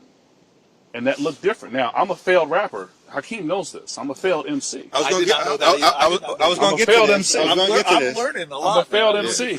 What was your MC name again? I went through many names. I was the one-man posse, to give you an 80s reference. The one-man I was in a group posse. called the SWAT Team. I was MC Delight, but my man from Stetsasonic had that name, so I had to retract that. I was ADC. I used to be a break dancer. But I'm most known for being the Juggernaut. I was in a group called XN and then Foothill Cypher. Met Tupac, opened up for Ice Cube, Too Short. Are you serious? With a group Catch 22. That's how we get down in the house. That's right, man. There's my love for words. I'm a failed rapper, man. I'm a failed rapper. We do not have in the Senate. I will say that right now. Rapper. It is a flavor we don't have in the Senate. Is there a little sample? Yeah, come on, man. Yeah, just what I need. My opponents to use that. You may appreciate the bars, but you know, there are expletives in there. But I know exactly. But watching my grandmother and watching folks in the community kind of inform my sense of activism. I thought as a young man, it was outside agitation, protesting, which is critically important.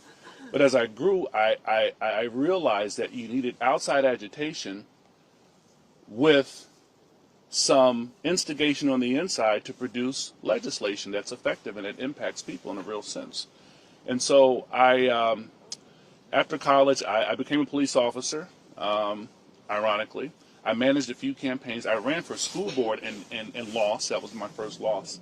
And then I ran for city council. I sat on the council, and then I ran for Congress. My grandmother passed, and she didn't live to see me go to Congress. But it was through that commitment and making friends with people like Hakeem Jeffries and yourself that really reinforces my sense of duty and commitment. So your grandmother passed when exactly? In 2007. I came to Congress in 2008. It took me 5 races. I mean, I ran against fellow Democrats, brilliant people, but I was called terrorist. Obama was running. Keith Ellison was in Congress. So you had 3 sleeper cells running for office, as they framed it, you know. So those were fun times, waking up every day to a blog posting or some if you had ad. to say, what is one of the pieces of wisdom your grandmother left you with in how to get through tough times? You know, she told me before she passed, she used the carrot and stick, obviously. She's from that tradition of pick out your switch. Okay. Okay. But she told me one thing. You know, I was kind of complaining to her. I said, you know, I wish we had a bigger family. I have a lot of cousins now, so so do you all. But she said, you know, sweetheart, you're going to have to make the world your family the way I did. Wow. And I kind of operate in that way of kind of expanding, making the world my family, whether you're Jewish, Christian, Muslim, non-theist. I see the humanity in everyone. I attempt to. And what was it about Islam? I mean, you were raised exposed to a number of faiths. Sure. What was it about Islam that called you? Well, I think for me it was it calmed some of my theological questioning. Father Fitzgibbon and others at St. Rita helped with that because they were very studied. And shout out to Reverend Bailey too at Tabernacle. But to become a priest, obviously you have to be well studied and versed in theology and those kinds of things. But I think Islam, the work that I saw being done in the community, protecting communities, and of course there are different Islamic faith traditions, as you all know. And I think what spoke to me was the selflessness and the sense of community. When you go into a mosque or a masjid, you see people from all races. Everyone's on the floor. It's all equal. And I think for me, that reaffirmed my sense of community. And that sense of community and giving back to the less fortunate, that's consistent in all of our faith traditions. Right. And how do you see this moment right now? Because, you know, we're here on the steps of the United States Capitol with some great leaders from across the nation and the American people with us.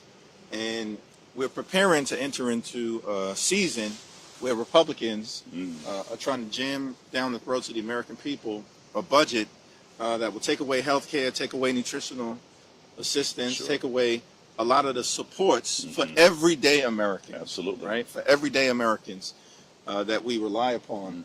What's your view of the moment and what we need to do collectively to be able to get through it? And I just want to ask you to keep the thread, though, of your faith.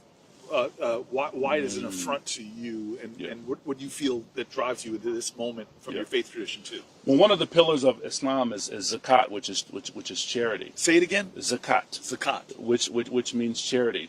I think in this moment, to the leaders questioning, is understanding that we have an obligation as representatives and advocates. We're not here to lord over you. We're not here to be your ruler or master. We are representatives of your taxpayer interests. For my Republican friends who love to espouse their commitment to their traditions, their faith traditions, the scriptures talks about the least of these. How committed are you to the least of these? Are you so afraid and obsessed with Donald Trump playing in your districts, primarying you, that you would overlook the apparent distress, the apparent food deserts, the apparent impact and devastation that crippling SNAP programs will have on your constituents, perhaps even some of your relatives? Cutting back on Medicaid, cutting back on Medicare is not only unethical, I would say it goes against the Abrahamic traditions of taking care of the downtrodden, the unfortunate, the least of these. And so as Leader Jeffries fights, as you fight, as our advocates fight, we have to raise the point. Are we here to posture? Are we here for the pageantry, or are we here as Republicans and Democrats to do what's right and be good stewards and caretakers over taxpayer interests? And actually, I think that people are applauding Andre Carson. I'm with the best. But can I ask you? Yeah. I've had a chance to study a little Islam. You're from Jersey. How could you not? Yeah, I'm from Newark. How could I not? There's a mosque on my corner. And Brooklyn, don't get me started. Yeah, call the service. I'm Fulton Street. Yes. Come on. Oh, whoa, yes, sir. Yes, sir. But first of all, my favorite Muslim poet was a man named Muhammad Ali. Ooh, and that great poem, 2 words, me, we. Woo! But it actually reflects an ideal within Islam of the oneness of humanity. Absolutely. That there may be different faiths. Sure. But there's a oneness in humanity. Yeah. What you do to another, you do to me. That's right. That's a very big part of the faith, yes? It is. Even in Prophet Muhammad, peace be upon him's last farewell address, he mentioned that there is no superiority over the white, over the black, or the Arab, or the non-Arab. All are one. And even in the Quran, it says, we created you in tribes and nations that you may know one another. If flowers have variations in different colors, why can't human beings? The same with animals, you know. And I think that when we get past our own mythologies, when we get past our own histories, when we get past what we think makes us better than one another, we can see our commonality, we can see our humanity. And at the end of the day, we want safer communities. We want access to affordable health care. We want to feel like we have some kind of trajectory in life that gives us a great standard of living. And so our issues are universal. Our methodologies may vary. But you cannot not care. Like if there's a whole big boat, there's a hole under your seat. Come on. I cannot not care about that hole. Come on. It doesn't affect me. Absolutely. Right? And so if there are children in, Indiana Sure. or New Jersey or New York that are suffering, to think that we live in some kind of walled area, that's not going to affect my life. Wow. My life. Wow. In addition to that, the wealthiest nation on the planet, the fact that we would have so much child poverty. That's right. And what is child poverty? It's a moral obscenity. Right? The King said it best, injustice anywhere is a threat to justice everywhere. Come on now. So if you see injustice, and it's all throughout, this budget that we're going to have to work through That's right. and defeat in the next few weeks, it's important for everybody to rise up Amen. in defense of their constituents, Come on whether now. you have a D or a R behind your name. And I think it was also King who made the point that budgets are a reflection of your morality, your values, and the decisions that you make to lift people up or to tear people down. Oh, that's so And good. the reality is of this budget that decisions are being made in what has been presented and outlined to tear people down. That's immoral. That's right. And we need to fight against it with everything we have. And it's great to have a champion like Andre Carson, otherwise known as Juggernaut, in the United States House, the People's House, Thank you. To battle with us. Thank you, Leader Jeffries. A question, though. Yes, sir. Is there, like, I lean on history often when I think about the present. Yes, sir. And moments that somehow we got through. And, like, for example, there's a dark moments after we won Brown versus Board of Education. So true. There was this massive backlash educationally all throughout the South, where they were literally, entire towns were getting rid of their public schools. Yes. And sending kids to private schools. Yeah. It was the start of the so-called choice movement. Yes. That's right. And so you had this backlash that took generations to do something about. And I think about that period where even though Donald Trump is being stopped in the courts by even 9-0 decisions, Yes. he's acting like a defiant George Wallace that is that's saying, good. I don't care what the Supreme Court says. Yeah. I'm still going to be doing these things and these practices. Wow. He's taking back money.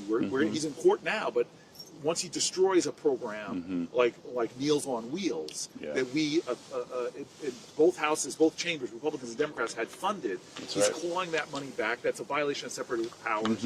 It reminds me again of other people that have tried to undermine. So I'm wondering if you have a moment in history that you look at and what the people did there as to inform what we should do now. Well, there are many moments. That's a great question. I mean, I even look at ending slavery, and it wasn't just legislators who did it. You had movements on the ground. You had the abolitionist movement on the ground. You had Frederick Douglass. You had the feminist movement on the ground. You had women's lib on the ground. Even the desegregation of the military. It took movements on the ground to force Harry Truman to do the right thing. Movements on the ground to allow President Johnson to do what he had to do in terms of the Voting Rights Act and the Civil Rights Act. It even took movements on the ground for us to elect the first black president. Who knows, we may be sitting with the next black president. But it takes movements on the ground, and it takes a collective of people to get the job done. And so you said Frederick Douglass, I got to quote it. Come on, let's go. Okay, if there is no struggle, woo! There's no There's progress. no progress. Talk to me those now. who profess to favor freedom yet deprecate agitation Yes, sir. are like those who want the waters without the awful roar of the ocean, with That's the right. rain without the thunder and the lightning. That's right. And so Duality. this understanding that you have to fight, Yes. you have to stand up. Yes. That apathy is the danger here. Absolutely. Indifference is the poison here. Absolutely. That leaders will get away with everything they can. You know, what did Frederick Douglass said, that the limits of tyranny are prescribed by the endurance of those who they want to impress. And it's important for the American people to understand that this flood the zone strategy, the parade of horribles that is being unleashed on the American people daily, sometimes hourly, is all part of an intentional strategy to try to convince the American people that it's all inevitable. That's right. And that nothing can stop it. But that's the furthest thing from the truth. That's right. And we're seeing in the Congress, we're seeing in the courts, we're seeing in communities all across the country, people rise up in principled opposition. Absolutely. And that's important. We got to break through this notion that it's all inevitable, because it's not. And in fact, as you talked about, Corey, that what we've seen almost immediately, and we have Maya Wiley with us, and we look forward to talking about some of the efforts by the legal community to push back. I think at this point, and we're not even at the 100-day mark, there have been more than 200 lawsuits filed against over 100 different unlawful and unconstitutional executive orders. That's right. And there have been at least 100 different judicial decisions freezing in place That's right. the actions that Trump is trying to take through preliminary injunctions, temporary restraining orders, or decisions that get closer to finality. So the principled opposition is real, and it's happening in many different places. And this notion of inevitability is something that people who tend toward authoritarianism try to project across the society. Nothing can be further from the truth. So can I ask, like, some brave people to come sit on these two steps. Oh, that's good. Come on up. That's good. A fellow bald-headed black man. That's right. Come on now. Come on, brother. Tribesman. Yeah. Tribe member. Make me not look so bad. You're a little too skinny. Good to see you, my brother. How you doing, sister? Good to see you. But I think, come on in. Pull it in a little close. Come on. You've been giving me the best smiles out there. What's your name? My name's Charles. Charles, where are you from? I'm from upstate New York. All right. I go to school here in D.C. at American University. Are you guys all American University? All right. I'm from Jersey. You're from Jersey? In the house. Where in Jersey? Jackson Township in Ocean County. Listen, who doesn't know Jackson Township? Great adventure, right? Come on. Yes. Okay. And where are you from? California. I mean, that's like saying I'm from, like, Eastern Canada. Where in California? I'm from San Diego. From San Diego. Okay, very, very beautiful. And what part of upstate New York you from? I'm from the Catskills area, Okay, Congressman Josh Riley's district. Okay, I got you. All right. Okay. Good new member. Right. Sullivan? And there's a lot of people that are not as courageous, that have not come up. There's some spots here if there's anybody that wants to come a little closer. But okay, so I don't know what the order is. We got two of the more powerful people. Yeah. That's my here. cue. Andre, you don't have to leave if you don't want to, man. You can hang out. Well, listen, this is kind of Sesame Street-esque and being on the block in Jersey and Brooklyn. I feel good in Indiana. Yeah, That's right. Yeah, I'll pass the mic. Yeah, just pass the mic. Sorry. You don't have to leave. Yeah. Thank you very much for coming up. It was so great to What meet an you. honor. Thank you. What an honor. Thank you. Yeah. All right, be easy. You want us? Yeah, come in the middle. I love this. I think this is the first time I've ever sat on the steps of the Capitol. Is it the first time you've sat on the steps? Definitely. Have you never saw the Capitol? I've never. I think I would have been arrested. I've if I gotten had arrested. sat. Wait, no, excuse me. I've gotten arrested sitting on the steps Well, of the we Capitol. won't arrest you, but I do. My bad. But you do know the those song. steps. I'm just a bill. I'm only a bill, and I'm sitting Here here on Capitol Hill. No, everybody stop. Nobody knows the rest of the Nobody knows the line. rest of it. That's how I first learned about what it takes to get a bill passed, and it seemed too hard to me back then. But you and I have worked across the aisle in partnership with these people to get some good legislation passed. But we are sitting with somebody who I as much as I love and respect her, she married up. Yes, you I certainly did. You married up. I have been in the I have been in the services. I mean, on a day that we want to talk about faith and faith traditions, you're very qualified by osmosis because you are married to a rabbi. I mean, thank God. Yes, Because Baruch Hashem. Baruch exactly. Hashem. And she actually wanted me to tell you something that she's doing right now. Oh my God. Which is that there's a lot of people. I mean, look, all of us. Her name is Sharon, by the way, Rabbi Kleinbaum. But all of us, the four of us, look, we get to every single day do things directly to try to stop this chaos and this, cruelty. Yes. But a lot of people say to her, I'm a regular person, what can I do? Yes. And so what she's created is something called the Beacon Project, which is kind of sharing the light, and every Thursday afternoon or evening, 7:00, regardless of time zone, people now go in community, as the congressman had said, and stand together with whatever signs they want to project about what they're thinking. Compassion over cruelty. We love our immigrant neighbors. My sign, which I made a few weeks ago, says protect our kids. Wow. And so in communities across the country, Thursday, 7:00, people are standing together with these signs saying, we don't want this. This is not, whether we voted for it or stayed at home or, voted against this is not what we want. And where do they stand? And so in Teaneck, for example, there's Teaneck, New Jersey? they're standing in hundreds. Yes, they're standing in hundreds of different places already. And this is now still by just word of mouth. So in Teaneck, New Jersey, 4 weeks ago, it started with 3 people. This Thursday, there were 50 people there, all with their signs. And so just like we're on the steps right now, it's like we stand, when I'm home, we stand on the corner, and several people do it, on the corner of Academy and Broadway. Wow. And, so this is now, it started in like 5 places, and last Thursday it was over 100 places. And so by word of mouth, this is now happening every Thursday from 7 to 7:30, just people gathering and saying, this is not what we want, this is what we want. And our signs say what we want. So she wanted me to make sure when you can be there on a Thursday, we wanted to invite you to the Teaneck gathering to make sure. Now we brought in Randy Weingarten through your very incredible partner and wife and rabbi, but of course you are the president of the American Federation of Teachers. Have been a long-time educator, champion for our public schools and our public school children. How do you see this moment right now, and tell the people some of the things that you're working on to get us through it? So, thank you. Thank you, the person I want to say, Mr. Speaker, and we need you to be the Speaker. I want to applaud that. You know, we do. Because, you know, both of you bring together the righteous indignation as we make this fight. And this is Sunday, and this is church on the steps.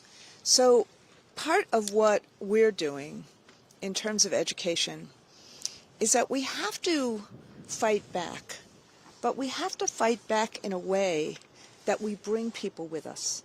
I think a lot about King's last book, Chaos versus Community. Right. And because what autocrats do, and you know, look, as you both know, I'm a history teacher and lawyer by training and by avocation and love. But what autocrats do is it's not just the inevitability, but they want to create such fright and such fear and such isolation that everyone feels alone. Yeah. And that the chaos is about creating that fear and that isolation. And so what we need to do, first and foremost, is to recreate community. And what public schools are is that they become the center of community. Yes. What universities are in a campus, it's the center of a community. Yes. So immediately watch what they've done. Attack public schools, dismantle the Department of Education, attack universities. And yes, of course, working to fight anti-Semitism is really important, but the pretext of anti-Semitism, instead to use that as a weapon, as a cudgel, to attack every university in America and attack knowledge in America. And what do they fear? They fear critical thinking. They fear problem solving. They fear a knowledgeable citizenry, because a knowledgeable citizenry is what can actually then say, no, this budget is wrong. Right. No, this budget doesn't work. No, this budget helps the gazillionaires, not the people. No, you're doing wealth redistribution to those who are already mighty. And they don't want that. So the first thing they did, in the first 100 days, how do you, as a president of the United States, attack education? How do you do executive order after executive order, including a dear colleague letter, which, by the way, we just got 3 injunctions on Thursday. Not 1, not 2, but 3 injunctions that basically said, no, you cannot take money away from poor kids because you want us not to teach Jim Crow. Yeah. Sorry, you can't do that 3 times. And so what where does that come from? This idea, this desire to erase our history, to sanitize it, to whitewash. Well, it's even worse than erasing American history. It's erasing American progress. Yes. To answer your question in a shorter way, we're trying to actually. You got the teacher's privilege right now. Thank you. Thank you. Thank you. We're trying to actually build community, nurture community, make sure both kids and adults, working families feel like they're not alone. That's number 1, safe and welcoming. And then the second is how we educate, and then how we escalate, organize, mobilize, so that people are on the streets and fighting back. Because the way in which you fight back authoritarianism is that you fight back together on the streets. That is the way we can help you in Congress. That's the way. It's great that the courts are doing their job right now. But if the court of public opinion does not do its job, then we cannot just rely in this moment on the courts. Fair to say in the tradition Yes. of the civil rights movement. Exactly right. And in fact, what I've done with my members a lot is say, look, we've never been through this, frankly, as white Americans in the last 200 some odd years, but black Americans, and particularly in the South, have been through this all the time. North too. The North too. Yes. But think about, and I've often looking at my, white colleagues, and I say to them, look, you're not used to somebody knocking on your door and taking you away, or punching the door in and taking you away. And you can see we have to, and we have to meet people where they are. We have to make sure they understand what's going on, but with that knowledge, also create that hope. And that's why I go back to the Beacon Project that Sharon is doing, because it has to be a combination of fighting, being part of community, fighting in the courts and the court of public opinion. And in that way, we help you in Congress do your job to do the fight to ensure that you are that Article 1 body that actually says we have to check the president. This is not what we wanted. So that's what we're trying to do. But can I just press you on this, because your faith tradition speaks a lot to this idea of individual responsibility Yes. in service of the collective. Yes. That you stand up, even if you're just an individual, no matter what. One of my favorite parshas of all time is after Moses goes up to the mountaintop, gets the tablets, comes back down, and sees the Jewish people worshiping a golden calf, smashes the tablets. He's angry, and then God says, I will destroy these people and give you new people to lead. And then he snaps back to it and says in Hebrew, Ma cheni namni sifreka. If you destroy these people, erase me from your book. Yeah. God, I want no part of you. And it was so shook me that here is the Torah celebrating somebody that told off God in defense of the people. And it's almost like saying that no matter if it's an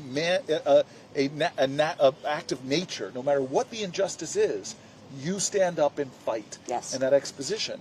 And yet you have people that do say, I'm just one person, I'm just watching at home, what can I do? And you and I were pointing both to, to Rabbi Right, to Pirkei Avot. Yeah. It's amazing. It's not your duty to finish the work, but neither are you at liberty to neglect it. Exactly. Great Jewish wisdom there that everybody has to play a role. Everybody has to do something. Yes. But we have to, and this is what we do in education, we have to empower people to feel like they can.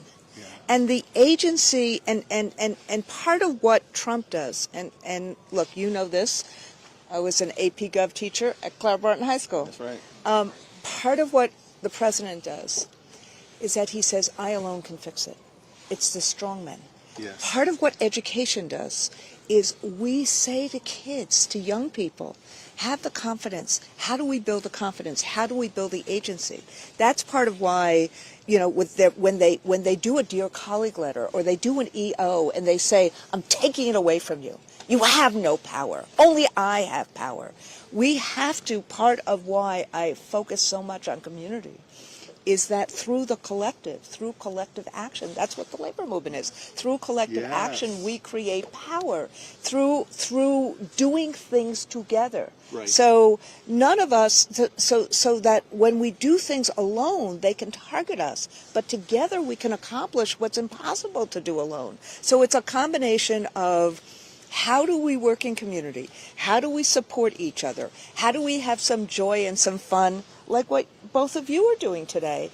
And then also, how do we understand what they're doing and fight back in the way in which we can, so everyone feels that they are part of the tapestry? But you just made a point that just got me all excited when you said the history of the labor movement. Yes. The Exodus story. Yes. The history of the labor movement. I love. We just went through Passover and Easter. The history of the labor movement is the Exodus story. I mean, think about it. 400 years, Pharaoh, Egypt, slavery. What happened? People didn't give up. They figured out a way. Now, hopefully, this will not be 400 years. Hopefully, this will be a few months. But at the end of the day, what did slaves do before the Civil War? What did people do between the Civil War, between Juneteenth and the Civil Rights Movement?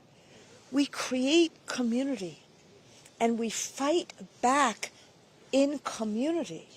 And then we fight back in the ways that we can, but collectively. And then when we see an opening, we do that together. Yes. And so that's why it's the courts for me and the court of public opinion. And when I say the court of public opinion, it's about education. It's about actually telling, having webinars to talk to people about what is authoritarianism. What can people do when somebody knocks on the door of a school, an ICE agent, and says, I want these kids. Yeah. And teachers say, no, where's your warrant? Where's your judicial warrant? So we are teaching people. A judge being arrested when she said, no, you don't have a judicial warrant. The deportation of a 2-year-old American citizen to one of the most violent countries in the world. The cruelty absolutely is the point. You make a profound observation. Lincoln, one of our great presidents, of course, one of our greatest presidents, once made the observation that public sentiment is everything. Exactly. With it, nothing can fail. Without it, nothing can succeed. Exactly right. It's one of the greatest weapons we exactly believe right. that we have to push back against the assault, right, on our way of life, the assault on the rule of law, the assault on the economy, the assault on American democracy. And we're starting to see, public sentiment shift dramatically. We talked about Trump saying, I alone can fix it.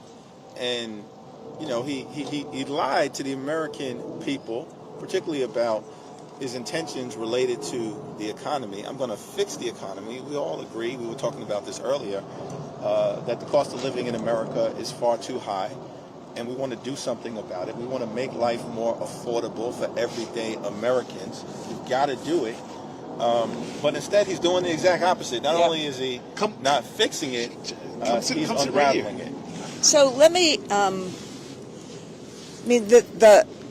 one of the things that I've been, and look, as a school teacher, that I've been most concerned about is that truth is undermined at every moment. The disinformation, the misinformation. And so trust becomes really important in order to attack all of this. But we have to get back to truth, and we have to get back to people seeing that there are facts and there is fiction. But I think what's happened is that Trump, and you and I have had this conversation a couple of years ago. Think about what the framers did to try to make the president not a king.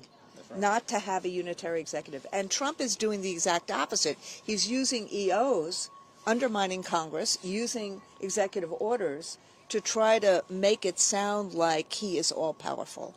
But what is now happening is the facts on the ground are showing something completely opposite. When shelves are empty in Walmart or in Costco, when the ports don't have goods, when all of a sudden you still see during Easter that eggs are $12, $14, $15, so you can't do what you would like to do with eggs. You're seeing that kind of shift. When you see that we have a unit in Highland Falls, New Mexico, a hospital where someone died because of poor storage of infectious agents. NIOSH was doing the investigation, and then they pulled NIOSH away. They pulled health and safety away. Look at what's happening where in Social Security, where people need to go to an office and people need to actually make, to get their Social Security, and all of a sudden somebody finds out they have been deadened.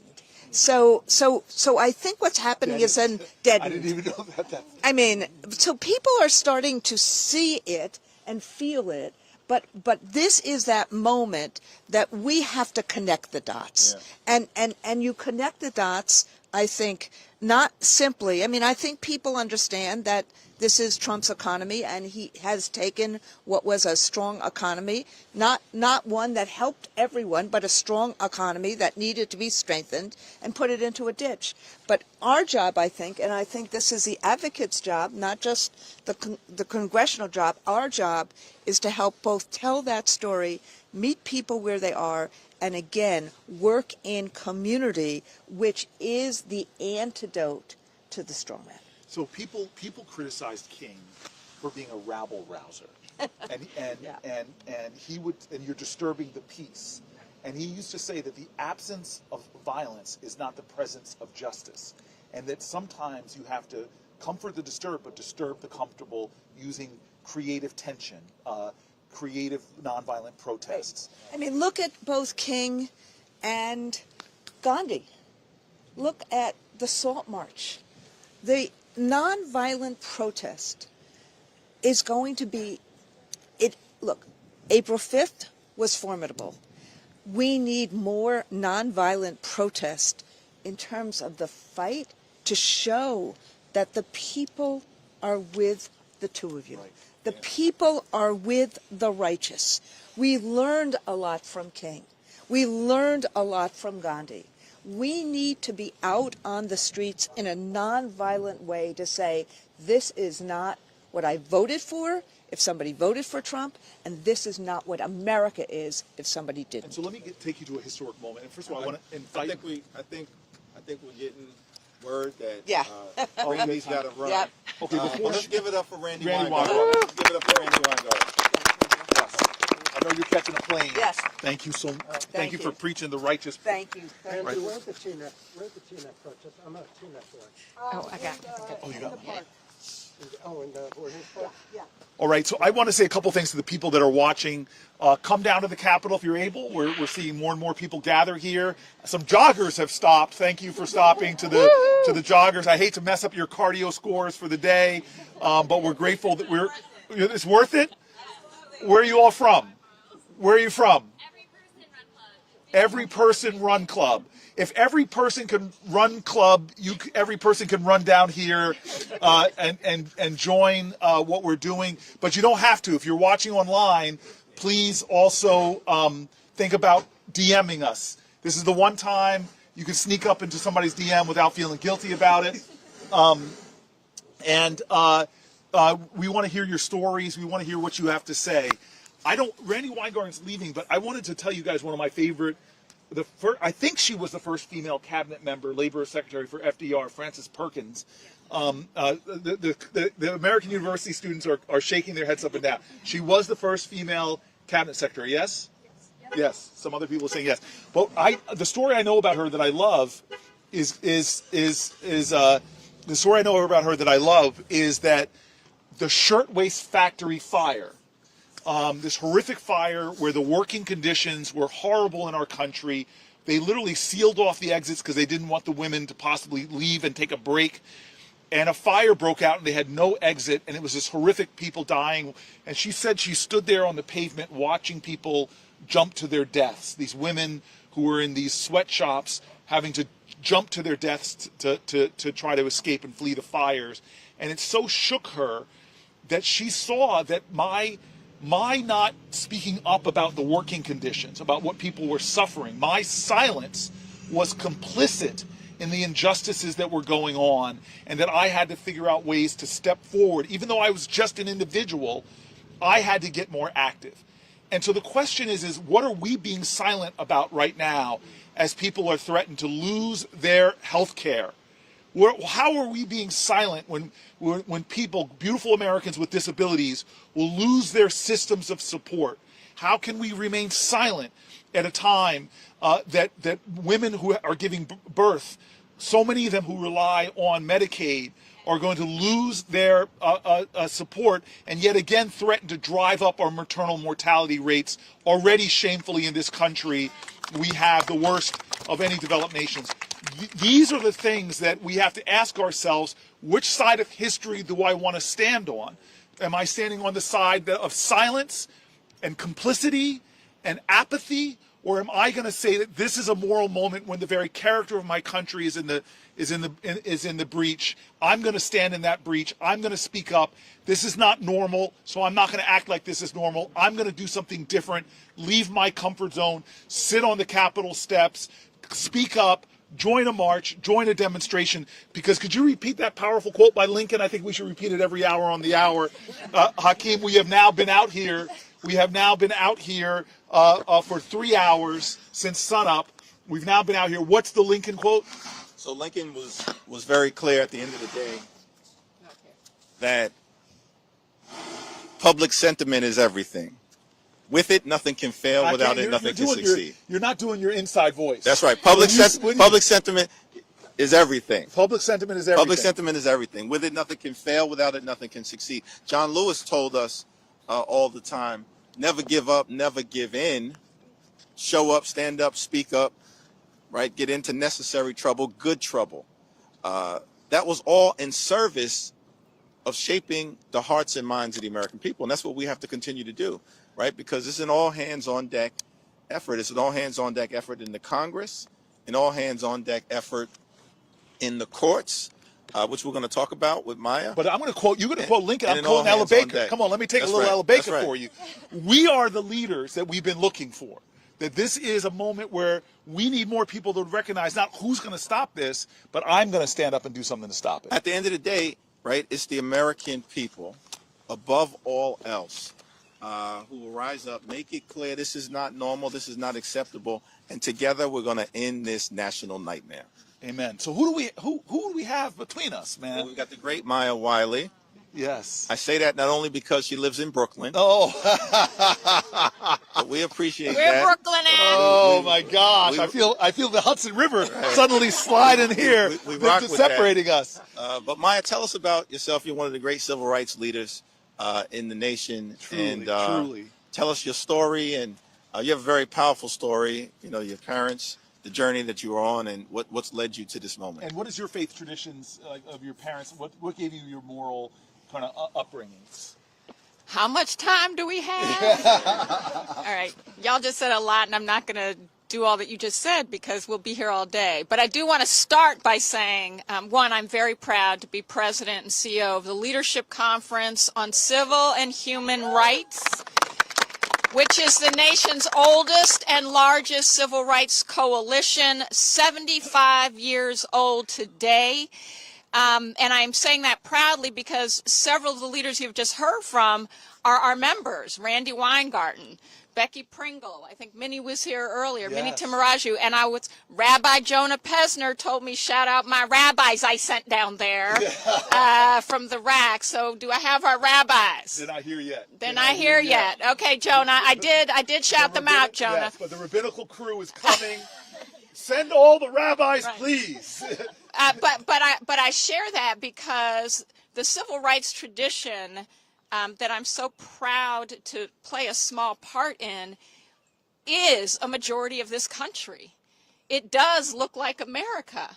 And that is the tradition I was raised in. I mean, I grew up with parents who were active in the civil rights movement. My mother was a white woman from West Texas who was raised in the Southern Baptist Church and went to Union Theological Seminary as soon as she could because she recognized that the teachings of the leaders were not consistent with the teachings of Jesus Christ, her Lord. Wow.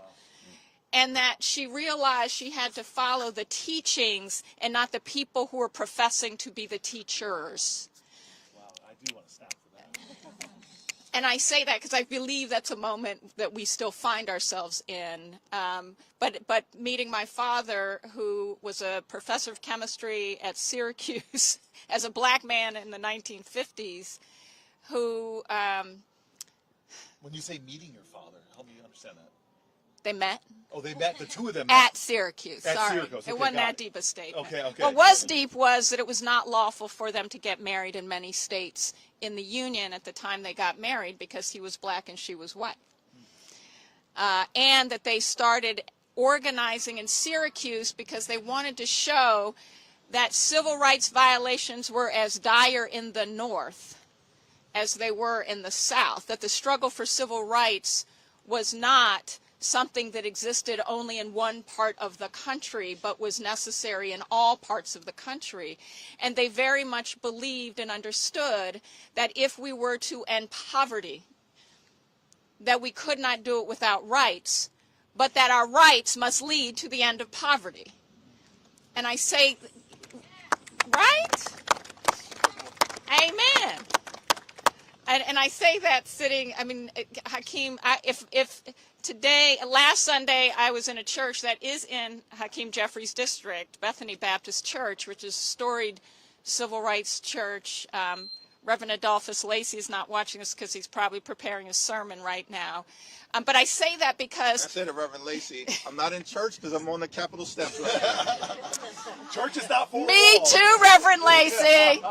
But this is a day the Lord has made. Hallelujah. Okay. But the reason I say that is because the civil rights movement always fought to make sure the hungry got fed. Always fought to make sure people could have housing that was decent and affordable. Always fought. Operation Breadbasket came out of the civil rights movement.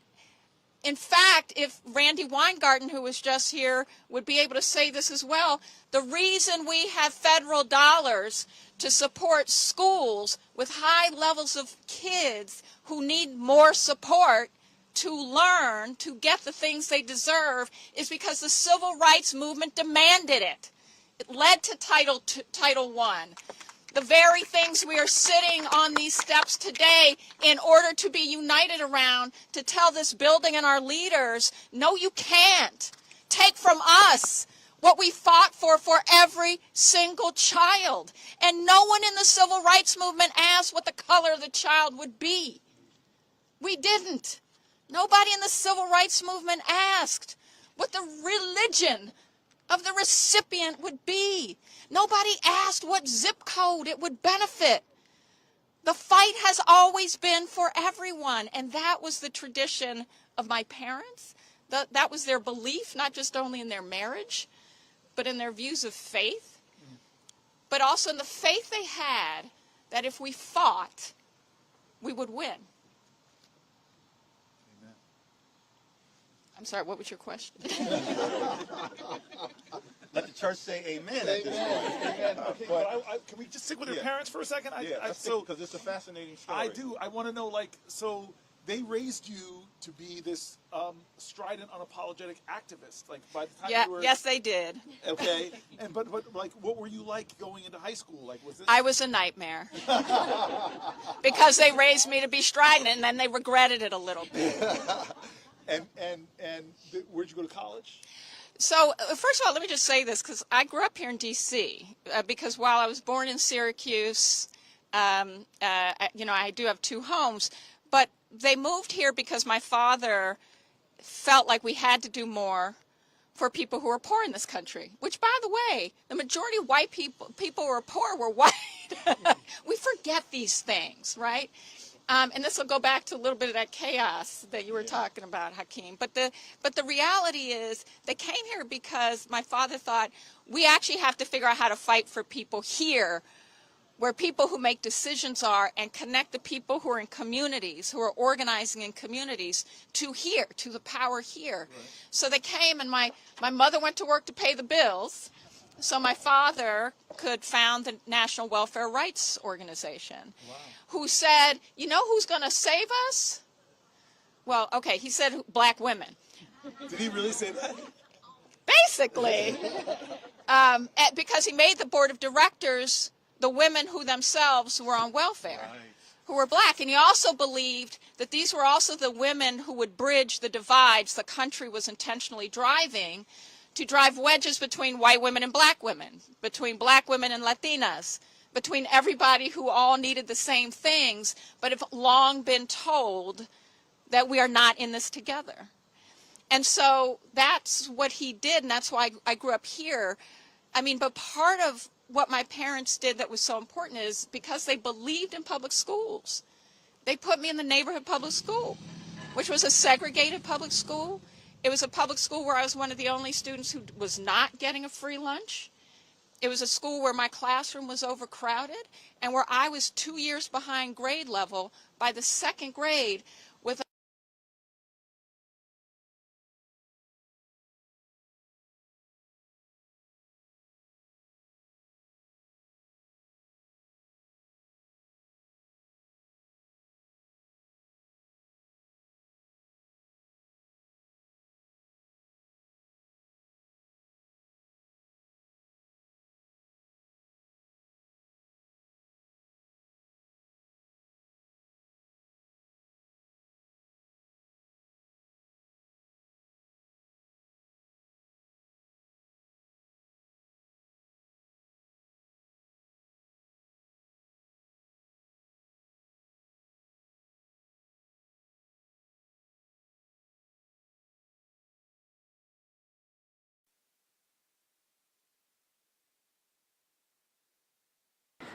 because the teacher had 35 kids in the classroom.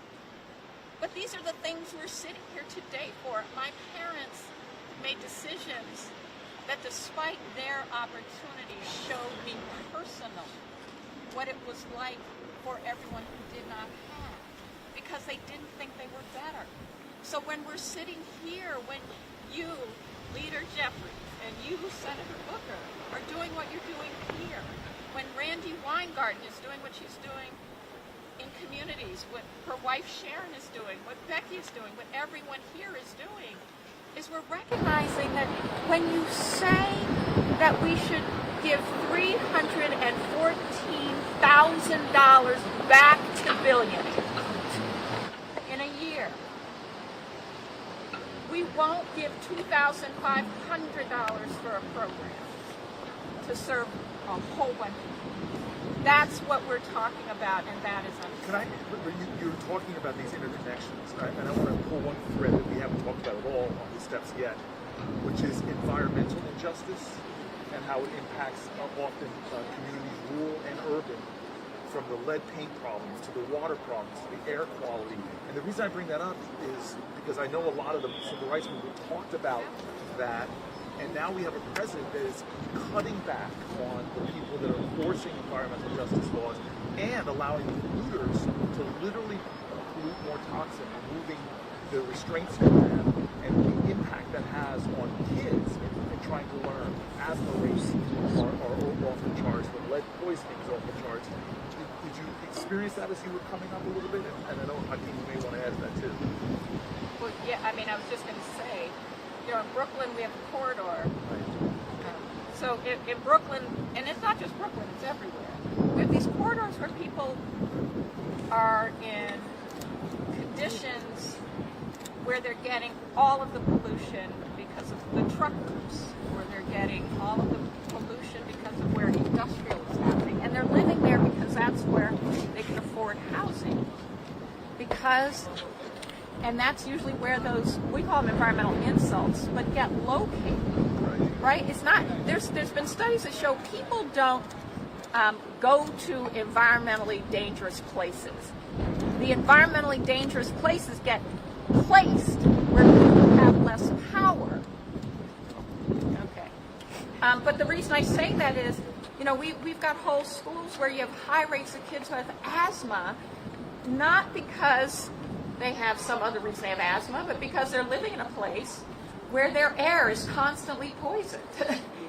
Sometimes their school buildings have asbestos or lead. Yes. Where they're in apartment buildings. I represented a client when I was at the Legal Defense Fund when we were trying to stop a hospital from closing down maternal and child care beds in Harlem. St. Luke's Roosevelt Hospital, when it was merging. but my client who had children who were lead poisoned because the apartment building they lived in, the landlord never made it better.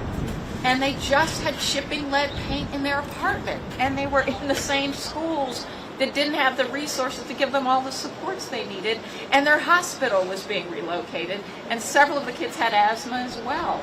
I mean, we often see these things going together. But the problem is that we're seeing problems, and rather than seeing the solutions, like making sure we have public, accountable, transparent ways of making sure people aren't being treated badly. That's all government is. We're attacking the people who are paid to help us stay safe. We are firing people who are not only workers, but their day job is to protect our health. We're pulling down data because we don't want to know who's being harmed where, because if we knew, people would demand we do something about it.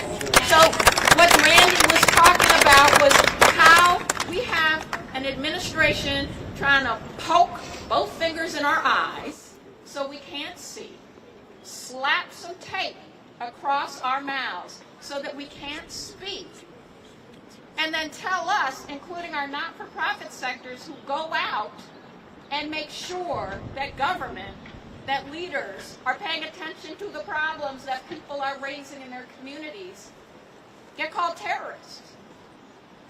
Have our federal dollars cut, have the grants programs that pay for community groups to do the services like test water quality, like go into schools and teach kids, like my brother did in Brooklyn, to teach kids how they can test their air quality.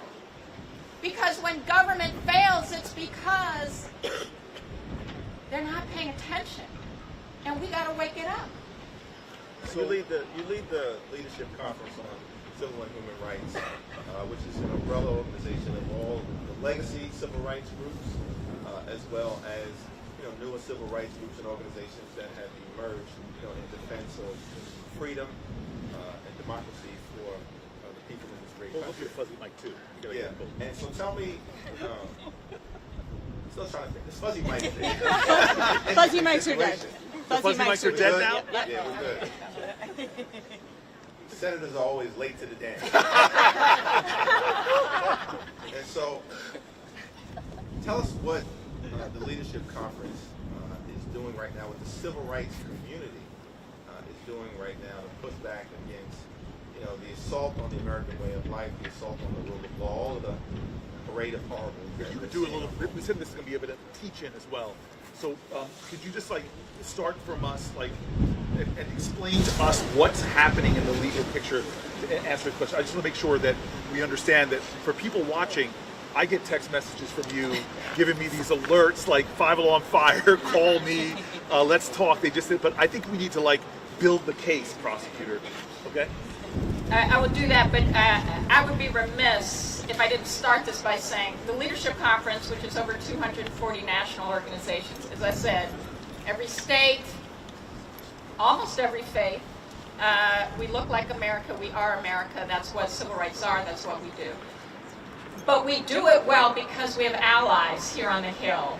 And one, Leader Jeffries, you've been such an important voice, but I don't know if you all know this, Leader Jeffries, have you been in 4 countries in 5 days? Yes. Okay.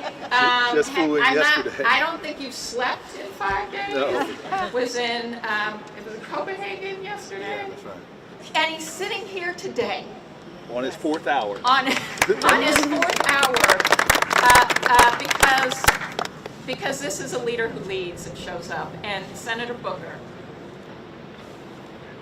what you did with 25 hours. Wow. Yeah.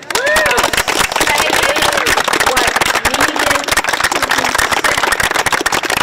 And not only saying it, saying Strom Thurmond's record of segregation, of racial hate, of denial will not stand as the record that is going to stand as long as we have allies.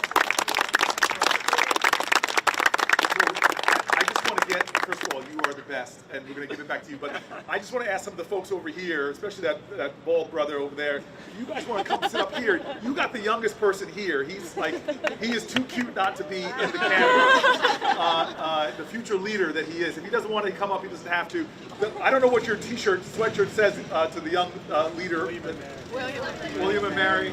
Come on up and sit behind us. My law school classmate, who I haven't seen in so long, Tom, come on the steps, man. I know you worked for the federal government at one point, and so come on up. Sit right here, brother. They haven't laid me off yet, but it's coming. Yeah, the statute of limitations is up. I copied your notes in class.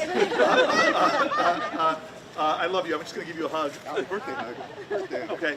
And anybody else who wants to come up? Sir, what's your name? I'm Emmanuel. I'm a good friend of your cousin Pam. Emmanuel is friends with my cousin Pam, who sat there for the whole 25 hours. Wow. Whole 25 hours. Pam, why don't you sit behind me now? Why are you sitting so far away? Now you're suddenly shy? Dr. Pamela Bailey, he's an emergency room doctor. Yeah. And who's the young man? The young man. Introduce him. Moises. Give it up for Moises. Right, Sarah. Thank you, Sarah, for being here. We both work at the State Department. You work in the State Department. Thank you for being out here today. Right, thank you for your service. Okay, now we can get back to our teaching. So, the way they try to take our power is they start with the pen.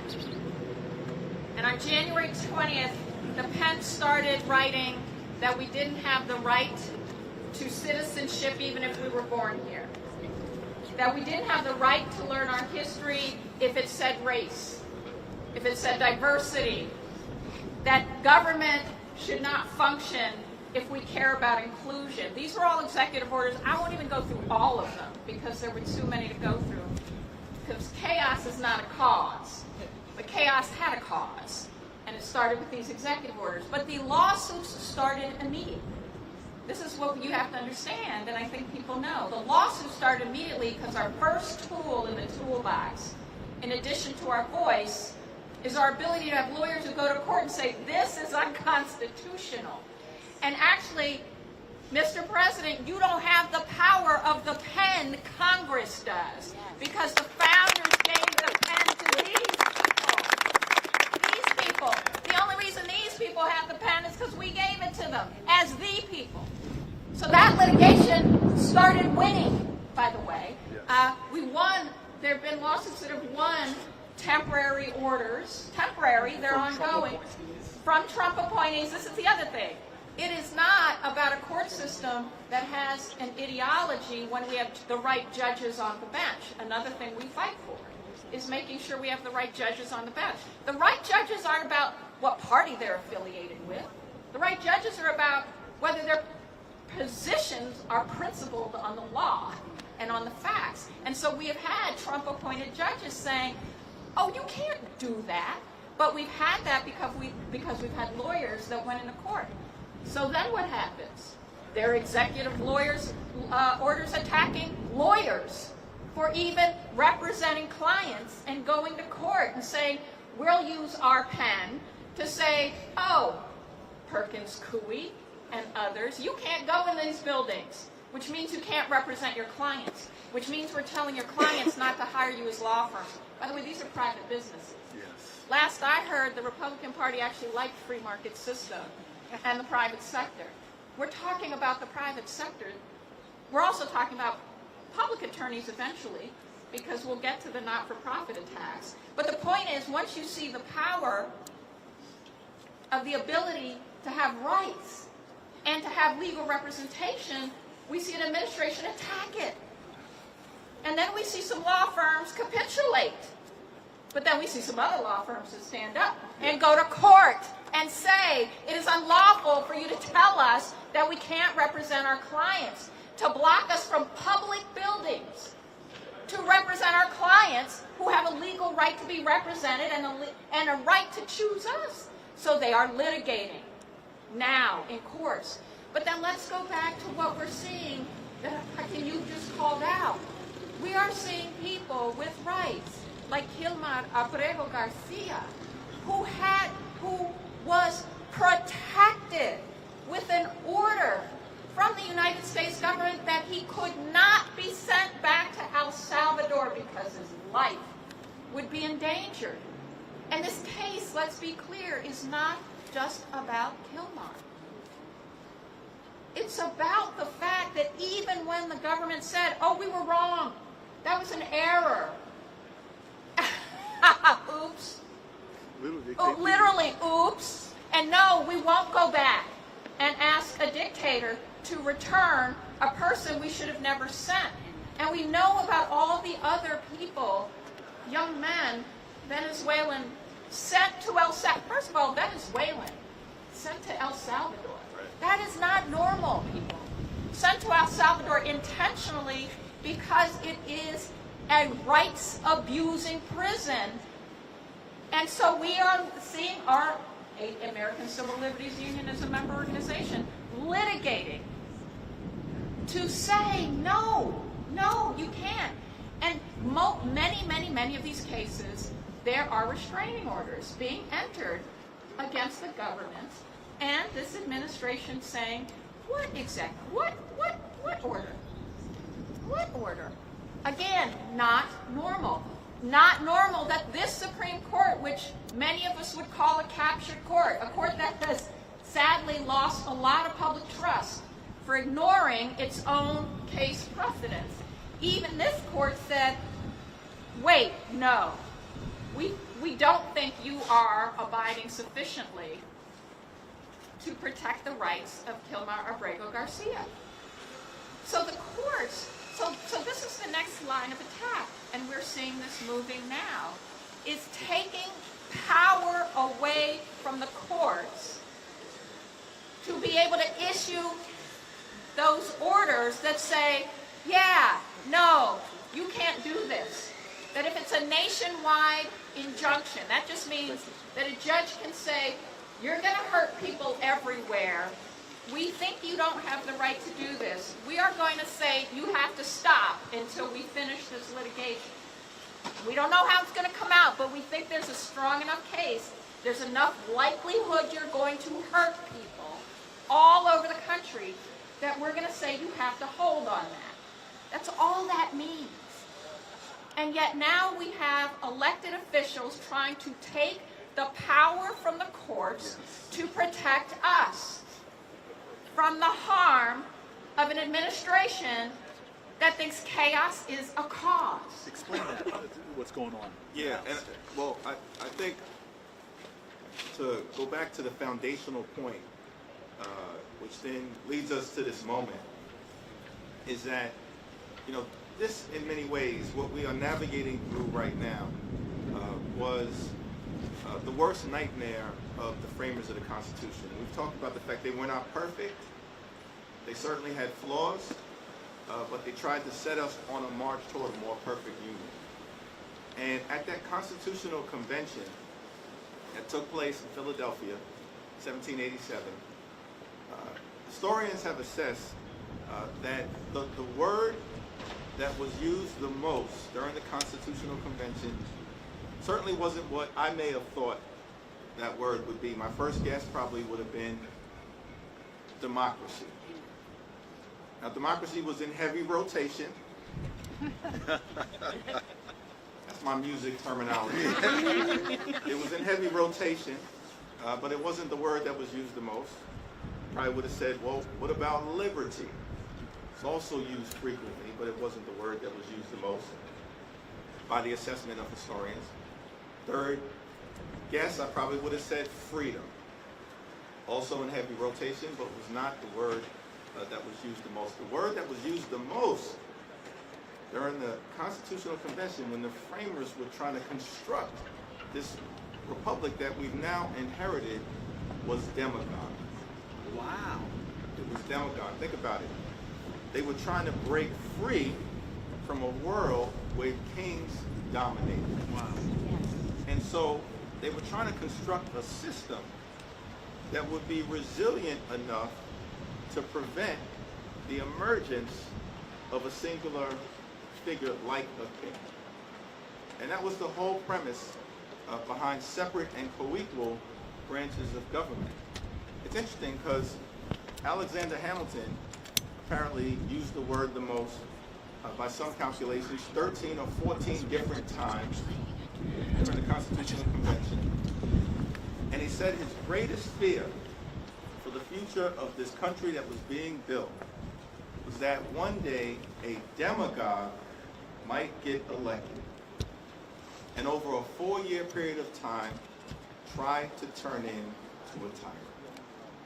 It was the framers' worst fear and nightmare. And now we're confronting someone who's acting like a king as opposed to trying to govern like the president. But the thing is, we were given the tools to push back against it. That was the whole premise of separate and co-equal branches of government, which is why here in the Congress, as we sit here getting ready to enter into weeks of debate around this reckless, dangerous, un-American budget that they're trying to jam down our throats, is that we don't work for a president. We don't have a monarch. We don't have a dictator. In America, we have a democracy. The people of the House and the Senate who serve in the House and the Senate need to recognize that we work for the American people. And we've got to serve the interests of the American people. That's the system that we inherited. And that's also why you've got judges who were given lifetime appointments so that they would be free of the political pressure that might otherwise accompany someone trying to act like a king who has the power to appoint but to get rid of a judge, or, as in some instances, having a judge that has to seek re-election. That doesn't exist in our system, and that's why we've seen some of the resilience, I think, at this moment. What are they doing in the House about this impeaching of judges? Can you mention that for a second? Well, I think they've tried to move legislation to reduce the power of judges to be able to make the independent decisions that they are making right now, or the reach of those decisions, precisely because lawyers like Maya and others have had such success. We talked about this earlier. At this point, more than 200 different lawsuits have been filed. There's been a flood, the zone approach, right, with all of this unconstitutional and unlawful action and executive orders, but that's been met with a flood, an avalanche of righteous litigation. And the American people are winning in court, not losing. And because the American people are winning, Republicans in the House are trying to now change the rules, strip judges of jurisdiction. But let's be clear, we are not going to let it happen. So that is so phenomenal. So let me add here, and this is why Maya's incredible presence here is such an important reminder that there are areas we have to fight. So the first thing is, you said immediately when he started pushing illegal executive orders, you all tied them up in court. And this is the amazing thing. Trump appointed judges. Obama appointed judges. Bush appointed judges. All across the board, you're seeing the judges step up and stop them, right? That's correct. These cases, and sometimes it's injunctions, but sometimes we're winning. Even the Supreme Court, which is 3 people on that court he put in place, have come out and have been stopping him from doing some of the things. The other arena is what you and I have to do. It is legislative, procedural, in every way possible. It's one of the reasons why I stood for 25 hours to say, what can I do to do things in this body with the levers we have, even though we're in the minority, in the levers we have. But the other arena we have to fight for is what you have said over and over again, is the power of the public. Because the power of the people in a democracy is greater than the people in power. And it is what our founders got right when they broke with the formation of governments all throughout history. This is not going to be because we all pray the same. We're not a theocracy. It's not going to be divine right of kings and queens because people are being this idea that we surrender our rights to a monarchy. It's not even going to be the power of the sword where people, through military strength, oppress the people, autocracies. We are going to form a democracy. And the debates at the time powerfully written in the Federalist Papers. The arguments were that we were not going to concentrate power in any individual, but we were going to have three branches of co-equal branches of government. And what you see from President Trump so far is his willingness to immediately try to attack the powers of the other two branches. One, by saying, I'm going to move through the complicity of other Republicans in the House and do things that are not going to be questioned. Your job as Article 1 branch of the government, Congress, is to provide oversight. There's going to be no hearings. Do not have a hearing about Elon Musk scraping data from people's personal data, their Social Security data, their tax data. Not one hearing about this unelected billionaire that's causing all this havoc. When we have scandals like Signalgate, not one hearing about whether this is the pattern and practice, which we're finding out that Hegseth is doing. We're going to eviscerate the power of the Article 1 branch to provide a check. And then, God forbid, if Article 3 branch is going to try to check my power, now I'm going to start threatening judges. Now I'm going to start saying things on my platforms that literally have had threats on judges increase over 100%. Literally, there's a judge in New Jersey who years ago, Judge Solis, years ago, she had someone come to her house trying to murder her and instead murders her son and shoots and wounds her husband. Her son's name was Daniel Anderall. And then what he does, what's happening now through this whipping up of hate against people, judges, Republican-appointed judges, who are standing against the Trump administration, what's happening to now is now they are getting threatened as well.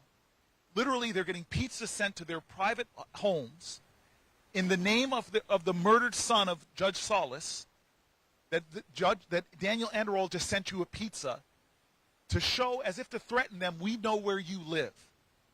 And so we're creating a context where democracies erode is when our norms and traditions begin to reduce and threats of violence rise. I've seen what they've done to some of my Senate colleagues, Republican colleagues, who had dared to even question, should we be confirming Hegseth, the most unqualified Secretary of Defense? Just by mentioning or questioning it, you're suddenly seeing them be dragged and threatened. And so what you see right now is the surrendering of power of checks and balances from the Article 1 branch of government. We are not doing our oversight authority. We're not holding hearings. We're not allowing a legislation that we've passed with the power of the pen, the power of the purse. That's being taken back by the executive with no accountability, no checks. And now they're attacking the Article 3 branch of government. This is a sign of autocracies, times of authoritarian leadership, not signs of democracies. This is the kind of things that are at stake right now. And the reason why we're asking people to come down here if you have the time, the day's gotten warm now, it's not as freezing as it was 6 o'clock in the morning when you and I were shaking trying to look tough. We're not shaking anymore. The sun is climbing to its apex. It's almost midday. We've been out here. We're in our 4th hour of sitting here. We're thankful for the joggers have come and sat with us. Just running through the plaza, they've decided to stop and stay. I'm so grateful for the runners making me feel guilty. Run home at the end of this, whatever time we stop. There are a lot of people out here on the plaza stopping. If you want to come down, come and join us in this conversation. Come and join us. We're grounding ourselves in who are we? That question, the moral underpinnings. I saw a man with a collar. Hello, sir. Father, how are you? Pastor, it's good to see you. What's your name? Reverend. Then come sit behind us, Rev, come on, sit behind us, because you're going to bring us back to the faith traditions. We're talking about the moral underpinnings of this country. The founders were all about public virtue. They pulled from the great philosophers of the day about what it takes to build a good society. That's what's under assault. But the biggest immediacy that's under assault, that we want people who are watching this and streaming to go into the DMs, sneak up into Hakeem's DMs, sneak up. It's okay today to sneak. It's for religious purposes only. Sneak up into Hakeem's DMs. Sneak up into my DMs if you'd like to, and tell us your story. Tell us what motivates you. What's urgency? What are you afraid of? I see these women with these beautiful babies. Thank you for being here. Come on up here and sit there. We need more cuteness with Hakeem and I here. We need more cuteness. Come on, sit right here in front of me. This is how politicians look good. Is put babies in the picture. But we want to hear from you today. We're going to sit here. We don't know how long we're going to sit here, but I imagine it's going to be as long as it's warm. The sun's going up, rising in the east, coming up above the Capitol. Come here. Hi. Hi. But this is about our democracy. But the most urgency thing, and I think the thing that, Hakeem, that you and I talked about why we're sitting here, is the urgency of a 2-week break. Congress has been out and about. They've been holding town halls. They've been traveling the world. They've been going to El Salvador. We've seen heroic actions by Congress people all around. But now they're coming back. And the Republican leadership of this side of the Capitol, not the higher side. I think this is on an angle up there in the Senate, right? That's the higher side. What is the immediate threat? Don't push me here. I'm from Brooklyn. Oh, there you go. Yeah. That was Grandmaster Flash. He's actually from the Bronx. But I think we face this moment, as Corey indicated, where we will come back into session tomorrow, and we'll be faced with an existential struggle to defeat a Republican effort to try to jam a very reckless budget down the throats of the American people, which is totally inconsistent with the approach that many of them spent all last year talking about, which was that they were going to try to drive down the high cost of living in the United States of America. They promised to lower costs. Costs aren't going down, they're going up. And we believe we have to build an affordable economy. That's what we should be working on, right, to make life better for everyday Americans. But instead, we got a budget that's in front of us that is trying to enact the largest Medicaid cut in American history. It will hurt children, hurt families, hurt women, hurt seniors, hurt people with disabilities, close hospitals, close nursing homes. People will die if this budget is successful. That's how urgent the fight is. And we're going to stand on the side of the health care of the American people. And we need the American people to join us in this righteous struggle, because this budget is unacceptable, it's unconscionable, it's un-American, and we're going to do everything we need to bury it in the ground, never to rise again. Yo, Brooklyn. Oh. Brooklyn stole my Nets. I want them back in Newark. Hey, you stole the WNBA from us for a while, so I just want to reinforce both what Senator Booker and what our leader Jeffries has said. But I want to tell you, I want to say one thing about the attacks, because in addition to the attacks on ignoring Congress, on coming for the powers of the court, the attacks that we are seeing on the ability to organize people outside of government, to have a voice, or to provide services to people outside of government. Nonprofit organizations are under attack by this administration. You say Doge, I say Vera Institute, which is doing public safety programs and supporting public safety programs in community, not only had their federal grant snatched, Doge showed up at their doors demanding their information unlawfully. A not-for-profit.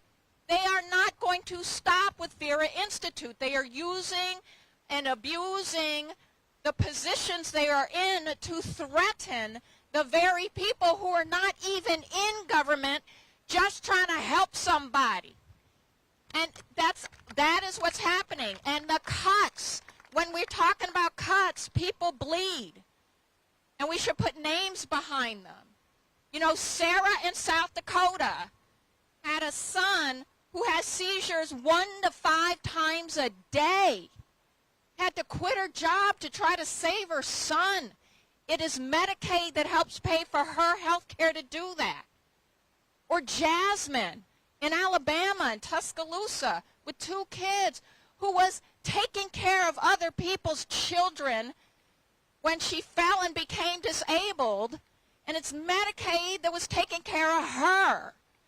And by the way, farm country, when our leader says we can't let this hurt people, farmers are eligible for Medicaid. The people delivering our food are eligible. The same with hunger. We have farmers who are hungry, and they get food stamps. We have teachers. We have public servants. We have people who do all kinds of work. So this is who we're talking about. But it is the civil rights community has a pact because they are trying to make us all fearful. They are trying to make judges afraid. They're trying to make legislators afraid.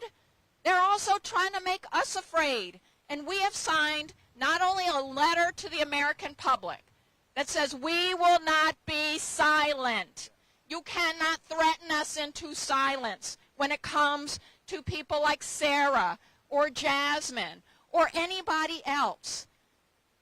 But we also ask you to sign that pledge, because the only way they win is when they try to take our voice and our power. Go to civilrights.org and please sign the pledge.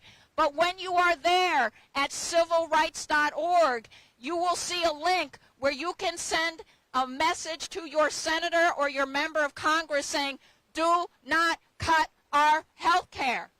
Do not cut food for the hungry. Do not take dollars out of our classrooms and away from our kids to put that money in the pockets of billionaires who don't need it. Their kids in private school, y'all, they don't need it. The people who need it, that's our money, by the way. You paid for that. So you should get it back. So please do that. And the other thing I will say is we will not be silent. We will be at the National Press Club on Wednesday with Vera Institute, with Planned Parenthood, with representatives. They're even trying to threaten our funders. People have the power to decide they want to give us money. Our funders will be there, and universities and colleges, because they're trying to tell us we can't learn.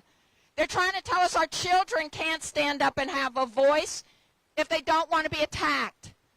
So all I am saying to you is we will not be silent. We have leaders who will not be silent. And we are all leaders. So we ask you, do not be silent. Use your voice because you have power. Let's give it up for Maya Wiley.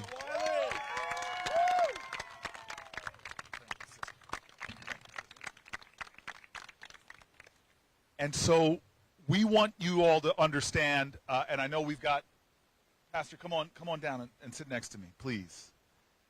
We want everybody to understand that we started this with an understanding that it is a Sunday morning. It's the last day before Congress returns to session. They've been away for 2 weeks. And we wanted to have a different kind of conversation. We can't keep doing things like business as usual. We have to think of creative new things to do. And so Hakeem and I thought, let's sit on the steps of the Capitol, open up a live feed right before the sun rises, and begin a conversation. The first things we talked about were our faith traditions. This nation is undergirded by people who were imperfect like us all, but sought to create here on this soil a grand experiment, an experiment that has influenced the world over, as more and more people have looked towards our constitutional principles and tried to instill them. When Europe was being overcome with totalitarianism, what they began to look towards is the democratic ideals that were advanced by the United States of America. Our ideals have fundamental values. In fact, Pastor, this is where we're going to lead into you. It is this, the founders in that Declaration of Independence, these imperfect geniuses, they laid out this idea of our democracy, but then they said the thing to make it work, they ended the Declaration of Independence with a Declaration of Interdependence.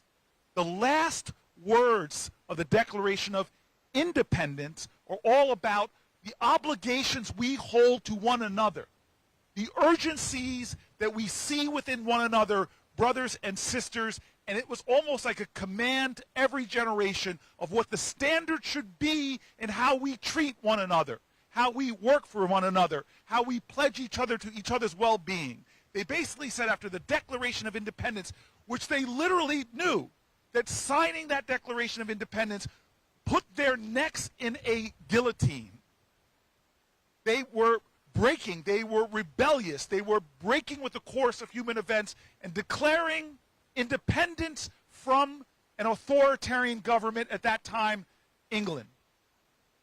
And they said in order to make this work, to thrive, to survive, as if a message to future generations, they said, we must mutually pledge to one another, we must mutually pledge our lives, our fortunes, and our sacred honor.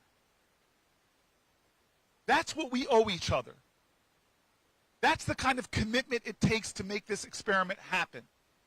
We must mutually pledge our lives, our fortunes, and our sacred honor. We, today in America, how often are we living up to that idea of sacred honor? That word sacred speaks to something that is deeper, that is not material, that's not in a bank account. It is something deeper than that. Calling to this idea of sacred honor is calling to something spiritual. The Constitution is a piece of paper with ink. If it does not live, the spirit of the Constitution, the spirit of our founding ideals, do not live on our hearts, they can't exist other places. And undergirding all of that was philosophy, was faith traditions about what it takes to create a more beloved community. And so today we're talking about that. Hakeem and I wanted to sit here and talk about those traditions that undergird in the shadow of this building here,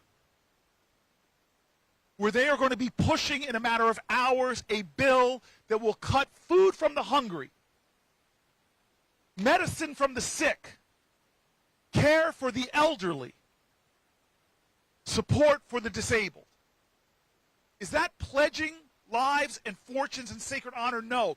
It is all to cut money out of that and give tax cuts that will disproportionately accrue to the wealthiest in America, who are the wealthiest in the world.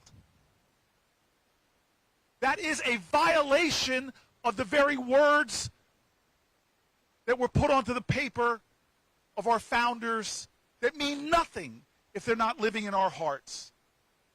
And so I love what Martin Luther did at a time where he saw the corruption of the church in violating its values. He walked up to the wall of the church and he pounded in a statement of honor, and he said, "Here I stand. I can do no other. So help me God." That put his neck in the noose, his defiance.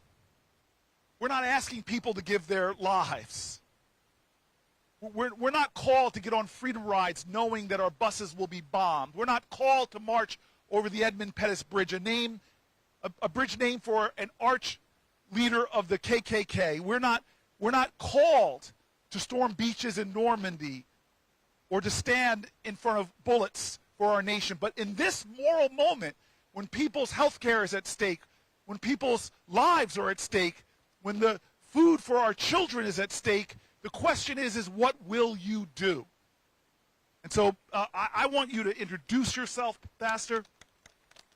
I want you to speak to this moral moment. I want you to tell us from your faith tradition why it is so important as we learn from our faith, our shared faith, that faith without works is dead. Thank you very much, Senator. Let's really applaud what he has just said. I'm Reverend Jimmy Hawkins. I'm with the Presbyterian Church, and I am the advocacy director for our Washington office right across the street. I love that building. You guys caused some good trouble Yes, over in that building. exactly, in the United Methodist Building. Court. And also for our ministry at the United Nations. Also, I'm the tri-chair for the Washington Interfaith Religious Committee. So I'm here to talk about how this is a spiritual moment. And this has to be a spiritual movement that we are embarking upon. Because this budget, any budget that hurts people is against who we are as people of faith. any budget that cuts food stamps, SNAP benefits, any budget that cuts health care, any budget that takes away from those who are the neediest in society, this has nothing to do with a faith movement. And one of the things that really hurts my heart is that many of the individuals who are supporting and endorsing this budget will say things like, well, I'm going to pray for you. You are in my thoughts and prayers. And yet will vote for budgets that will injure those who need help the most. So I've got a few statements that I want to read.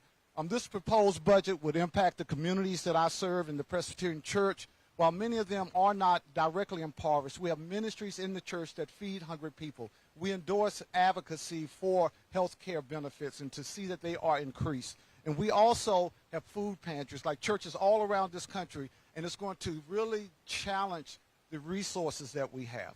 But also, this budget does not reflect the needs of the nation.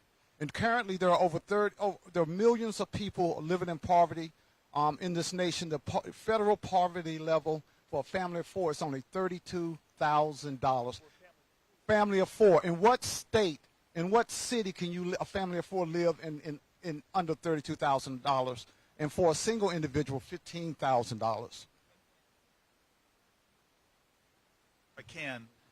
When you say the poverty level, we have one of the highest child poverty levels of any developed nation.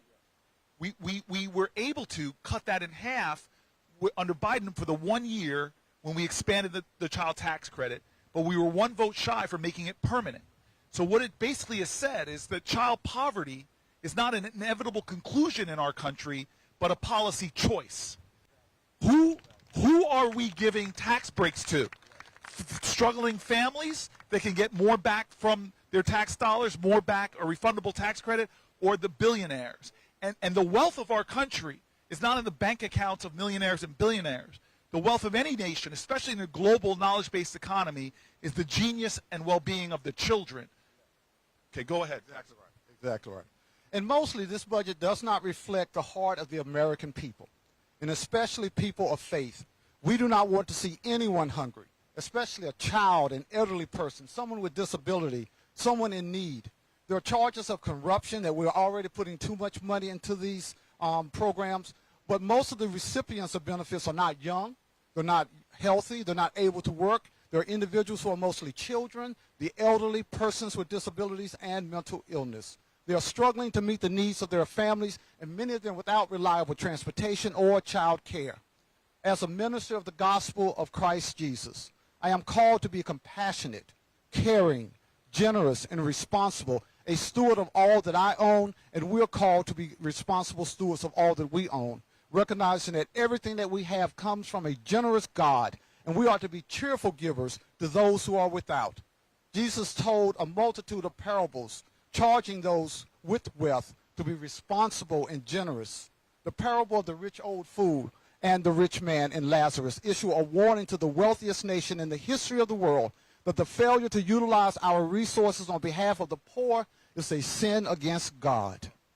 Matthew 25 has Jesus saying, I was hungry and you fed me. I was thirsty and you gave me something to drink. I was sick and you ministered unto me. I was a stranger and you welcomed me. This one statement addresses our current responses to hunger, health care, immigration, and poverty. If we are going to proclaim that America is the greatest nation in the world, then we must ask ourselves, by what standards? Are we great in compassion? Are we great in mercy? Are we great in generosity?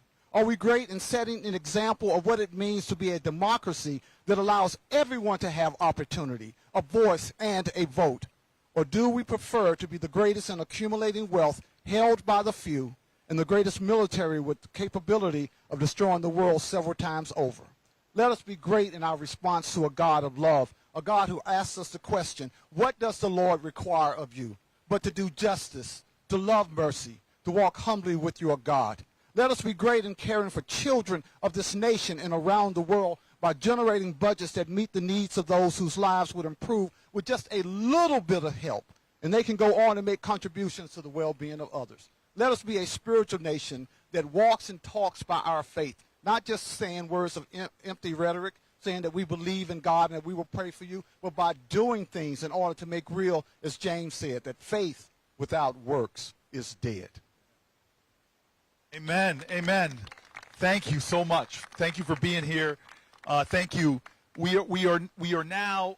We're going to stay in church this morning. We've had Muslim leaders, rabbis, but we're going to stay in church right now because one of the men who has been a true deep source, I think I can speak for Hakeem, and I'm going to pass the microphone to him to give the final introduction. But one of the men that has been such a source of strength to me, an inspiration of a moral light, in like a North Star, as well as an anchor, keeping those in high positions grounded and anchored with the people, is here with us right now. He is at the bottom of the steps, and we are going to walk this mic down. Is that the plan? I'm going to give it to you, and you're going to walk it down. But I want to let Hakeem say a word about Reverend Barber, and then we'll get the mic down to him. Well, throughout the day, I think we're on hour 4 now on the steps of the Capitol, and we have been hearing from a variety of different leaders, civil rights leaders, educators, of course, men and women of faith, of all faiths, Christian leaders, Jewish leaders, Muslim leaders. Andre Carson was here with us just a little while ago. But it's an honor for us to be joined. So thankful that he's graced our presence, one of the mighty men of God in the country who leans in to his faith to make life better for the least of us, for the least, the lost, and the left behind, the poor, the sick, and the afflicted. And so we're thankful that Reverend Barber has joined us. He had initiated Moral Mondays, and hopefully he'll talk to us a little bit about what Moral Mondays was all about down in North Carolina. But we're so thankful for his presence, and let's give it up for Reverend Barber.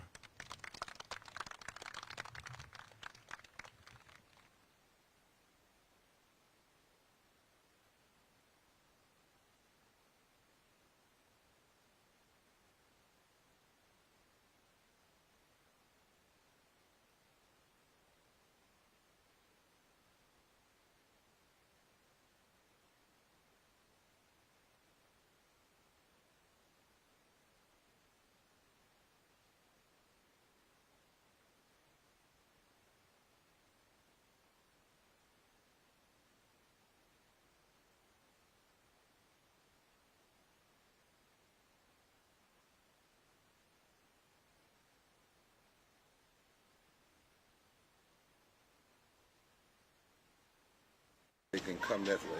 See those Yeah, folks so back up. you can see the Capitol behind him if you can come this way. Yeah. First of all, I want to thank Senator Booker and our leader, Jeffries, for, on a Sunday, convening this public gathering conversation. And I want to thank your staff for making provisions for those of us that have ADA issues. You know, because when you care, you got to care all the way around. And I want to thank you for that. I want to encourage y'all to come down a little bit closer to the ground so that folks with ADA, because some folk, even in this crowd, can't move up. And we need everybody on the field for this one. And we need everybody's face and everybody's body. I was thinking yesterday, Senator Booker, when I got this call up Senator Jeffries about coming, and how in 2016 we did a national call for moral revival in 2016. And in that 2016, we said then that, and I almost got arrested saying this in Kentucky, in the Kentucky State Legislature, when the extremists were controlling the governor's office. When they asked us why were we there, were you Republican or Democrat, we said no, some things are not Republican and Democrat, they're not liberal versus conservative, but they're right versus wrong. They're right versus wrong. And when I heard Senator Booker lift that the other day on the floor of the Senate, if we can get that right and get that clarity about why we're here, we may be elected in parties, but once we get elected, we have to have a principle bigger than even a party.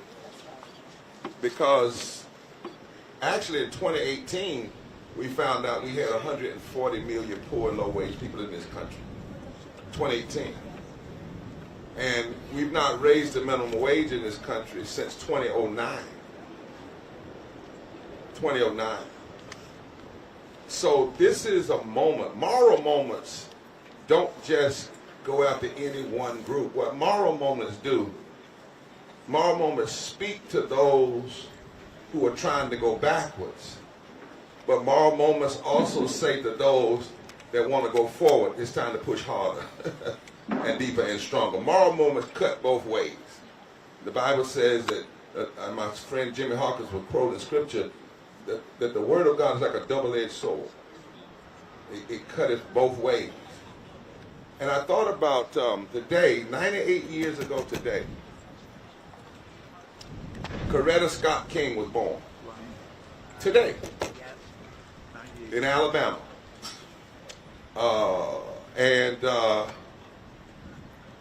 When she spoke on the other side of this building, at Solidarity Day, June 19, 1968, her husband had been murdered, and yet she gathered the strength to do 3 speeches, one about Vietnam, and then she came to Solidarity Day when poor people and others came, over 50,000 of them.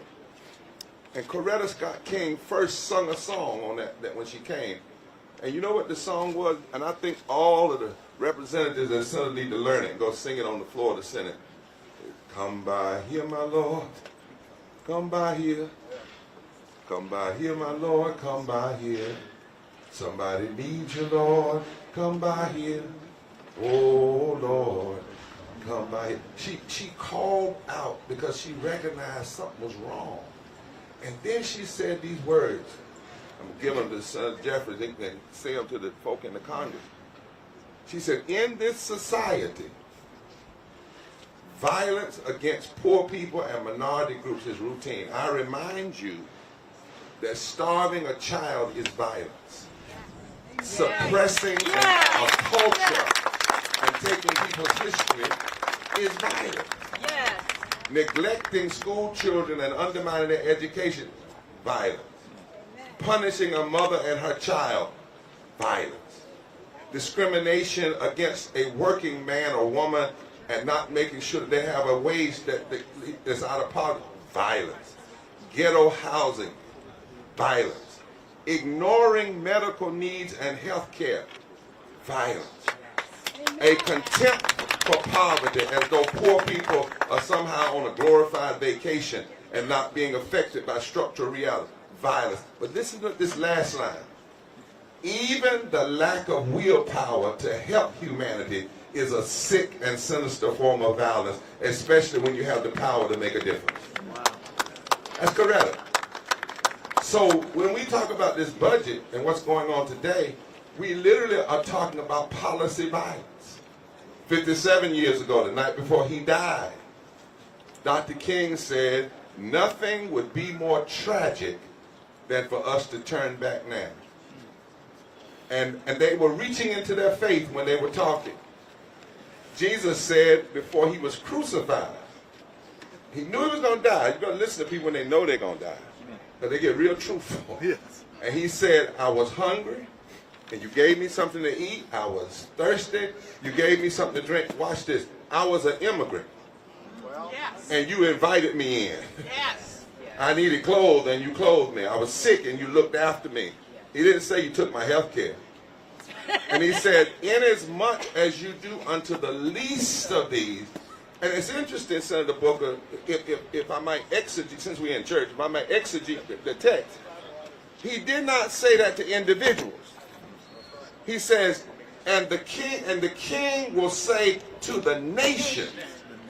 It does. See, we've taken this text and made it about individual piety. You know, a little food on Thanksgiving, a little food Christmas, feeding a few folk. That's all right, but that's not what Jesus was talking about. And that's not what got him killed. He said to the nations. And then Isaiah, way before him, said this in Isaiah 10. I wish a lot of the people that claim that they're all about religion would really read the Bible. In Isaiah 10, it says, "Woe unto those who legislate evil and rob the poor of their rights and make women and children pray." Not P-R-A-Y, but P-R-E-Y. Which means if you pray at the opening session of the Senate or the House, but then after you pray P-R-A-Y, you pass a budget that prays P-R-E-Y-S on people that are vulnerable, then you just canceled out your P-R-A-Y. Yes. So, and then our Constitution says that we are to establish justice. Now, I think what that means, I'm not a lawyer, I'm just guessing here, that the preamble of the Constitution in a sense says every policy we pass, it ought to be like a grid on top of it. And we ought to ask this question: does this policy establish justice? Does it provide for the common defense? Does it promote the general welfare? Does it ensure domestic tranquility? And then later on, does it provide equal protection under law? And if the policy doesn't meet that standard, then it is constitutionally inconsistent, morally indefensible, and economically insane. And so when Trump and Musk and Johnson and them are signing unconstitutional executive order and illegally firing people and trying to pass this great big ugly bill. Great big ugly bill. Ugly bill. We have to speak up, and we have to speak up. I'm talking about for the family. In fact, not only do we need to speak up, we need to bring them here. We need to come here. We need to put a face on who we're talking about. The family that lives not too far from here, who watched agents of the government snatch their father and disappear him. Sick people in South Africa who showed up one morning to get medicine and keep them alive, and they were told they couldn't receive them no more because USAID is gone. So that's what we're talking about. We're talking about the folk, even before all of this, 800 people were dying a day from poverty. 800 people, 295,000 people a year, already dying from poverty. 140 million people in poverty and low wage. Not just poverty, poverty and low wage. Now what you're talking about there is 51% of all our children, 43% of the adults.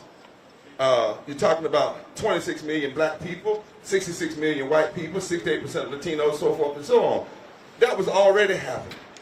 They're already poor and hurting. We're talking about those people that this budget would only exacerbate the suffering. This one big ugly bill is destructive and it's deadly. Because policies are not benign. Now, policy don't kill you quick, but they kill you over time. That's why you can measure now how many people actually die from poverty, and there's all kinds of research on it, because over time, constant neglect is a form of violence and political abuse. So this budget says, if it were to pass, what we've researched says that $800-some billion for Medicaid, that's 36 million Americans who will lose Medicaid. Policy violence. That's talking about somebody's mama, somebody's daddy, somebody's child. That's talking about rural hospitals. That's talking about people like me with disability. That's talking about people trying to make it. 15 million children that could go hungry because you're pulling back SNAP. You're talking about communities that are going to lose federal housing assistance. And we need to say it clear, and I'm going to ask Congress to do this. Make sure that when every time you mention these numbers, y'all got these good researchers up here, that you disaggregate it by race so that they don't think, we're not even talking about black folk. Or brown. In fact, they're talking about majority white folk, and then in the South, sure enough, majority. And we're talking about places where if this assistance wasn't here, people, that's why there's such a rise now in the country, because people thought, oh, it's just going to hurt them. And that's why we cannot allow this budget to go untalked about. There are forces that would wish that this budget was untalked about, that nobody knew what was going on. They don't want you to target this. But we have to target this. We're talking about a foolish budget plan that aims to make laws across the whole government. We're talking about cutting departments. We're talking about empowering the ability to deport people by putting $86 billion more in the defense budget that the Pentagon didn't even ask for. And what we have to say in this moment, say all of us. All of us, take your hands off our Medicaid, take your hands off our Medicare, take your hands off our voting rights, take your hands off our living wages, take your hands off our public education, and take your hands off of our lives and let us live. Because in this country, life, liberty, and the pursuit of happiness is supposed to be what not only is thought about, but policies allow it to actually happen. And we need to join as black, white, brown, Asian, native, gay, straight, whoever you are, young, old, rural. We have to say we're not going anywhere. We are America, and we're not going anywhere. And when you have lastly these greedy technocrats with a supremacy foundation who want to rule the country and believe in things like apocalyptic fascism and technocratic feudalism, you know, where you want to destroy something and then say, I told you it was going to fall apart. Well, you made it fall apart. That's what apocalyptic is. And they want to get it by quick, move it. We cannot allow that. We have to come by time. That's why tomorrow, in the nation's capital, actually this evening, we're doing a sermon right over at the Supreme Court. But tomorrow, hundreds and hundreds of clergy are coming, and Senator, we're coming in full vestments. And bringing impact to people. And we've done research. We've got a research, and we're going to give it to every member of Congress, showing the high moral stakes and negative reality of this budget. And we're going to talk about we're bringing impact to people, and we're coming in to deliver it. And we're coming to the rotunda, and we're coming in full vestments. The reason why we put on full vestments is because there's a story that says in South Africa one time, Bishop Tutu and some other clergy got together and they put on full vestments and went into a courtroom.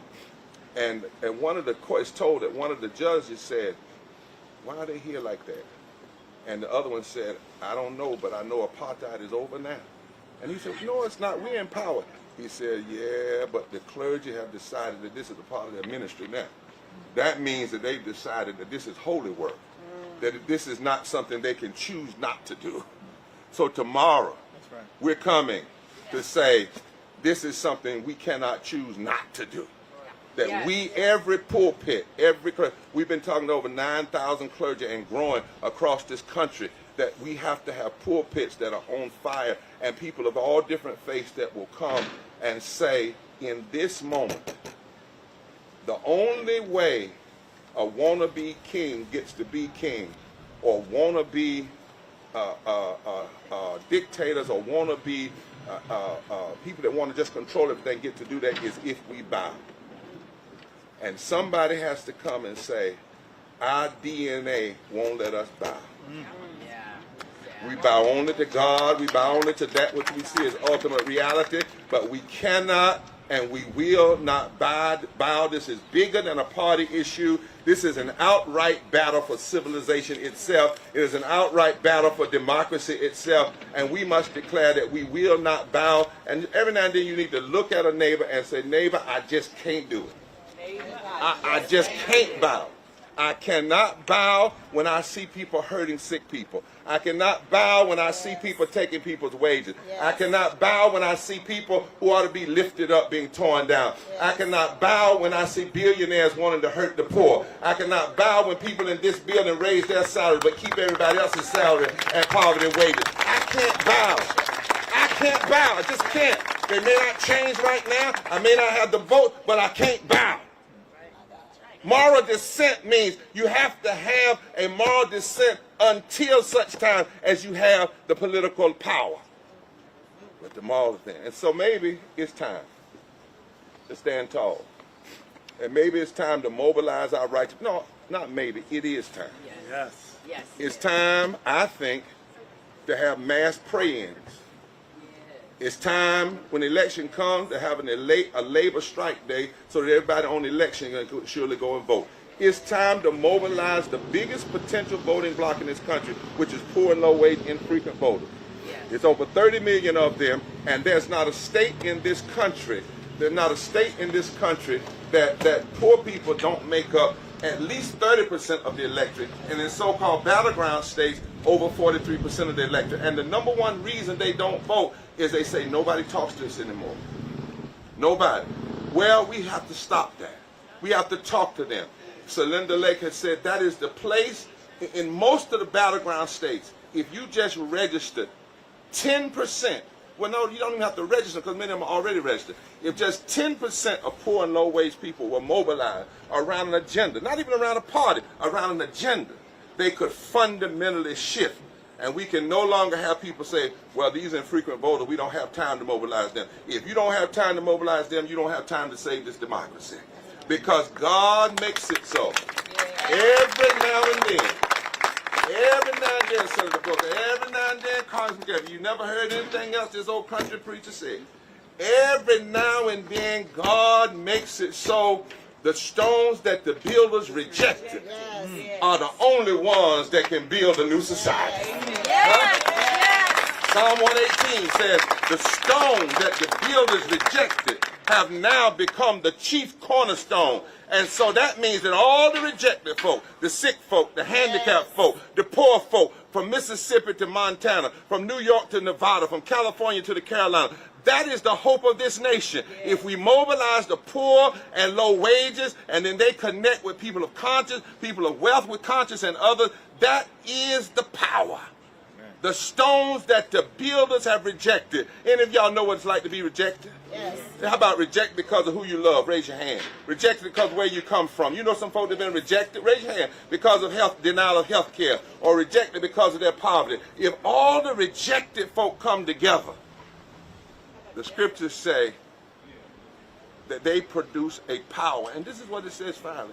When they come together and they shift the foundations of society, this is the last part of that verse.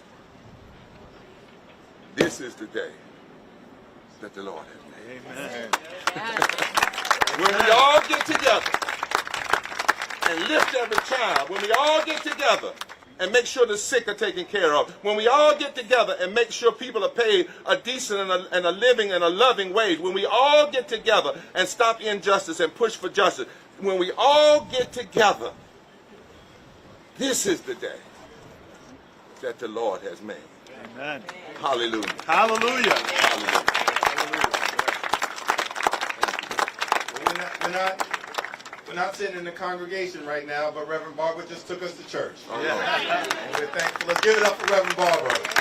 Moral, principled, powerful, prophetic leadership.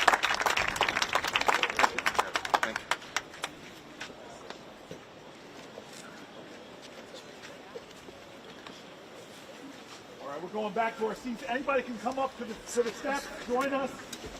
You are amazing, Claire. You are amazing. You are amazing. You are amazing. Honey? What's that? School basketball training. Yes. Oh, yeah, yes. Citizens sitting out. I love that. I love that. Senator. Hello. Come on down here and give me a hug. Thank you. Thank you very much. Of course. You got a minute to do a little spiel. I don't. We got to get back to our program. Unfortunately, we got the next speaker here. Okay. So forgive me. Let's do a self-contained. Sit down.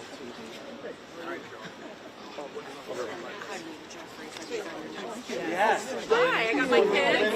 We're going to join you. That one. You guys want to say hi? This is Leader Jeffries. All right, people, we're getting back to the steps. We thank Reverend Barber. One more round of applause for the Reverend.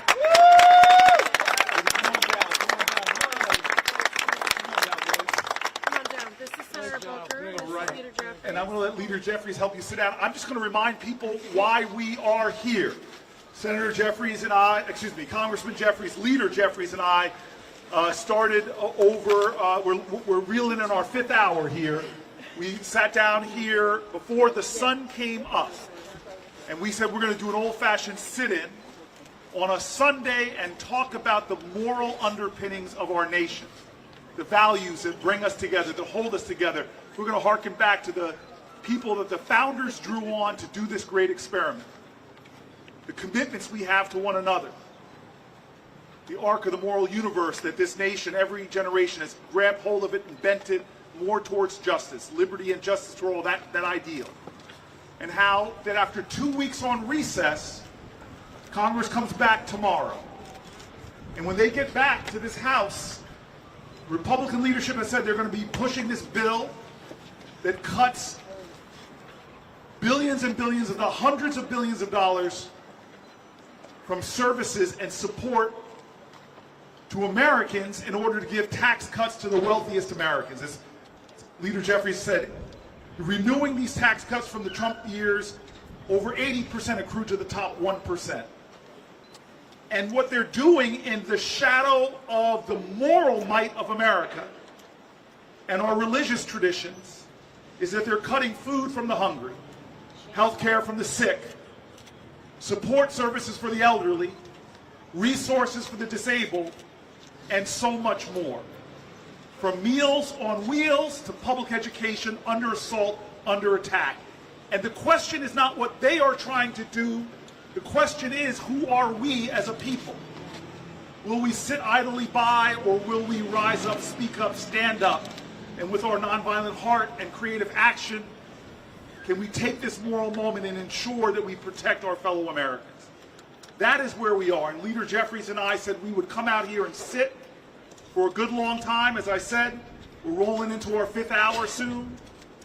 And invite people to join us physically. If you're watching online, this plaza is beginning to fill up. We have more and more people sitting down. God bless American University. You all are stalwarts. You were here in the cold hours. You were here when it was chilly. Now it's warm and easy. Come on out. But we're also asking people who are watching online to DM us messages from you. Our team is going to collect them all. We're going to start reading some of them. Maya, who was out here, was reading the names of people, speaking people's names, speaking to the experience of Americans who are struggling right now and face real challenge. And so we're inviting different speakers to come out. On my left is another senator. We're keeping count. There might be a little bit of a rivalry between the House and the Senate. I think the score right now is senators outnumbering House members, and there's only 100 of us. But maybe you can do your rebuttal. You can reclaim your time, and then introduce our guest. Let's be clear, we're on the House side of the Capitol right now. That's true. This is the people's house. Now, Reverend Barber mentioned that this is a time for us to put principles over party. Principles over party. It reminds me, I think that's a powerful moment for us. Reminds me of the letter that Ulysses Grant was said to have sent at the start of the Civil War. Of course, the great general who subsequently became president. And at that moment of great turmoil in the country literally tearing itself apart, Grant wrote that whatever my prior political positions have been, my prior opinions have been up until this point, I have but only one objective now. And Grant then said, we have a government and laws and a flag, and they must all be sustained. Government, laws, and a flag, and they must all be sustained. And then he said something even deeper than that, because at that time in American history, there were multiple parties. We're in a two-party system right now, but there were multiple parties. And what Grant said is, there are but two parties in America right now, patriots and traitors. And at this moment, when Reverend Barber talked about the need for us to put principle over party, we're calling upon our Republican colleagues as we approach this budget to put the American people first, to center the American people, and the principle of making life better for everybody. Whether you're a Democrat or Republican, this is an American moment, and we need the American people to show up and stand up and speak up and partner with us and we're going to get through this moment. We're going to end this national nightmare, and we're going to make sure America can become the best version of herself. That's what all of you represent right now on the steps of the People's House. And so we've been joined by a great advocate, a great leader, someone who actually does trace her roots to the House of Representatives in terms of her career. So we put that on the house tag, Corey. You got it. I got it. You get to Minnie take credit. Timaraju has been a long-time champion for reproductive freedom. Thankful that she's joined us here with her 2 children, who I think she'll introduce. But right now she is the president of Reproductive Freedom for All, a great champion, a powerful voice, and an American leader. Thank you, Minnie, for joining us. Thank you, Leader. And thank you, Senators. You want to say hi? He thought about it. He thought about giving his speech. This is my, thank you, Senator Shopsky. Great to see you. Thank you, thank you, Senator Booker. Can I keep going? Oh, okay, thank you. This is Krishna, and this is Satya, and they are my twin boys. And you know, they wanted to come to the Capitol today. Krishna, I'm going to ask you to let me finish. No, you're gonna let me finish. Thanks, babe. I wanted them to come to the Capitol today because I wanted to talk about Medicaid. And one of the things that's the most shocking, and I think you've been talking about it already today, about the proposed cuts to this budget, which frankly could only be found in Medicaid, that there's no way to do what they're talking about doing without gutting Medicaid, would have a dramatic impact on our nation's kids, disturbingly so. And I think there's an untold story about Medicaid and how important it is for reproductive freedom. You know, I was just in Arizona with your colleague, Ruben Gallego, and we did a Medicaid town hall in a congressional district that I think we have some interest in.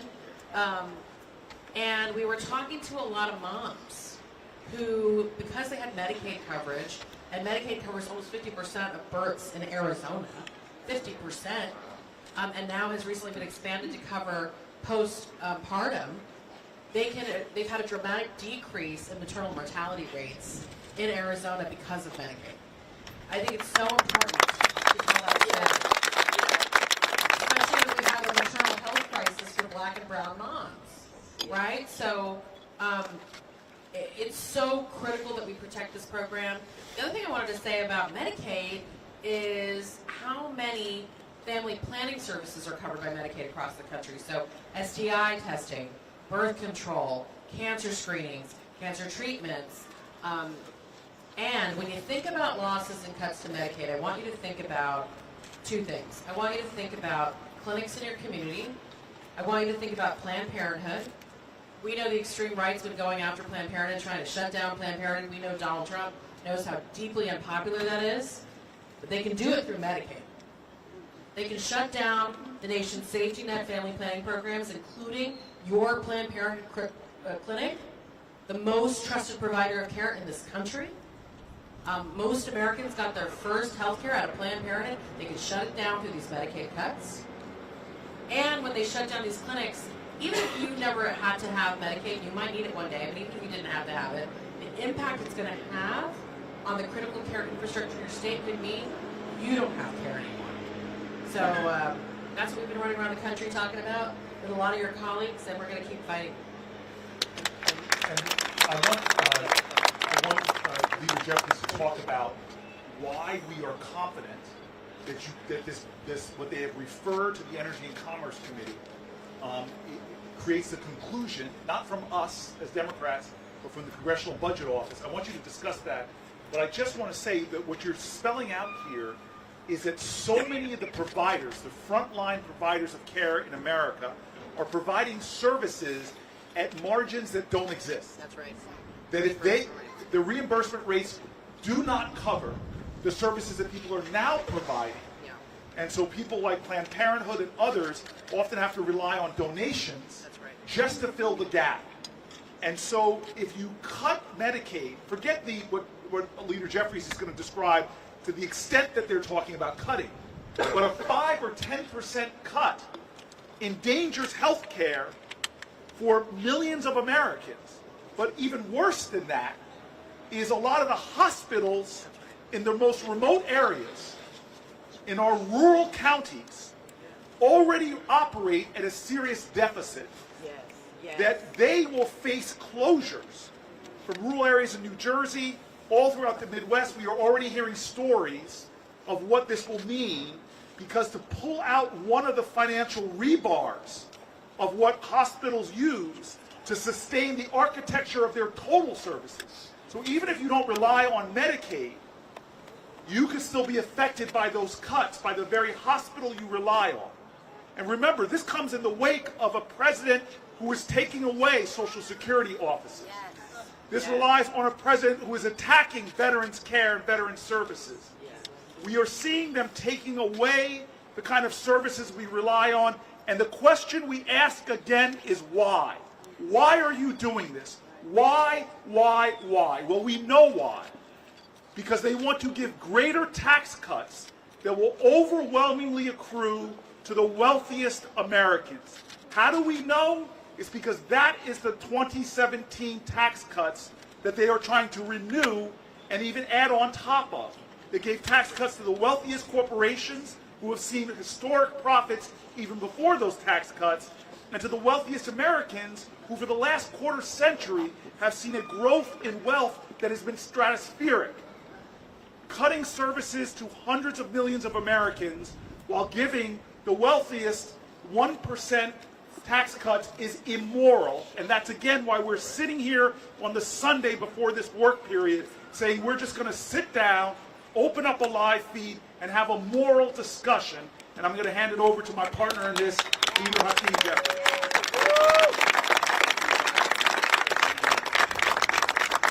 Thank you, Reverend Booker. But we're so thankful for all of you, the American people, who've come out at a critical moment, and we'll hear from our senator momentarily, who has joined us.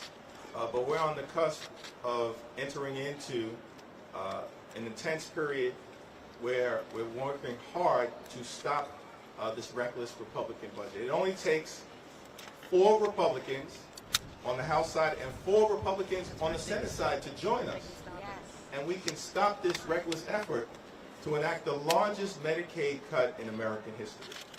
Now, as Corey indicated, despite what they've tried to say up until this point, and they're going to try to deceive the American people, I think maybe in early to mid-February, after they had already frozen Medicaid disbursements across the country. Actually, this was the January Office of Management and Budget unconstitutional freeze. They froze it. American people rose up. We were able to fight to get that rescinded. And then what happened is Trump goes into the Oval Office and he has the nerve to say that we're going to love and cherish Medicaid. They are going to destroy and undermine Medicaid. That's the truth. Now they're claiming, this will be the last point, we'll go to the next speaker, they're claiming that this is all about waste, fraud, and abuse. Now we believe that government can of course be more efficient, nonprofits can be more efficient, the private sector can be more efficient. We're all about trying to make sure we have the most efficient and effective government, the use of your taxpayer dollars as possible. But we know their excuse is phony because they, for instance, have spent time, Elon Musk has spent time targeting allegedly waste, fraud, and abuse in Social Security, your earned benefit. The average Social Security recipient lives on $65 a day. Exactly. Elon Musk right now has contracts with the federal government that make about $8 million a day. Exactly. If you want to go after waste, fraud, and abuse, start right there. Yes. Start right there. So this is not about waste, fraud, and abuse. It's about them taking your money and your health care so they can enact massive tax cuts for their billionaire donors. Let's thank Minnie. Thank you, Minnie. You want to close out one more thing? Close out. Mickey. Thanks, guys, and thank you guys for your patience. I promised some ice cream after this, so we're going to go. Can I finish? Yes. best I can. It's going to be really short. So in the wake of the Dobbs decision, I just wanted to connect the dots for so many folks, right? You were in the streets, you were marching. You know, our leaders here have been incredible champions for fixing this crisis. 21 states with abortion bans and restrictions. 21 states where women can barely get access to care. And then we're going to compound the crisis with these cuts. So I want you to put it in context that we are already in a massive crisis for reproductive health and freedom in this country. Yes. And I know Ruth's going to speak in a minute about how it's impacting moms, but it's all connected. We can't be a nation where we've taken away people's fundamental freedoms and bodily autonomy and we're forcing birth, and then we're going to deny them prenatal and postpartum care, and we're going to be sentencing women to death. Disabled. I want to just underscore it. It's not too extreme to say we're sentencing women to die, and we're sentencing children who are sick to lives without their parents. So thank you all for being here. I'm so grateful for your leadership. I'm so grateful. I want to give it up for me one more time. A frontline, a foot soldier of justice, and these extraordinary sons of hers. I'm happy they got a chance to see that, and I'm happy that they stole all the handsomeness for themselves, left Hakeem and I with none of it. Oh my gosh. Thank you guys so much. All right, as Ruth Martin is going to center herself when Minnie leaves, I want to let him, I'm going to ask him to stay for a little longer, but I want to say right over my shoulder, a man with greater seniority. That's why he's sitting on the higher step. He's holding it down on the northern side of the Capitol. Is Senator Brian Schatz from the great state of Hawaii. And Brian is a man of great humility and a man of deep conviction. He is a moral man, and I'm grateful he's here. We're going to hear from Moms Rising real quick. Not real quick, take your time. Hakeem and I didn't put a back end on this. We are going to stay here. That's why we hope more people will come. The sun is climbing. We're almost at our 5th hour. We're going to stay as speakers come, and we hope that more of our colleagues will join us. But I just want to say real quick before Moms Rising speaks, Ruth, as a way of introduction to you, I just want you to know I saw something myself in the power of women organizing. It is what sustains my city in Newark. We have so many women who don't think of motherhood as biology, but think of it as a spiritual bond. Most every community in Newark has somebody that they call mom as an honorific title because they love so strong, they love so mighty. The woman that is one of the most influential in my life is a woman named Miss Virginia Morton. Miss Virginia Jones. Mom Morton was another great mother in my community. Miss Virginia Jones was a tenant president of some high-rise projects called Brick Towers. And she showed me the power of organizing, the power of strength. And what folks know this is often when public like this, you see our public faces but not our private pain. Everybody on these steps I know has grief or hurt or worry or fear or trauma in their lives. And Miss Jones, I didn't know it as I got to know this woman we call the mother of our city. I didn't know until later that her son was murdered in the building, one of the 2 buildings in the 1980s. And it shook me because she remained tenant president of those buildings. She never left. She held that community together with the ferocity of her love. She was a mighty, mighty great leader. But I asked her one day, I said, why do you still live here? I know where you work. I know you could move to another neighborhood. Why didn't you ever leave? And she goes, Corey, why am I still in these buildings? I said, yes, Miss Jones. She goes, why am I still in apartment 5A? I go, yes, Miss Jones, why? She looks at me and she goes, why am I still the tenant president since these buildings were built in 1969? I go, that's electoral longevity. Yeah, why? And she looked at me and she goes, because I am in charge of Homeland Security. And then she smiled and I smiled. She didn't need a cabinet position. She didn't need a title. She didn't need a high position and a salary. She was the mother of that community because she knew where power really comes from. It comes from the courage to stand and the strength to love. And so you have an organization that represents mothers like that who are not content to stay on the sidelines or to stay in the stands. They know that democracy is not a spectator sport. It is a full court participatory endeavor. And I just want to thank you for being with us today. Thank you so much. Moms are pretty amazing, yeah? They're pretty good. They're very strong. We want to thank you, moms across the country. Moms Rising has over 1 million members across the country, and many, many of them are watching right now and are excited to see both of you standing up and championing what our families really need. We're sitting down. Standing up, sitting down, you know, on the floor. It's story time. It's actually what I brought a couple of storybooks from our members who have taken the time to share their experiences and what this horrible budget could do to our families. You know, how we need more people like you all to put families over billionaires. And so, you know, as Minnie was saying before, just moments before, like, it's just incredibly important to our families. All of these cuts that are on the table are going to decimate our families. They're trying to, you know, undermine our public education, take away our access to health care. It's just, you know, SNAP benefits, all these things that we need to make sure that our families are thriving are in jeopardy. Why? For the sake of billionaires? Like, it just doesn't make any sense. Like, make it make sense, right? It's just awful. So I'm really happy to be here today representing Moms Rising members, and I brought my daughter Beatrix to be here with me too, because while she can't yet vote, we've got several more years before that happens. Obviously, everything that happens here has an impact on her future. And Minnie's kids and kids I see down here and all of our kids. So, you know, we're happy to be here. And these stories from our members are pretty heartbreaking. And I know you guys have been here for 5 hours now. Yeah? All right. I will.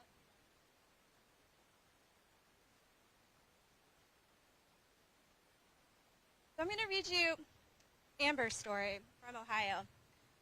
Streetsboro, Ohio. Amber says, I go to school to afford a child on my own. As of now, we barely survive. With SNAP and Medicaid and the current wages most days I don't eat the meals I cook so that my child can have leftovers the next day. I have faced homelessness for 8 months now, waiting for a home on the Section 8 list. I have relied on federal programs and churches to get me through this far.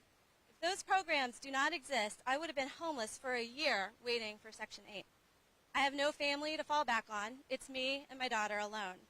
If they cut SNAP and Medicaid and other federal programs, it would guarantee not only not me being able to feed myself, but I won't be able to feed my child either. I can only work part-time while going to school full-time and being a full-time single mom with no help from her father.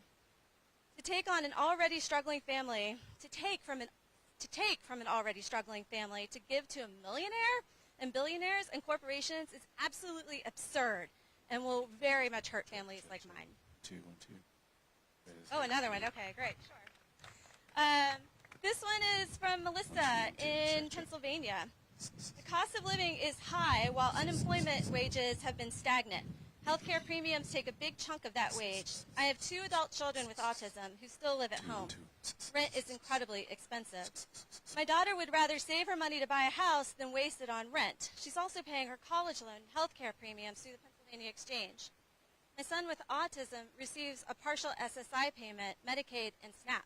Without it, that would be much more difficult for us to afford groceries for a family of 4. I stopped working full-time so I could spend more time helping my son become more independent and emotionally stable. I always carried the benefits for the family since my husband works in his family's small business. COVID ended my long-term job of 22 years, and since then we have to purchase insurance through the Pennsylvania marketplace. Although I am grateful it's available to us, even the lowest premiums with a premium tax credit are almost $900 a month. I was diagnosed with breast cancer last year. Biopsy, surgery, and radiation therapy cured me, but I ended up owing the hospital over $13,000. I pay them more per month than I pay for my car. They have threatened to send us to collections if we don't pay the full amount. My husband does not want to risk our credit rating, and I have to make these payments for 2 more years. We have a middle-income family, and we have worked hard, and we have paid our taxes our entire adult lives and may have to work until we die because of decisions made by this administration. Awful.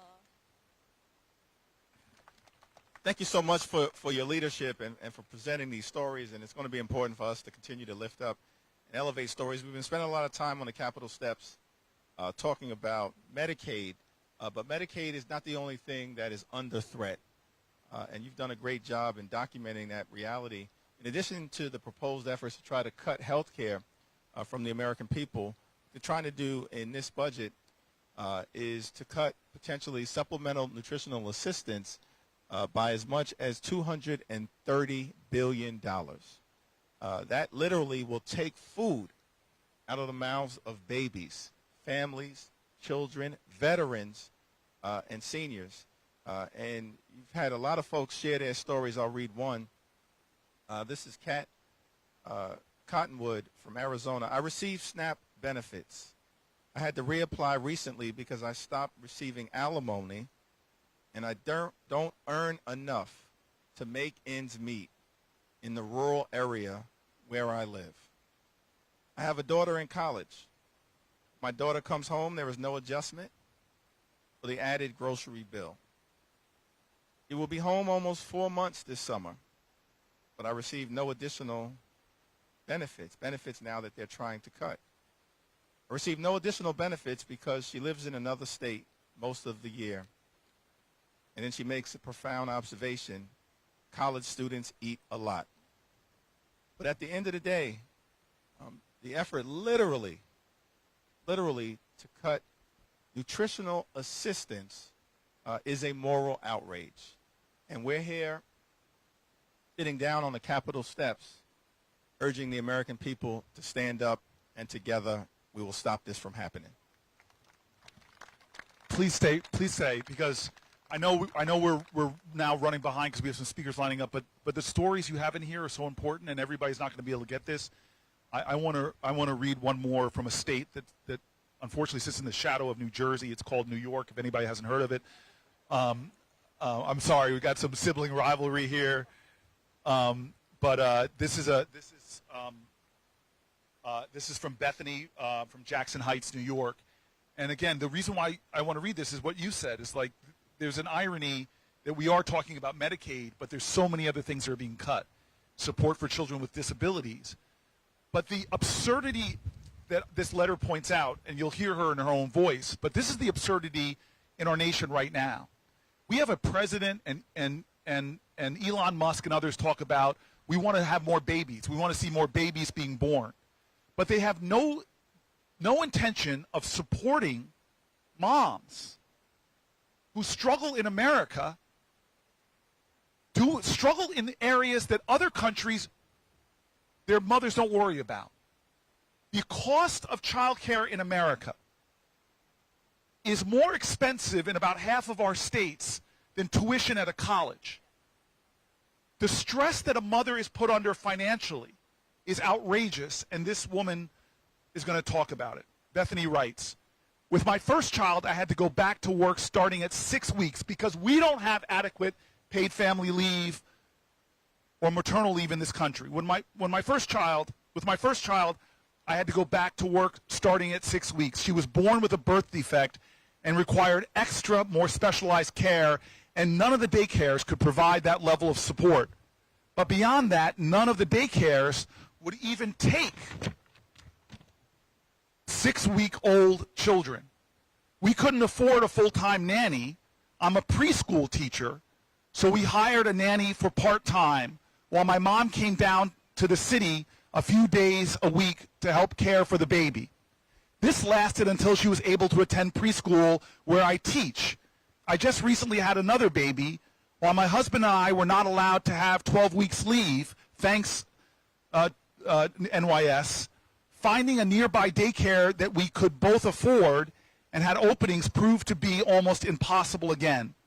This whole process is insane. We are on multiple wait lists and still have not received any spots.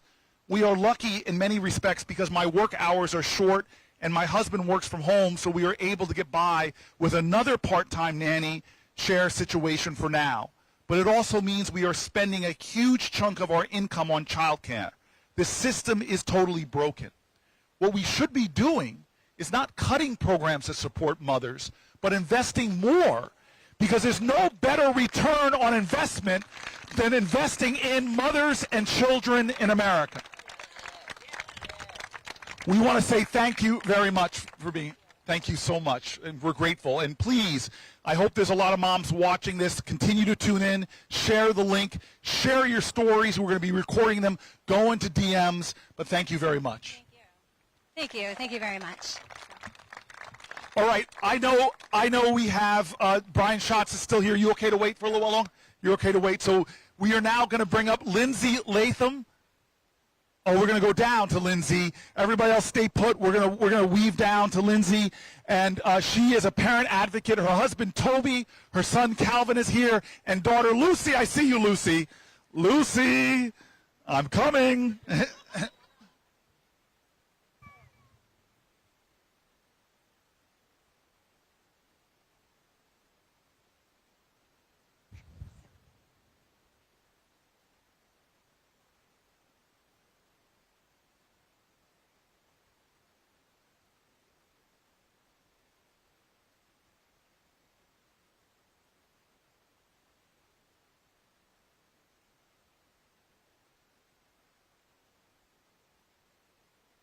Right.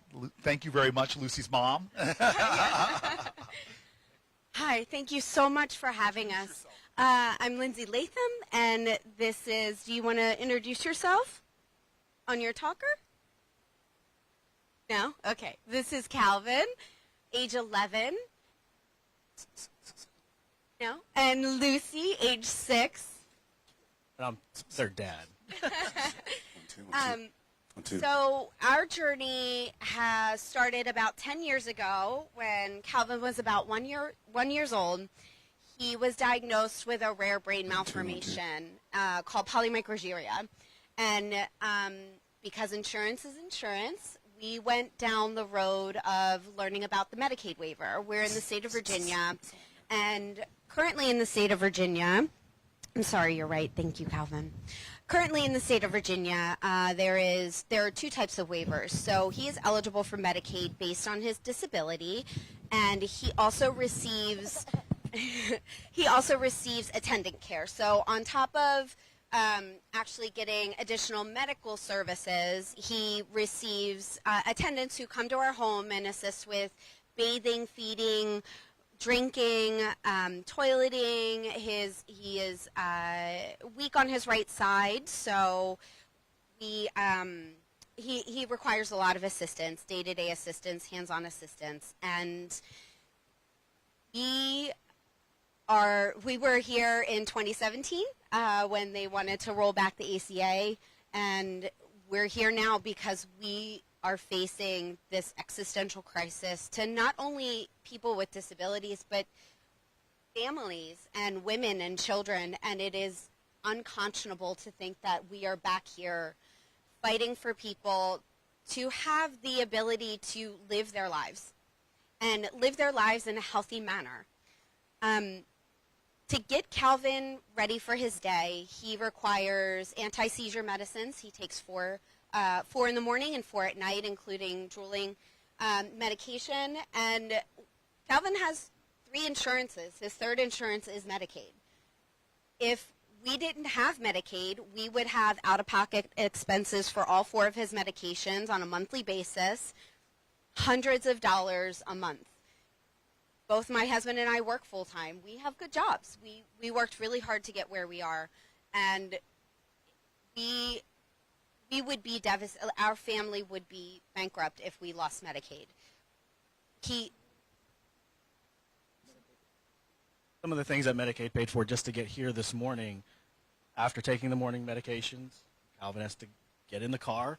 The car seat that he has is specially made for him. Went through both private insurance companies, which denied it because it wasn't medically necessary. And do you know who picked it up? Medicaid. And then that chair that he uses as a mobility aid for when he's fatigued, not medically necessary by his private insurance companies. You know who picked it up? Medicaid.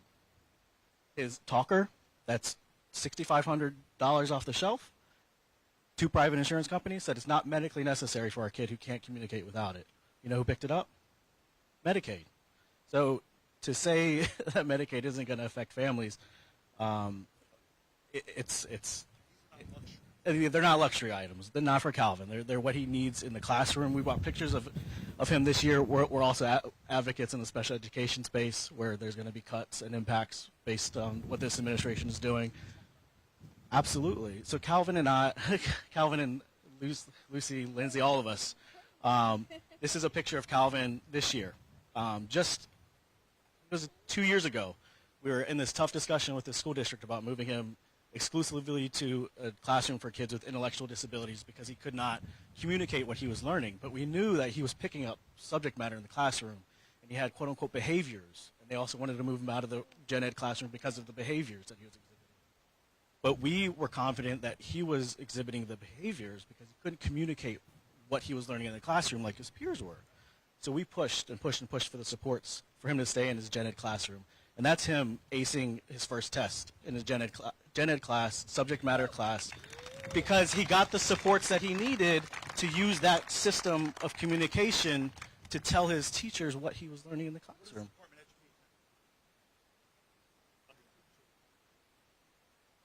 Well, there's a gap in the funding. We talk about year after year when the IDEA and its predecessor were passed.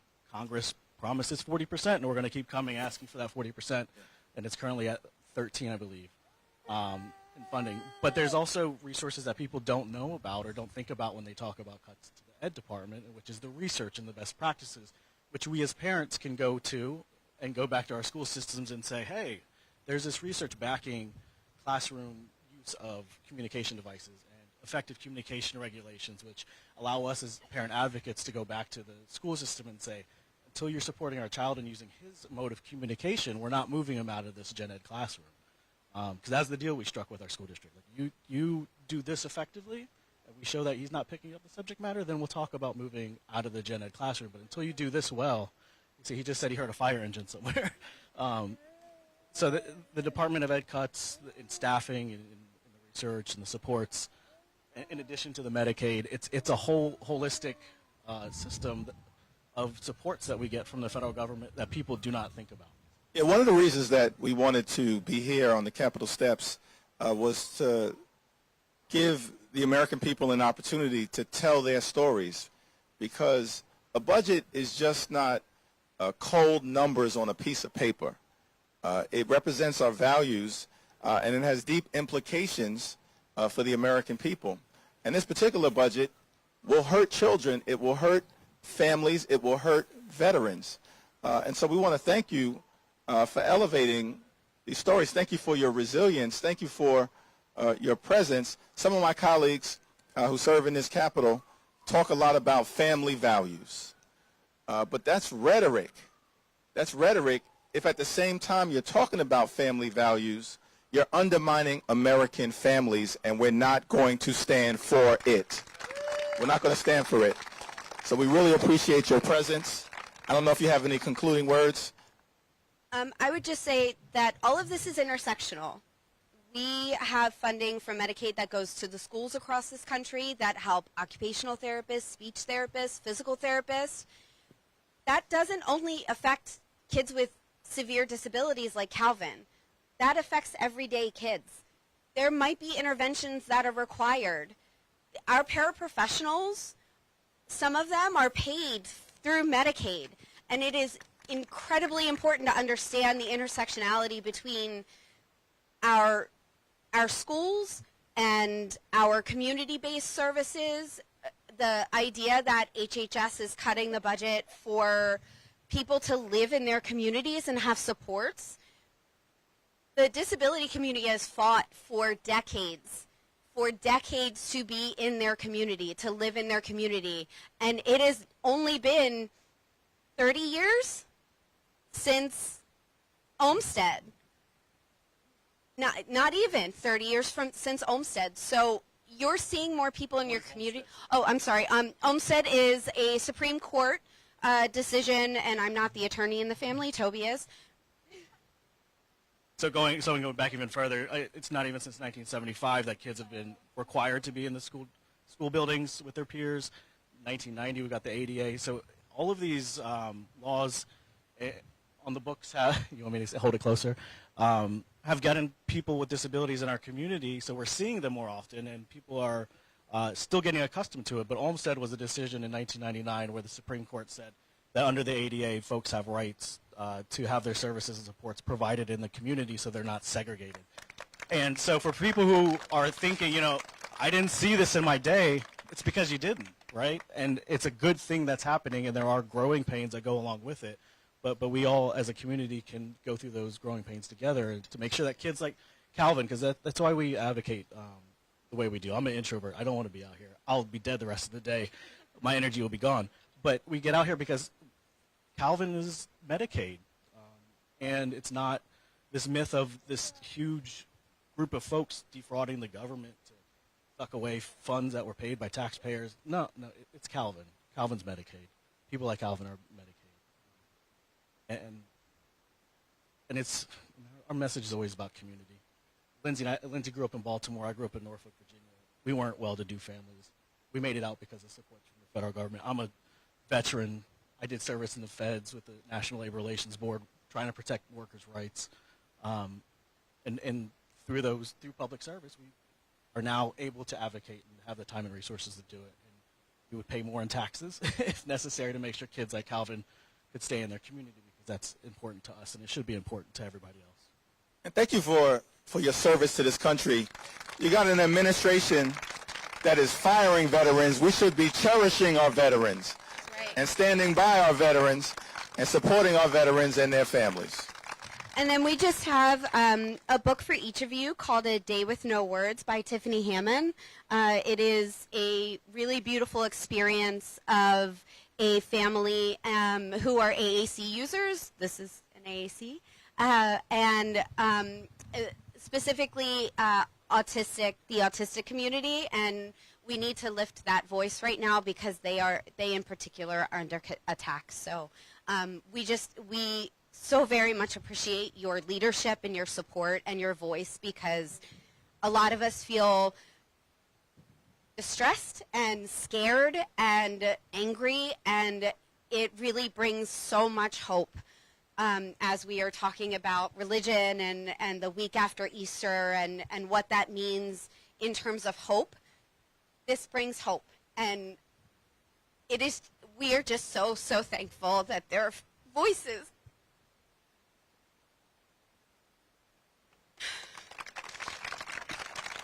So thank you. This is what it means. This is what it means to be a beloved community. We love one another. We look out for one another. We stand for one another. What courage it takes to come out here and sit with your family and bear your personal story. But why is the poverty that most threatens our nation the poverty of empathy? The poverty of understanding, the poverty of love. We are the wealthiest nation on the world. Families shouldn't have to come every 4 years and beg to preserve programs that should be fundamental to a nation this great. We are a loving society. And I'll be damned, we are going to fight to protect these programs. We are going to fight to protect these services. We are Americans. We stand for each other. We love each other, and we will continue to work together. Thank you all for being out here. Thank you. Leader Hakeem, could you walk that microphone up to Brian Schatz? Ladies and gentlemen, the senator from Hawaii. And we've got a congressman who has joined us. Balance the scales here. That's right. I mean, because us senators outnumbering you, man, and there's only 100. No, not at all. Not at all. Congressman Gil Cisneros from California. Yes. Who served this country in uniform. I think we should defer. I think we should defer to the House member first. We'll go to Schatz. No. Yeah. I think you said okay. Come on, let's go to Schatz. Come on, let's all walk upstairs. Let's all walk up.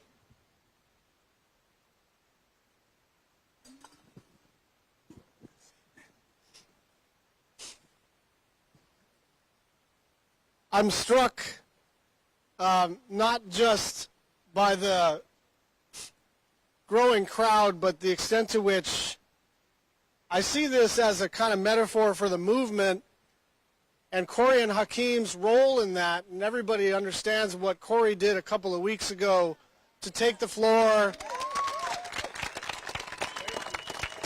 And I got to say, doing 25 hours is one thing. Doing 25 hours when the last hour is as good or better than the first hour is another thing. But it's honestly more than that, because the metaphor for the movement is everybody, all of us, even those of us in power, are trying to wake up every morning and try to figure out, what is it that I can do?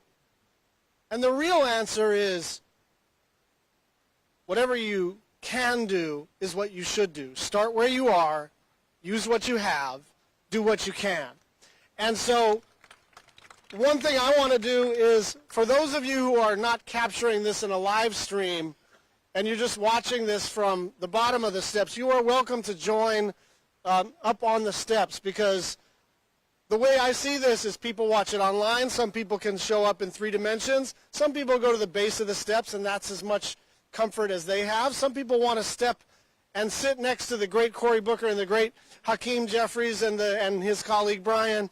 And the reason I think this is don't forget the great Gil Cisneros. And the great Gil Cisneros. And the reason I think this is such a powerful moment is there is this recognition. Maybe all I have to do is what I can do.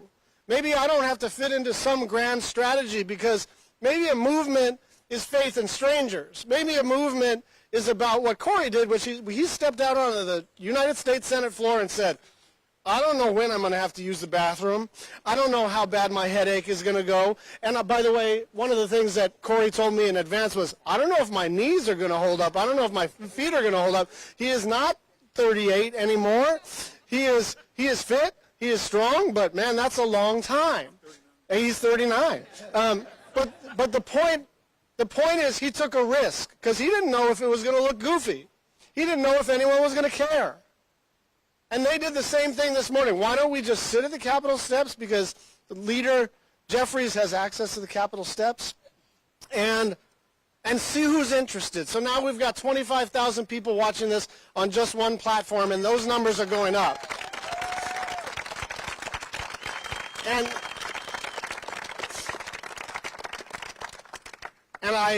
I would be remiss if I didn't mention one of the highlights of my career in the United States Senate, which was, we were over there in the other chamber on the steps, Cory and I, on Facebook Live, back when Facebook Live was the main platform, and suddenly John Lewis is sitting next to me, and I'm thinking, I'm like floating out of my body going, is that John Lewis sitting next to me, and we're talking about the Affordable Care Act? And this is the important thing that Hakeem mentioned, but this is the message for today. All we need is 4. All we need is 4 House members. All we need is 4 senators on the Republican side to say, I refuse to shut down rural hospitals. I refuse to punish the sick and the disabled and children and the elderly and people who need a little help with their groceries. I refuse to do that. And last time, when we were fighting over the Affordable Care Act, it did feel unwinnable. We had 2 no's, and we needed a 3rd, and everybody understands that John McCain moment. That is not some historical incident that we can all read about like it was not something we participated in. We won that fight because we fought that fight.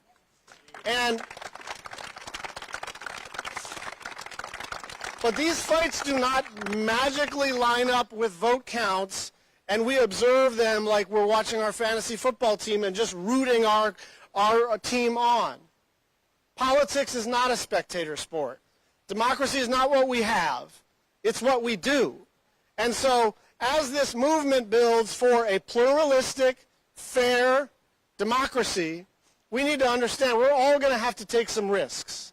They took a risk this morning. I want to see everybody online and in person having their back, not because their egos are so dependent on our support of them, but because they're fighting for all of us. They are fighting for the poor and the sick and the disabled and the rural hospitals and the urban hospitals and the kids who need special education and all of us together. This is no longer a partisan question. This is a question of who we are as a country. Are we really going to rob families who are struggling and shovel all that money to the wealthiest people who have ever walked this planet? And so join us on the steps.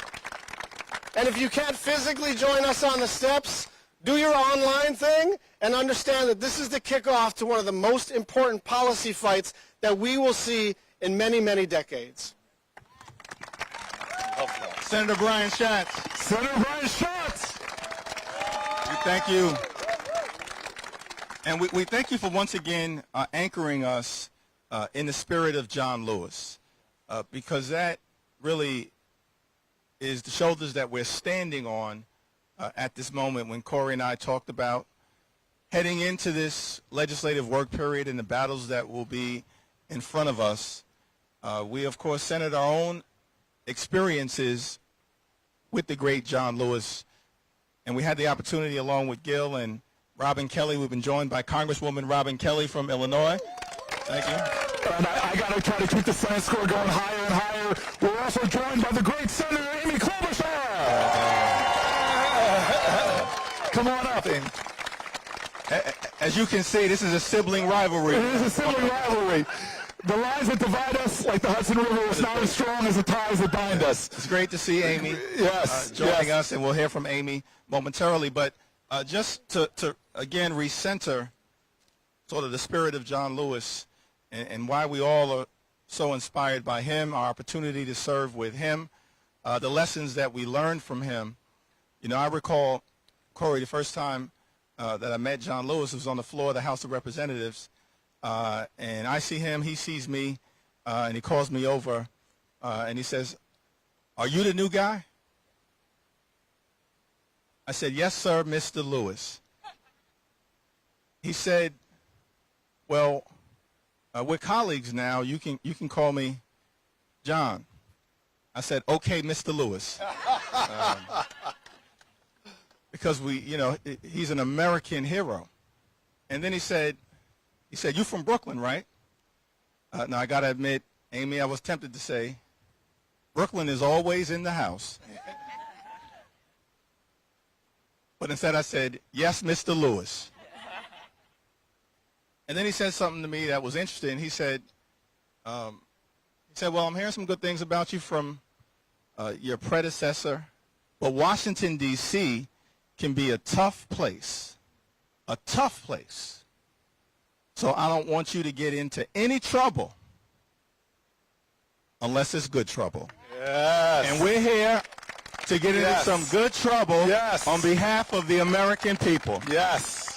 On behalf of the American people. Necessary trouble. Necessary trouble. And so let me yield to one of my colleagues, Gil Cisneros, from the great state of California, who served this country in the Navy, wore the uniform, and now is serving this country in the United States House of Representatives. Give it up for Gil Cisneros, joining us all the way from California.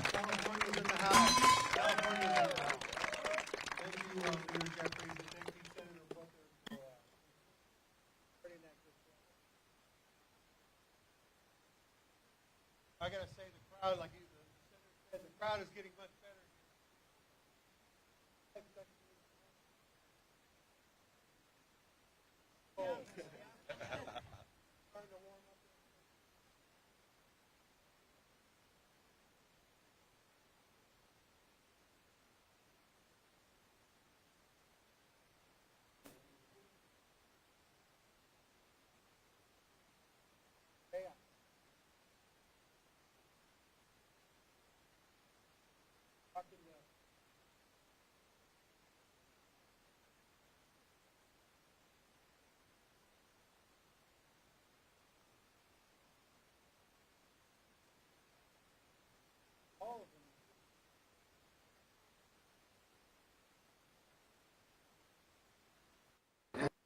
Just don't know what the hell's going on.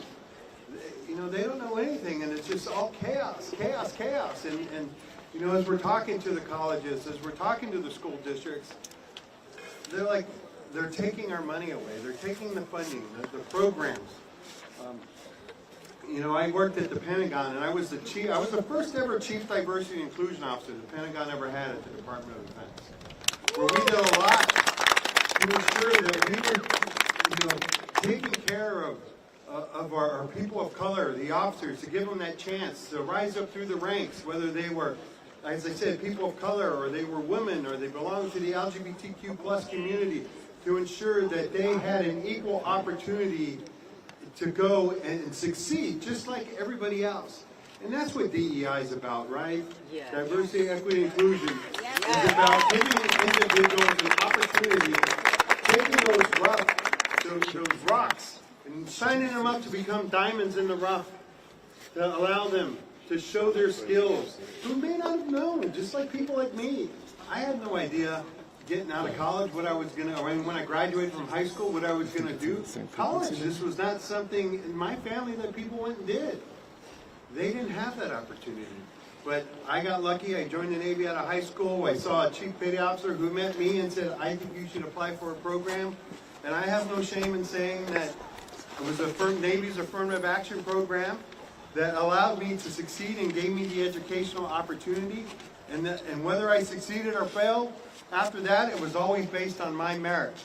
And that's what it is. And that's what DEI does, right? It allows people to succeed and give them a chance. But right now, what they're doing with administration, they're taking books out of schools. And I don't know when the book burners have ever been on the right side.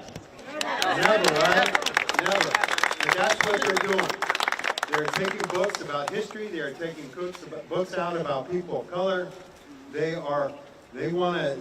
don't want to allow people to succeed. They don't want to allow people to educate themselves. But that is not what we can't allow them to do that, and we're not going to allow them to do that. We need to make sure that we keep fighting for health care. I'm proud to be a veteran. I'm proud to have worked, as I said, at the Pentagon.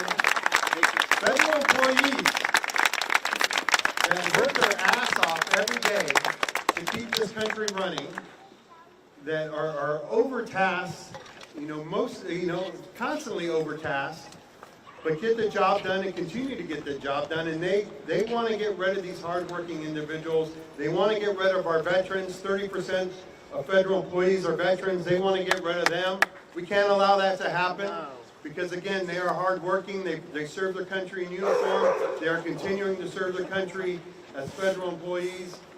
And we need to keep fighting. We need to keep fighting that they're getting their health care. Yes. Right? Yes. My dad, my father, a veteran, Vietnam veteran, exposed to Agent Orange, is getting his health care through the VA, but they want to go and they want to cut those resources. They want to take money away from the PACT Act that is out there. One of the great bills that this Congress passed over the last 5 years to make sure that we take care of our veterans. And they want to stop that. And we can't allow that to happen.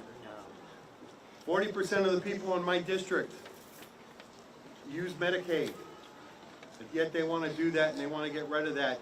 And we can't allow that to happen.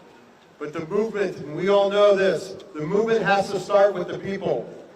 So you all showing up out here today, you all raising your voices, you all turning out. We need to keep that momentum going. We need to keep it going, right? Are we going to keep it going? Yeah. Are we going to keep fighting? Yeah. Are we going to let them know they're not going to take our country? Yeah. All right. We got to do it. You are the momentum that's going to keep us going. So let them know and let them hear you. And thank you all for coming out. And thank you, Senator Booker, and thank you, Leader Jeffries, for continuing to fight and showing your leadership. Thank you very much. All right.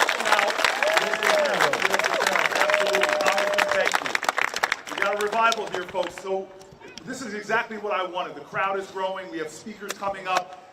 On deck, not next, but on deck is Amy Klobuchar, who I want you all to know, as a college football player, you go to the Midwest, you fight against some really tough, big people. It wasn't until I got to the Senate that I think the toughest person from the Midwest is definitely Amy Klobuchar. But one might be a contender. There might be a contender, and Congresswoman Kelly is after that. But before we do that, we want to keep recentering to how we began almost 6 hours ago. Almost 6 hours ago. Just two of us on the Capitol. Just as two of us. Hakeem and I came out there when it was cold. It was about 45 degrees, and we sat down here. We opened up the live stream, and we said that tomorrow, after a 2-week recess, Congress is convening back in these buildings to begin as the Republicans want to do to get a bill done that would cut health care from Americans, that would cut support for our seniors, that would cut resources for the disabled, and would cut food from the hungry. And we said that that violates the fundamental moral underpinnings of our nation. Our nation has many faith traditions, but from Jain, Baha'i, Hindu, Muslim, Jewish, Christian, throughout the board, every one of our faith traditions talks about loving the neighbor, supporting the poor, providing health care for the sick, every single one. We started talking about our faith journeys growing up in the black church and how Chris Coons was our first guest, sat here and said over 2,000 times the Bible talks about the obligations to be there and to do for the poor. The character of our country is lying in the balance. And that would be wrong enough to cut programs that support millions of Americans. That would be enough. But to do it in order to give tax cuts to millionaires and billionaires is wrong and immoral. This is not left or right. This is right or wrong.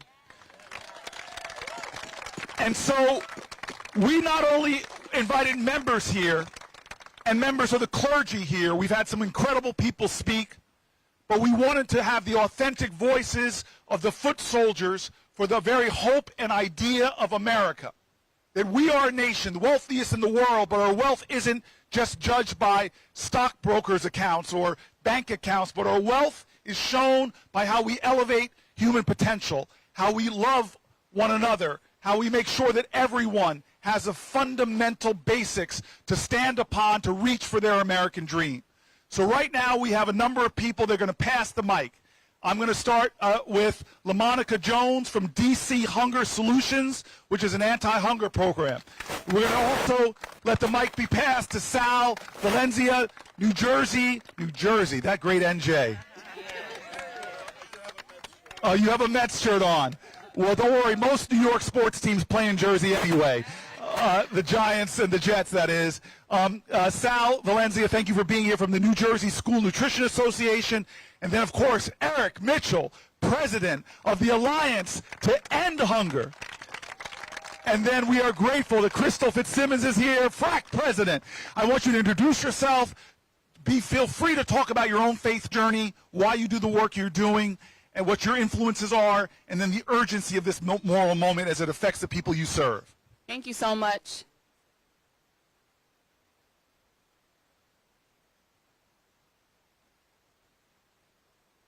Thank you so much, Senator Booker and Leader Jeffries, for one more time. One more time. Whatever gets the job done. Thank you again, Senator Booker, Leader Jeffries, for having us all here this morning and for setting an example. We are all privileged and honored to have you lead us here as anti-hunger advocates. Again, my name is LaMonica Jones. I am the Director of State Initiatives for the Food Research and Action Center, more commonly known as FRAC.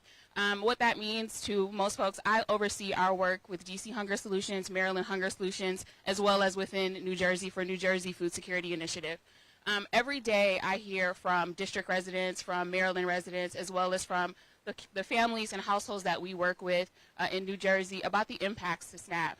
The district here, we have the highest rate of older adult hunger in the entire nation. The majority of our older adults here are struggling with hunger. These are the individuals that have dedicated their life to work. And when we communicate with them, when we have conversations with them every day, they're struggling to figure out how is it that I can only afford basic necessities. I always say the rent eats first. And so after they've paid their mortgage, after they've paid their rent, they're struggling to figure out how can I afford groceries? How is it that I can afford transportation? How is it I can afford my health care cost? And so when we're having these conversations with individuals, we're working closely in the district to try to figure out how is it that we can make sure that we have the funds allocated to support our households. It's also the same in Maryland.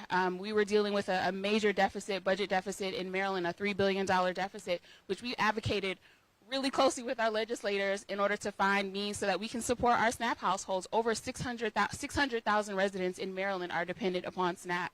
And so when we look at what those cuts look like from the federal level, we're looking at a large number of individuals that are not going to know how are they going to make their ends meet. How is it that I'm going to feed my family? How is it that I'm going to make sure that my children are able to have healthy school meals every single day? And so, you know, our fight is hard and it's long, but something has to be done. When we think about the potential impacts for states to take on these costs for our federal programs, it's detrimental. DC has a nuanced situation that they're dealing with on top of potential cuts. We're heading into what should be budget season here in the district with our local dollars, and we have $1 billion that's being withheld of DC dollars. That's being withheld.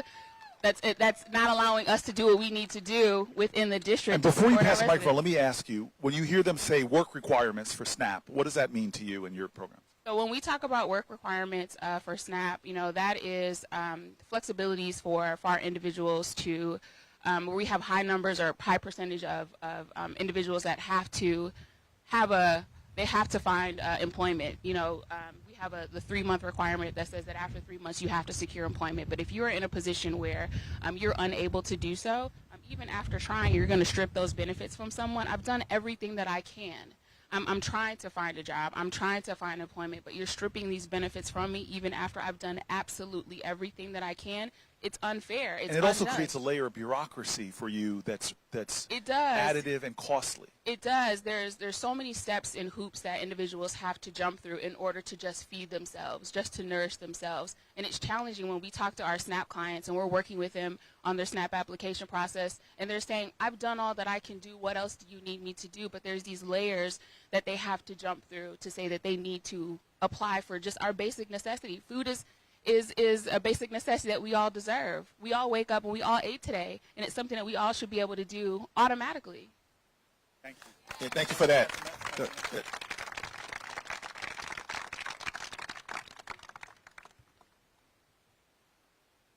Over there. Thank you. My name is Sal Valenza. I've been providing food that is delicious and healthy to students that are hungry for over 30 years.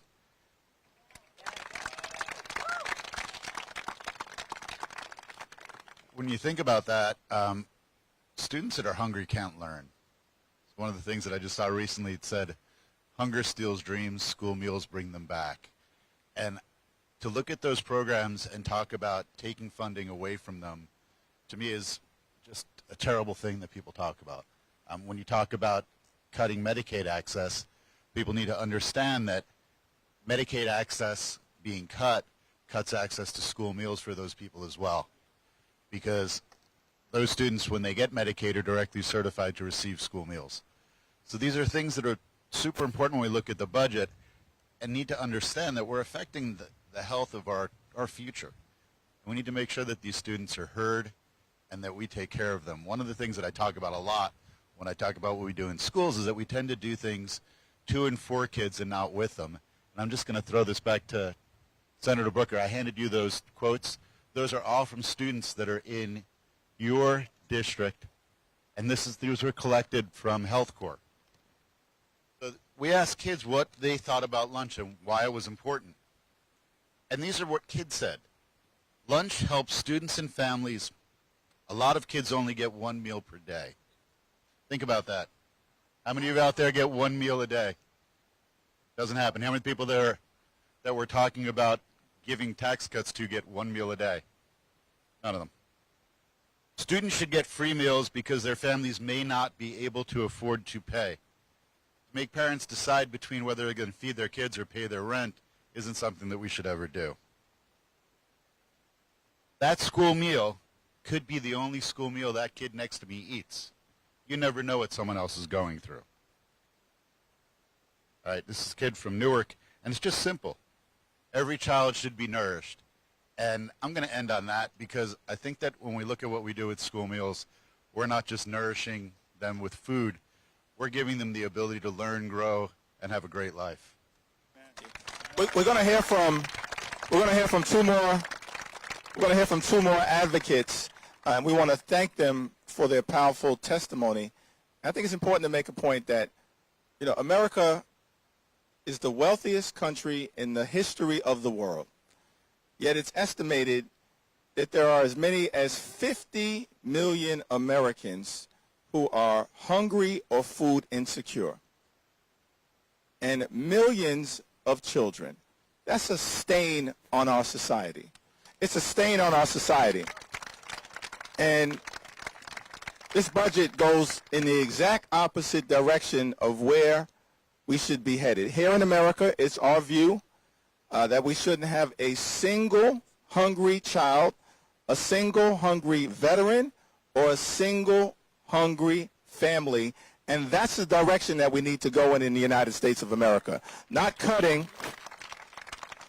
nutritional assistance. So we thank the four of you for your advocacy and look forward to your continued testimony.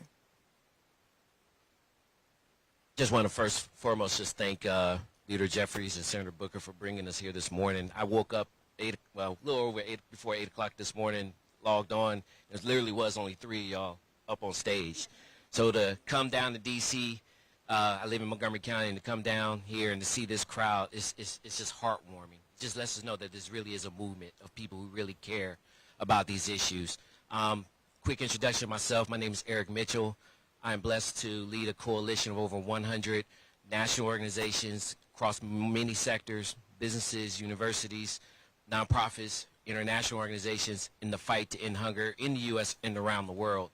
The Alliance End Hunger, we are a young organization, relatively speaking, less than 25 years old, but we believe in the collective action, the collective power in building the movement towards the goals of ending hunger.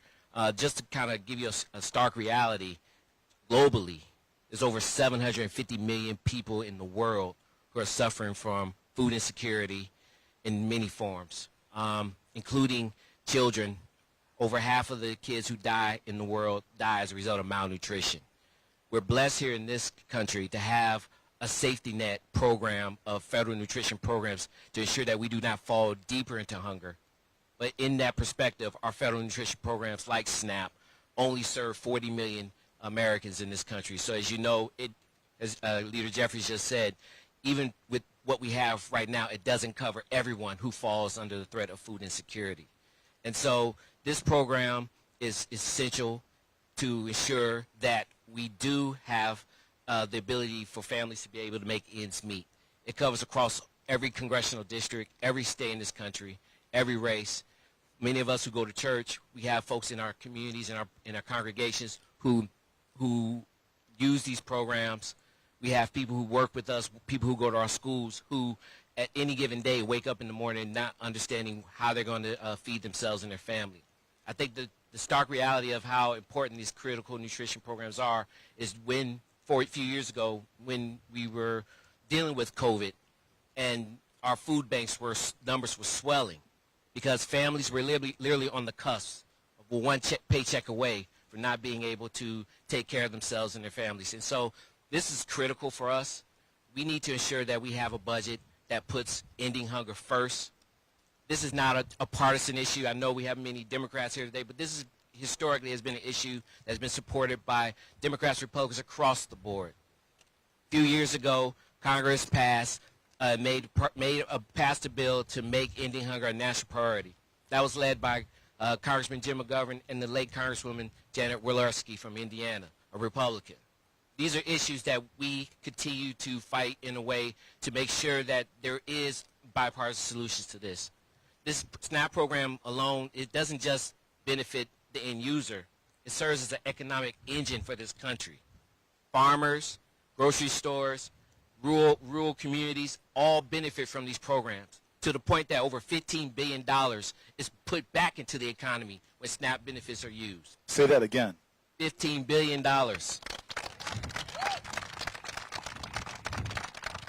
And so if you want to make America stronger, more prosperous, more secure, you don't do that by ripping the very fabric of this country and taking away the ability to have families who need it the most to be able to feed themselves and their families. So I want to thank y'all for this opportunity. Thank y'all for the leadership. We want to thank you for speaking truth to power, being here in this sacred civic space to talk about the moral obscenity of poverty in our country and the challenges. We've got one more speaker Why don't you pass it on there? It is truly a moral obscenity that we have so many children in poverty. What it does to the development of our children, as we had earlier here, one of our great pastors, one of the leaders of the Moral Mondays, Reverend Barber, who talked very pointedly that poverty amongst children is violence. It is violence. And to not stand up and protect our children. But the investment part is key. That $15 billion is a return in measurable financial means. But what does it do? How can you measure the impact on a child and its development and her abilities in the future by having good, nutritious meals? The unlocking of their potential, the opening up of their artistry, the incredibleness of their invention. We don't know how many children we have lost out for because in this rich country they have been malnourished and not getting the food that they need to develop. So please, last of this great coalition, this great quartet, you guys can sing a gospel hymnal before you leave. We need some music up on here. And if you guys are up there and want to sit, there's still some spaces behind us. As long as you're in front of those chains, we are good if you want to come up and join and sit with us. We're happy to see this crowd gathering, but go ahead. Thank you, and thank you, Senator Booker. Thank you, Speaker Jeffries. And I also want to thank Senator Klobuchar, who is our ranking member on the Senate Agriculture Committee and helping fight my chairwoman. SNAP. I'm, again, Crystal Fitzsimons. I'm the interim president for the Food Research and Action Center, and at FRAC, we're working to build a nation free from hunger. We have about 47 million people in this country, that includes kids, who are struggling to put food on the table. And SNAP is a critical resource that helps make sure that families across the country are not going hungry. For every one meal that the charitable sector provides, SNAP provides 9 meals. So we cannot cut the SNAP program. If you cut SNAP, you will actually be creating hunger. You're taking food off the table of families across the country. We know that SNAP is an incredible program. It improves health outcomes. It reduces health care costs by an average of about $1,400 per person. It improves mental health outcomes. It improves birth outcomes. We know that it's just an incredible, amazing program, and the benefits are actually too low. When people talk about cutting the SNAP benefits, currently they're about $6.20 on average, and what they're talking about taking us back to would be $4.80. Can you imagine trying to feed your family for $6.20 per person per day, and going back to less than $5 is just shocking. All of the proposals that are on the table would either cut benefits, take people off benefits, or make the program harder for states to serve.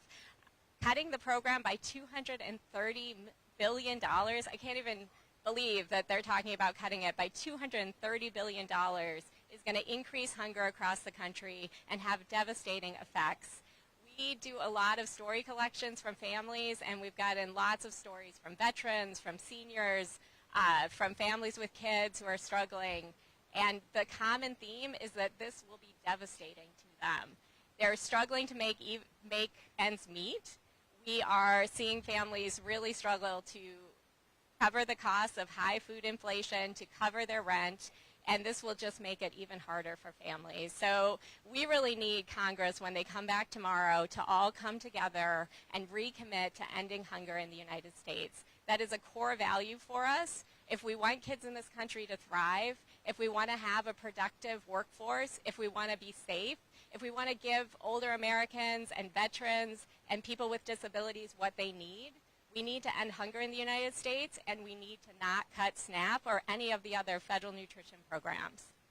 Thank you very much. Please give it up for these 4 incredible foot soldiers in the fight against hunger in America. Fabulous 4. Fabulous 4. We know that this administration has already cut Meals on Wheels to our seniors, vital food programs going to our seniors. We know they've already attacked school lunch programs. But we are seeing in this next work period, they're going to begin to go after SNAP. One of the great champions of the fight for SNAP, who knows, as was said so eloquently, that we shouldn't be cutting benefits, we should be investing more in nutrition programs for our children. The highest ranking Senate Democrat on the Agricultural Committee that oversees SNAP, one of my friends and truly one of our great champions in America, Amy Klobuchar. Amy. Thanks, Corey. I love that this, I'm losing my voice out here. You'd think I was out here at 6 a.m., but I love that this started with 2 people, and then 3 people, and then 5 people, and now all of you, and it's only going to grow during the day, because that's what organizing is about. And I want to thank Corey, I want to thank Hakeem, and all the members that are out here, but I mostly want to thank the people that just turned on their stream in the morning, saw it, and decided to come out here. Because what's going on in this country right now is going to take everyone to stand up. There's a reason it's sunny on this day, because we need that sunshine to go right into this Capitol. We need this sunshine to be showing what these guys are doing right now and the horror of what is happening in our country. So I just spent, which is why I lost my voice, I went on a 19-county tour in our own state. And the people that showed up there maybe aren't on this live stream right now. They are people that just finally realized what was happening to them. Because what's happening right now is not just happening in our urban areas. It is happening in our rural areas in a big way. They are dependent on these food programs and SNAP. And the farmers that produce the food that goes to the schools, that goes to the school lunches, that goes to the SNAP programs are just hanging on an edge. And you know what? The big guys can handle this, okay? The big guys, whether it's in agriculture or whether it's CEOs going to the White House or whether it's investment bankers having people in, the little guys, the little farmers, the soybean farmer I met with in rural Minnesota, the woman who runs a little company called Busy Babies, they aren't invited to those rooms. They don't know how to deal with this. So when their mom can't get into assisted living because they're cutting Medicaid, or when there's the tariffs, these across-the-board tariffs that are affecting their businesses, they don't have any margin to rely on. So that's why this is a social justice issue. This is an economic issue. And when you look at what's happening right now in farm country, they're waking up. I was one of our smaller town halls, and a woman was there, maybe would have been one of you, holding a sign that said, "This is not normal." And the farmer sitting next to her has never been to one of these things. He looks at her and goes, "I'm normal." And she goes, no, that's not what I mean. She's like, "This is not normal what's happening right now, but there's a lot of normal people, whoever you are, that are affected." He goes, "Okay, I get it. Those quiet voices that don't always talk, they're rising up right now. They're rising up right now, and they're showing up. So the people that are watching on the live stream, I want you to make sure you talk to someone that doesn't always go to these things and talk to them about hunger and what we're seeing in our country. Tell them what's the truth. Costs are up. Chaos is up. Corruption is up under this administration. And that's why these sit-ins and people coming out and getting out of their shells and having the hope that we can have a better world is so important right now. And I want, when people say, "What are you doing to fight?" you got to ask yourself, what am I doing to fight? And a lot of you are standing out here right now and will join us. But I can tell you right now, we are fighting this in the courts, right? We're fighting it in the courts, where 90 judges, Republican-appointed judges, Democrat-appointed judges, are standing up and saying, "No, this is unconstitutional." We are fighting it in Congress, where all it takes, as Hakeem and Corey know, to have 4 Republicans stand up in the House, 4 Republicans stand up in the Senate and say, "No, we're not going to do these tariffs. We're not going to cut Medicaid. We're not going to take lunches away from kids." Remember that number. 4 Republicans is all it takes. And then finally, we are fighting it with our constituents by our side. And that is all of you. So I want to thank you for turning out today. I hope you talk as much as I did, so I lost my voice. But I hope you do it so you share it with everyone else. Thank you, Corey. Thank you, Hakeem. Keep up the great work. Thanks, everyone. Thank you, Senator Amy Klobuchar.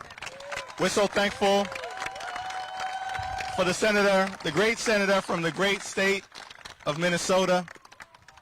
You know, when we stand up for SNAP, we're standing up for rural America and urban America and suburban America and small town America and the heartland of America.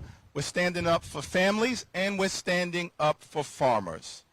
We want to make that clear. Families and farmers. That's who we're out here standing up for all across America. We're now going to hear from two members of the United States House of Representatives. We had one. You wanted to make one last comment. Go ahead. Yes, sir. Just packages what Senator Klobuchar just said. Yeah, I'm a House alum as well. I used to work for Congressman John Lewis. That's why he's allowed to do this. And he'll often say, you know, we got to get in the way and get in good trouble. And this is what example of what this is. But y'all who are online and are out here in the crowd, what I urge y'all to do is go back to your congressional leaders, your members of Congress, and tell them, repeat just exactly, that you will not allow them or want them to support any legislation that cuts these drastically cuts these programs. Put the pressure on our elected officials. That's what they need to do. They need to hear from y'all. They need to hear from y'all back at home, not just here in D.C., but back at home in your communities. Tell them what these programs do to your lives and how it will impact you and their constituencies. That's how we put the pressure on to make sure that policy moves in the right direction. Thank y'all again. Yeah, so just to drive Eric's point home, we want to actually flood the emails for all the members of Congress as they come back to Monday, because they're all returning from recess tomorrow. We want all of their inboxes to be flooded. If you go to frac.org, frac.org, and go to our Action Network, you can actually find an email that you can easily send and tailor however you want to go to your members of Congress, to your representatives, and your senators. So I encourage you to do that, because the only way we are going to make this happen and push back on these proposals is for people to hear, for our elected officials to hear what a big deal this is, and that people are paying attention and that they care. Sorry about that. So we also really need to let the USDA know that we need our local food for schools money back. They took that away. That's hurting the farmers. That's hurting the kids. We need local food for schools money back. All right, now I'm going to yield to a good friend of mine, my big sister in the United States House of Representatives from the great state of Illinois, but she was born in New York, Congresswoman Robin Kelly. I just want y'all to know I came the furthest. I started off in Boston watching you. Yes, yes, yes. And I flew in because I'm going to the Victory Fund to support our LGBTQ plus community. But I just wanted to thank Senator Booker and my little brother, my fantastic leader in the House, for what you are doing today and how you have gathered all of us. Thank you, thank you, thank you. It takes leadership, and you two are great leaders, along with Senator Klobuchar. In my district is urban, suburban, and rural. I start on the south side of Chicago, through the suburbs, and I have 4,500 little farms in my district. 4,500. The girl from Harlem. 4,500 farms in my district. So I hear all the sides. And my parents had a mom and pop grocery store. So I know, as a gentleman said, how it's all connected. If people can't buy food, the grocery stores, don't hire as many people. They can't buy as much from my farmers. Illinois is #1 in soybeans. Their #1 customer is China. So you don't think the tariffs are hurting my farmers? Cutting USAID is hurting farmers across the country. Then if you cut SNAP, that adds, insult to injury. But I really want to thank, like the senator and my leader and my other colleagues have said, thank all of you, because as Martin Luther King said, the day comes to an end when good people don't speak up. And we are fighting with one arm tied behind our back, maybe two arms, but we're going to start kicking if it's necessary. But we need you to be there with us. We are partners in this struggle. We are partners in this struggle. We are all in this together. So don't forget that your voices really do count. So we do need you to call your representatives, not even the federal ones, on every level, to let them know that you are watching and that you vote.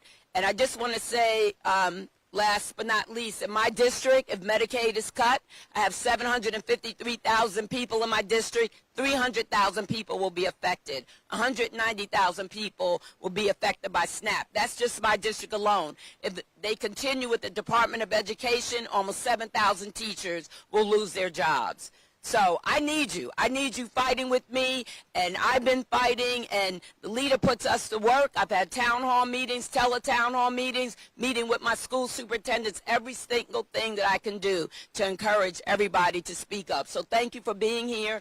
Thank you guys for your leadership. You are the best. Thank you. Thank you, Robin Kelly. Thank you, Robin, from Boston all the way down here. We thank her. Thank you, Amy Klobuchar. Thank you, Amy. Right. Robin.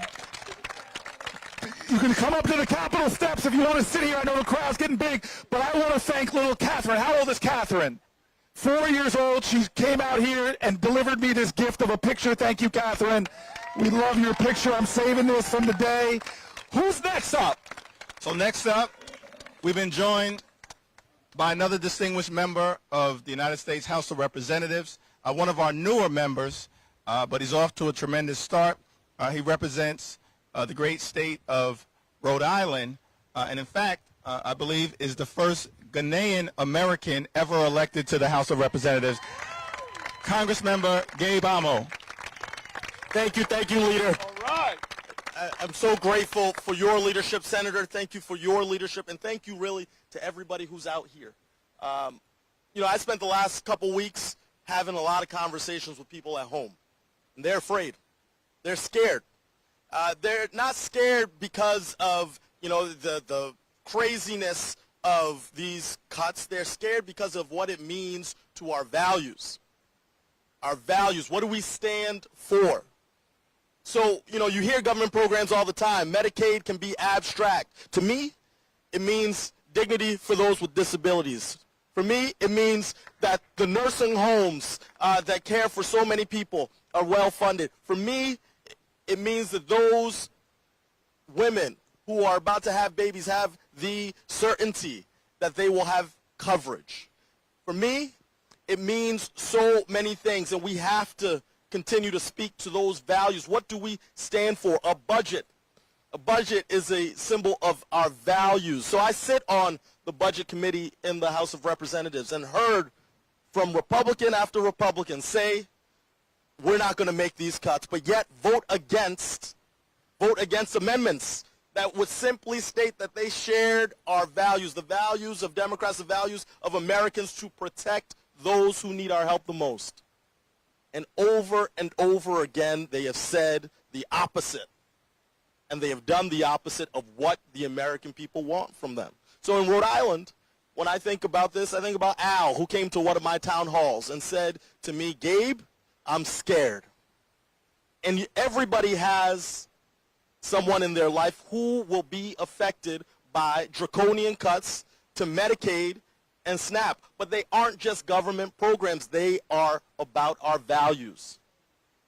And so there is no better day than Sunday to reflect on values. Values that we have taught across our faith traditions in our households, that we get from the sacred documents that form this nation. Values. And so over and over and over again, I will ask this week when I see Republican colleagues, where are your values?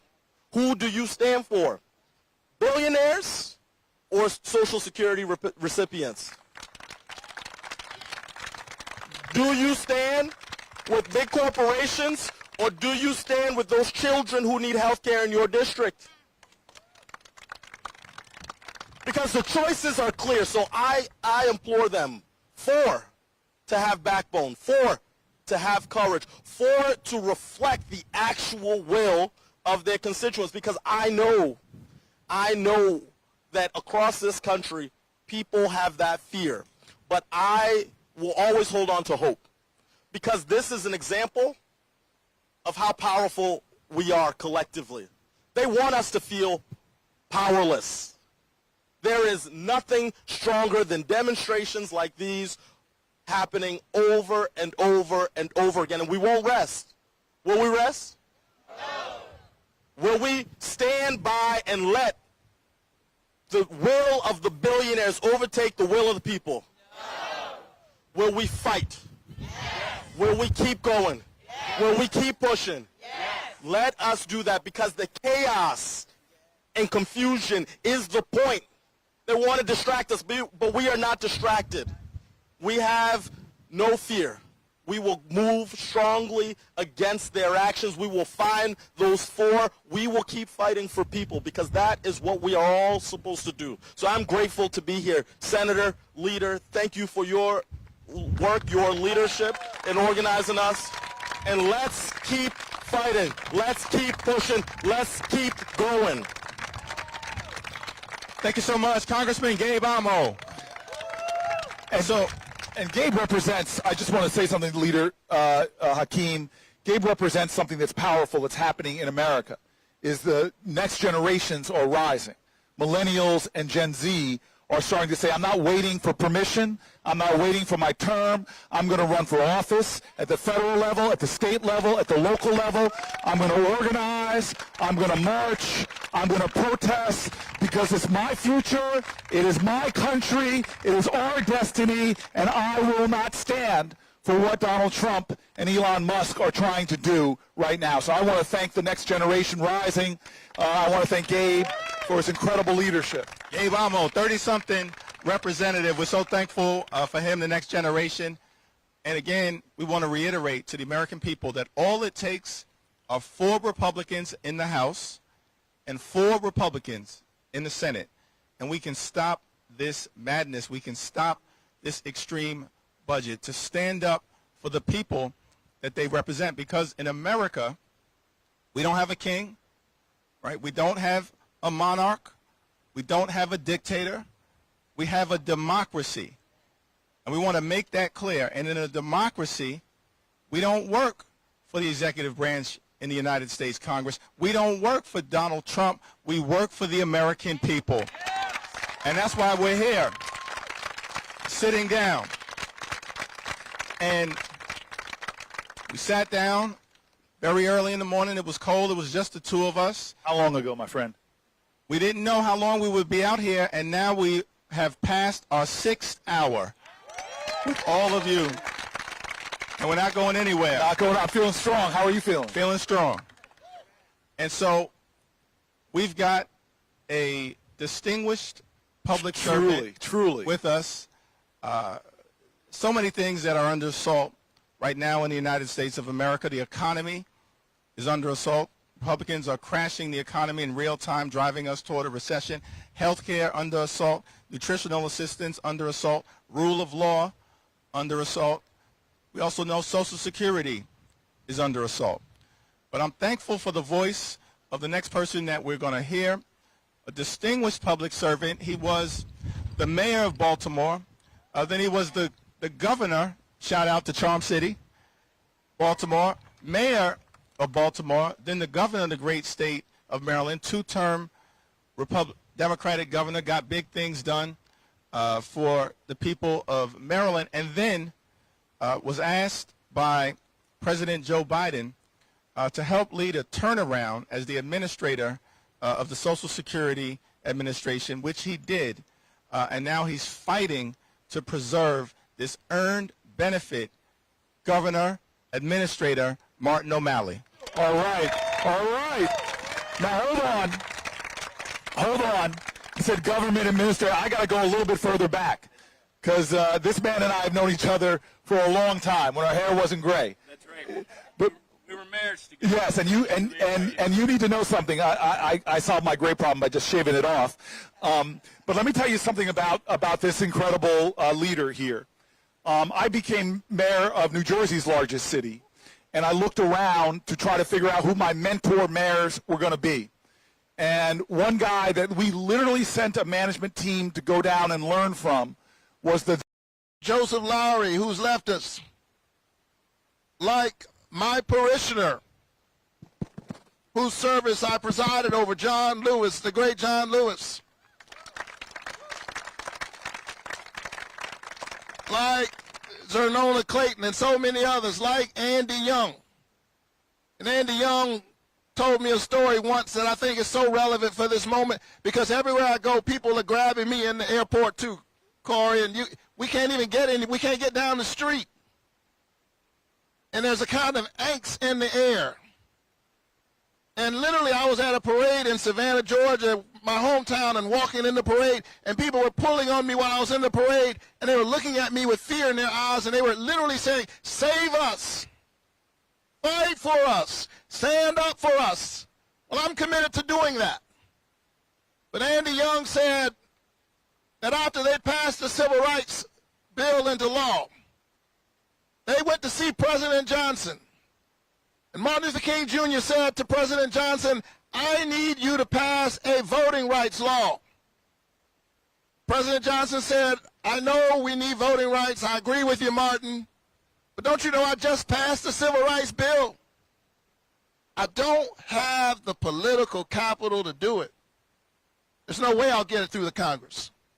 I do it, but I don't have the power." And so they left that meeting. The staff was feeling all discouraged and all dejected. And they said to Dr. King, "Dr. King, what are we going to do now?" Andy and others said to him, "What are we going to do?" The president said he doesn't have the power. Martin Luther King Jr. straightened his back without even missing a beat. He said, "Well, I guess we're going to have to get the president some power."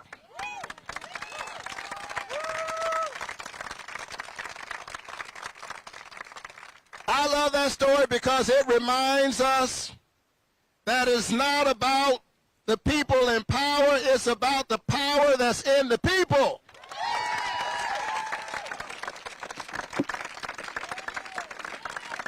And so we're going to fight. But you cannot take change and give it to somebody else. You can't outsource transformation. You can't outsource civic responsibility. We're going to be fighting inside this building. We're going to fight inside the suites, but we need some of y'all to fight on the streets. We need you to make some noise. We need you to create the context for the change that you want to see. Are you ready to get it done? All right, let's stand together and get it done. All right, hold on. Well, Bishop, actually, you can go. I'm not saying you have license to leave. You've passed the sermon, but I just can't, before I bring on the one of the great influences. I was going to just ask Reverend Coates. I know he's parading around like a Marylander, but where did you preach when we met? Metropolitan Baptist Church in Newark, New Jersey. My church. I knew you when. Would you just say one quick word before we go to the Congress people? What do we want? Change. When do we want it? Now. What do we want? Change. When do we want it? Now. It is such a joy to be here today and to see my good friend and brother, Congressman Cory Booker. I knew Cory before Cory was Cory, and we are thankful for his incredible leadership. And to Leader Jeffries, amen, I was at Morehouse with your brother and Hassan Jeffries. He was a few years older than me, so thank you so much for your leadership. And to all of the members of Congress here today, it's incredible to see how Reverend Dr. Senator Warnock is on his third sermon today. We're all here today because we care. We care about the state of our country. We care about the future of our country. We care about the ways in which those in power are unnecessarily dividing our people. We have more that unites us than that divides us. And so we know that we're in a crisis. But the one thing that we're not in a crisis for is we're not in a crisis for resources. That is the myth. That is the lie. Because for some reason, whenever there's money necessary for wars, to bail out banks, to respond to a global health pandemic, some kind of way money just kind of falls from the sky. But whenever money's needed for health care, so that people don't have to die or go bankrupt because they get sick, or whenever money is necessary for jobs, so for quality schools, all of a sudden, where the money is going to come from becomes a challenge. And I think this is a critical moment for us because we need a movement of Americans who understand the importance of re-legitimizing the role of government for the people. Because too many in power delegitimize the role of government for us, but they harness the power of public supports for the rich, for them. And so this is a critical moment, and we cannot give up the fight. Tell your neighbor, we cannot give up the fight. We can't give up the fight. And as I give the mic back to Leader Jeffries, when I think about the fight that we're in, I'm reminded of an experience that I had some time ago with my two daughters. I was driving them around, and they were in the back seat eating a candy, and they were so, they enjoyed this candy so much that I wanted some myself. And so I asked them to give me this candy. It was hard, and when I put it in my mouth, it was very bitter. And so as I began to attempt to chew it, Corey, as I was beginning to take it out of my mouth, my daughters, Leah and Ava, they said, "Daddy, don't take it out. Don't stop. I know it's hard.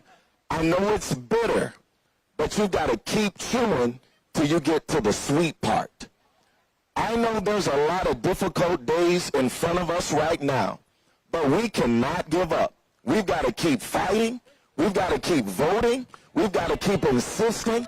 We've got to keep chewing until we get to the sweet spot. There's jobs up ahead, health care up ahead, and the future is ours. Thank you so much for inviting us to come out today. Thank you. Thank you so much, Pastor. We've been joined by Imam Sharif. Imam Sharif, come on up. Come on up. Sit with us, brother. Sit with us. Assalamu alaikum. We're going to hear from our senator, brother. Good to see you. We're going to hear from our senator right now, but I want to acknowledge that we've been joined by several members of Congress. We got Suhas Subramaniam from the Commonwealth of Virginia. Suhas. Representative Stephen Horsford from the great state of Nevada, past chair of the CBC. Representative Tom Swazi from the great state of New York, a man of faith. Yes, almost New Jersey. He just returned from the Vatican. Representative Sarah McBride, who's doing a tremendous job. All right. Sarah McBride. Of course, Representative Sidney Kamlaga Dove from the great state of California. Yes.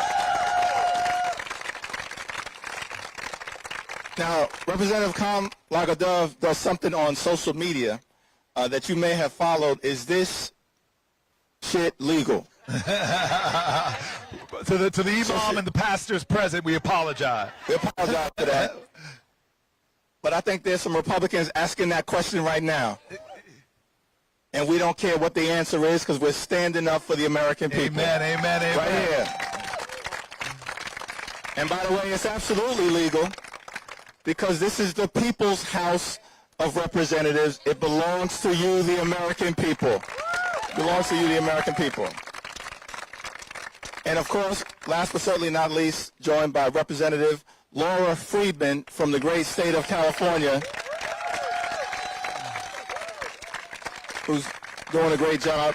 Corey, we came out here at 6 a.m., which means that we are now over 10 hours. Sitting in right 10 here. hours. 10 hours. And we still got some time left in us. We sat down, it was the two of us, and as I mentioned earlier, we weren't sure who would respond, who would reach out. So appreciative that all of you have come out we knew that we had at least some kind of guaranteed viewership. Corey's mother and my mother. But I'm thankful as a result of you and you showing up and all the voices that we've heard from. We're told now that millions of people have watched this in America and throughout the world. And we're going to continue to stand up and show up and speak up to stop this Republican budget. Amen. I want to thank the people at home. We're going to read some of the people that have been DMing. We've been getting tens of thousands of DMs. Over 5 million people have liked this broadcast right now. And we've been out here for 10 hours sitting down. And we are going to continue because the next lineup, as I see, is pretty extraordinary. So this is how we're going to do it. We're going to go to my sister, I'm going to introduce in a second. Then we're going to go to the imam, inshallah, and hear some preaching from my brother, bringing us back to the moral moment that we're in. And then we're going to go to the backbone of the House members that are here as well. But I just want to say to folks, sometimes the best blessing is unanswered prayers. But sometimes when your prayers are answered, you just want to just fall to your knees and thank Jesus. I started praying about 8 years ago that one day Lisa Blunt Rochester would be my colleague. Now this is true, she can justify or testify. I started bugging her many Congresses ago. Not that I didn't like, Delaware had 2 great Congress people, but I knew one day they had to retire. And I wanted to make sure the Congresswoman for the whole state, am I telling the truth? There's only one Congressperson for the state of Delaware. And I thought she was up next. And at that point, we only had, we only had 2 black women that ever served in the United States Senate.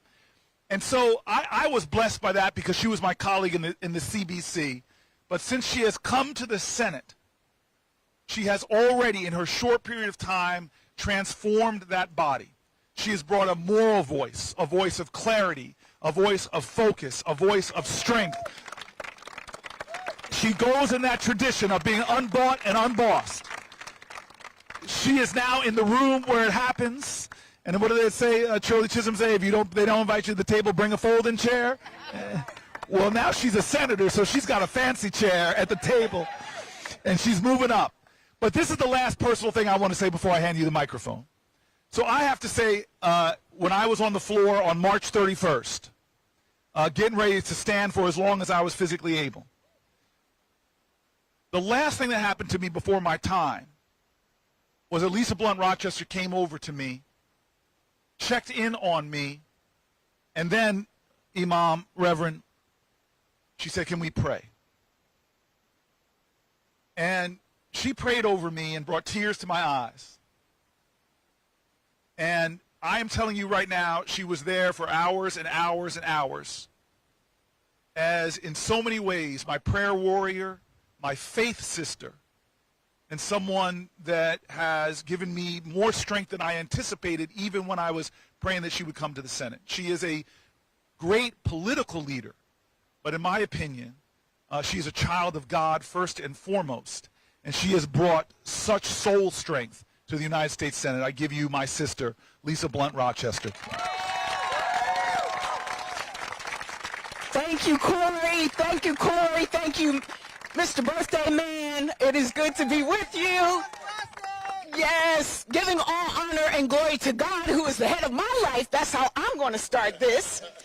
I am so humbled to be on these steps. As you can see, America, my friends and my beautiful brothers and sisters here, I did not come dressed up today. There is no form, no fashion. There are chucks, and there is a shirt that says, "Love never fails." Love never fails. And so as I was sitting here thinking about my good brother Raphael Warnock and the great sermon that he just gave and all of the incredible speakers, I thought, what would I say? What could I even add to this moment? And my daughter drove me here, and she texted me as I was sitting on the steps. And she said, "You made it to the sit-in. Mission accomplished. The rest is just icing on the cake."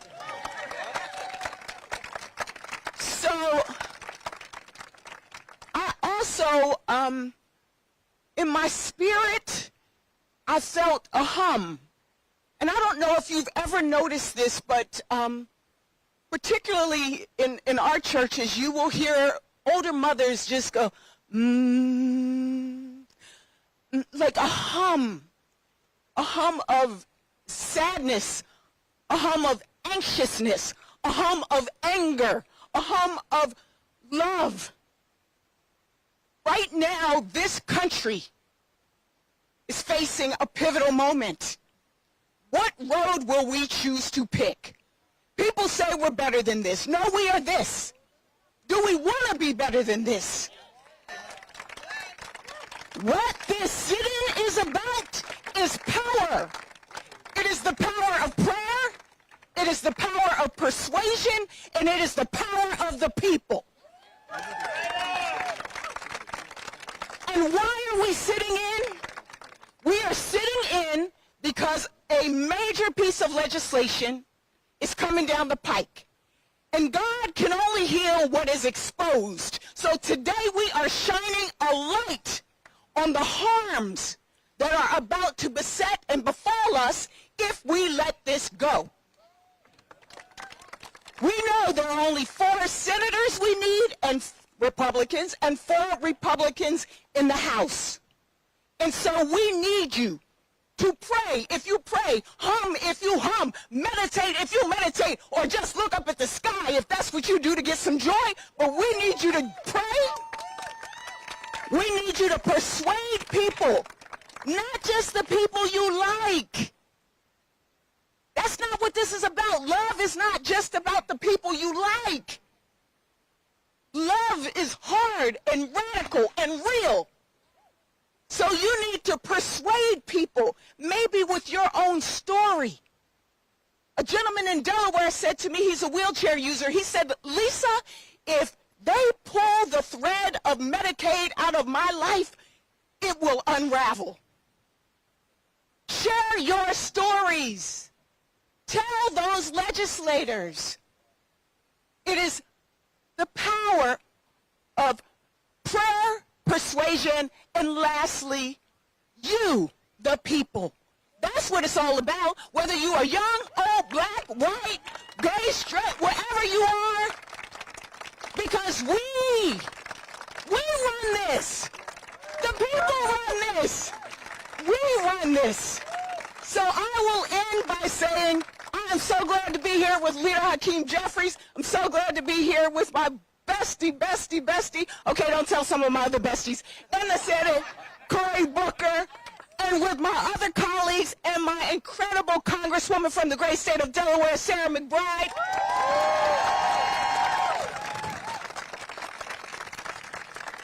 And I just want you to remember, where does the power come from? Where does the power come from? Where does the power come from? Let's make sure we let them know.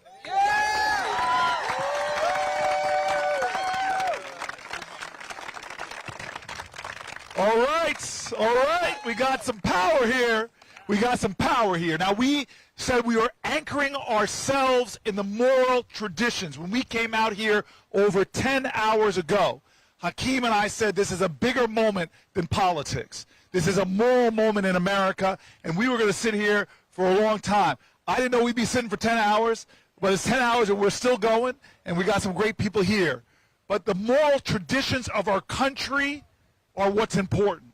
Before this nation was founded, the Muslim faith was here shaping the culture of our country.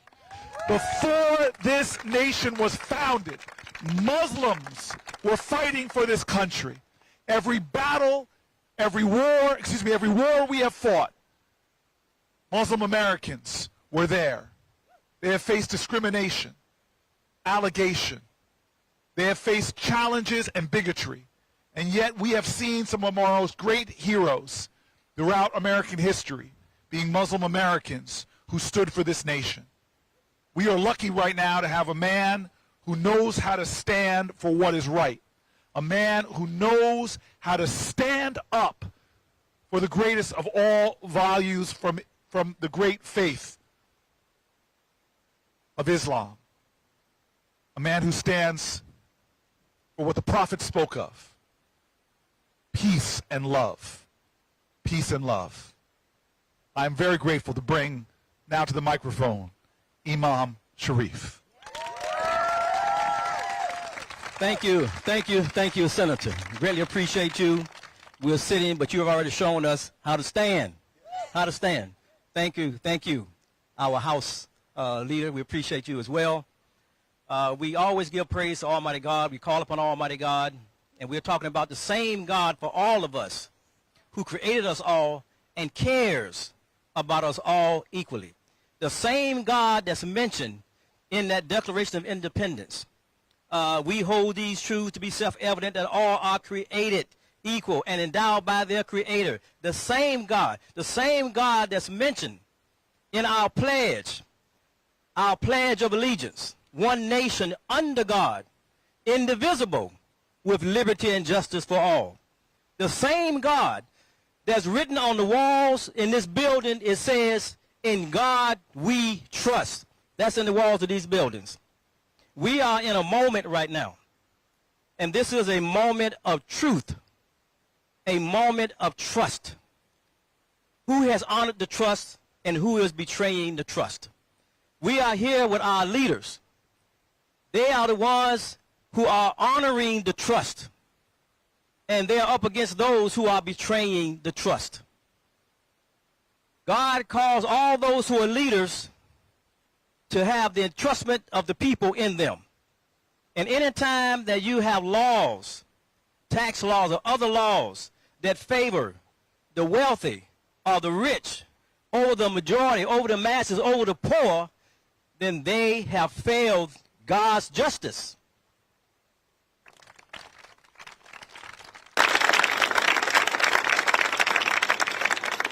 It's an imperative that we're here. And we want to take our leaders. We're having this is called a sit-in, but our resolve, the resolve has already stood. And the resolve continues to stand. And we need all of us to maximize that resolve for change. Change for the better.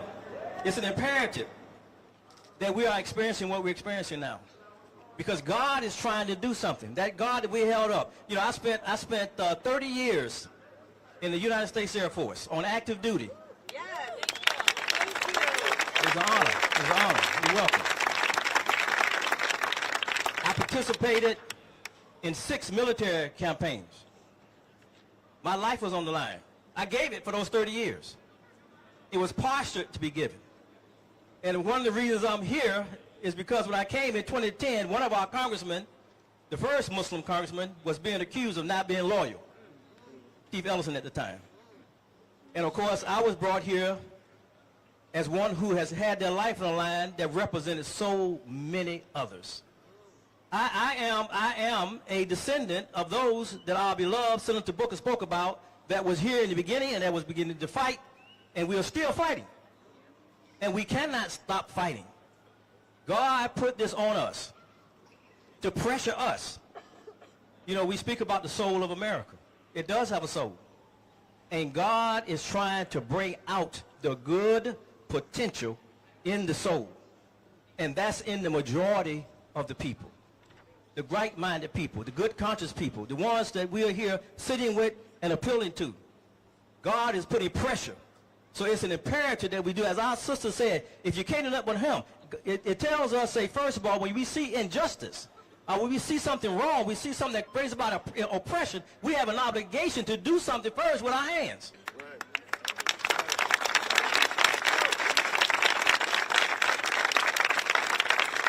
And if we can't do it with our hands, then you have to at least speak out. And if you can't speak out, then hate it in your heart. If you don't do one of those three, and the thing is, for all those who are listening, you're not supposed to go to the least when you can do the most. If you can speak, don't just keep it in your heart. If you can do something, stand, march, pocket, go see your son, then you do that first. But don't go to the least when you can do more. God has put this moment on us to bring the best of us together. All of us. Look, we look at America as overcome. We have changed. It's not where it was. It has changed. And it's time for change again, to see how bad do we want it. How bad do we want to stay the course that God has put it on? And again, we put that in our, when I took my oath, I said, so help me God. Did you say, so help me God? I did. So help me God? So help me God. I know they're trying to change that for some, but majority say they end that statement with, so help me God. That's a part of the equation. That's a dynamic part of who we are. We are invisible and we're visible. Abstract and concrete. You can see me, but you can't really see the me. But the one that's speaking is the one that's inside. You see the visible. That tells us that what's inside, the spiritual, that's more important. That's bigger. Because when that soul leaves this body that is in, that's as a gift to, this body going to go right back to the earth. It's going to start breaking down. That's to tell us that the higher power is where we should always keep our sights on. We should never fail to keep our trust. In God we trust. That's a statement of unity. We say united we stand. But if we're seeing institutions starting to come apart and fall, that tells us that somebody is not upon the united we stand. Because that is divided we fall. So that's saying there's some division going on that's bringing the house down. We are not going to stand for the house falling.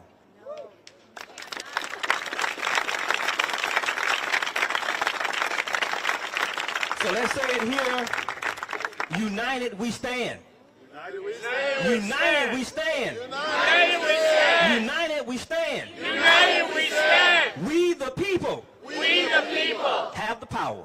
Have the power. We the people. We the people have the power. Have the power. We the people. We the people have the power. Have the power. And we're going to exercise that power. And we're going to exercise that power. For your great spiritual leadership. And we thank you for serving this country in the Air Force. My father was an Air Force veteran, Cold War veteran, served in Germany. We appreciate you. We came out today to make it clear that we're going to stand up for the health care of the American people, stand up to protect Medicaid, stand up to protect nutritional assistance, stand up to protect the American way of life, but also stand up for our veterans. This administration is firing veterans. That is a disgrace. Shame! That's a disgrace. And we're going to make sure that we treat veterans in this country who have served this country, sacrificed for this country, with the dignity and respect that you deserve. So thank you. Thank you. We're going to go now to Representative Suhas Subramaniam, followed by Representative Stephen Horsford, followed by Representative Tom Swazi, in that order. Thank you. Suhas. I'm Congressman Suhas Subramaniam. Thank you all for being here today. First of all, big hand to our leader, Jeffries, for doing an amazing job. It's not easy trying to keep more than 200 Democrats in Congress united. We fight all the time with each other, but he's the guy who does it. And one of the best things we can do for our country in the next couple of years is make him Speaker of the House.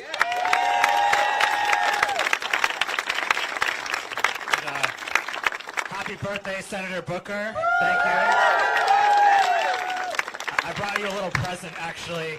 You and me have something in common. We're both vegans, actually. So I brought you some vegan chicken wings for your birthday. Figured you'd be hungry, yeah. There's 3 in there. There used to be 5, but I ate a couple. But thank you for your leadership, too. You're going to have to share with your neighbor here.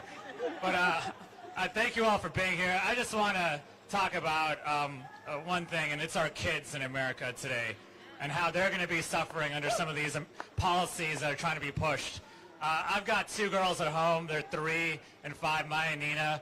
I'm one of the lucky ones. I get to drive home after work every night because I represent Northern Virginia. And, yelling at Republicans, that's easy, but putting my 2 girls to sleep is the hardest part of my day because they're excited to see me and they want to stay up all night. But I'll tell you that I've met a lot of parents over the past couple of months who are really scared right now because some of these cuts to Medicaid, for instance, that's really going to hurt our kids and really hurt future generations. We're talking about kids who are on disability.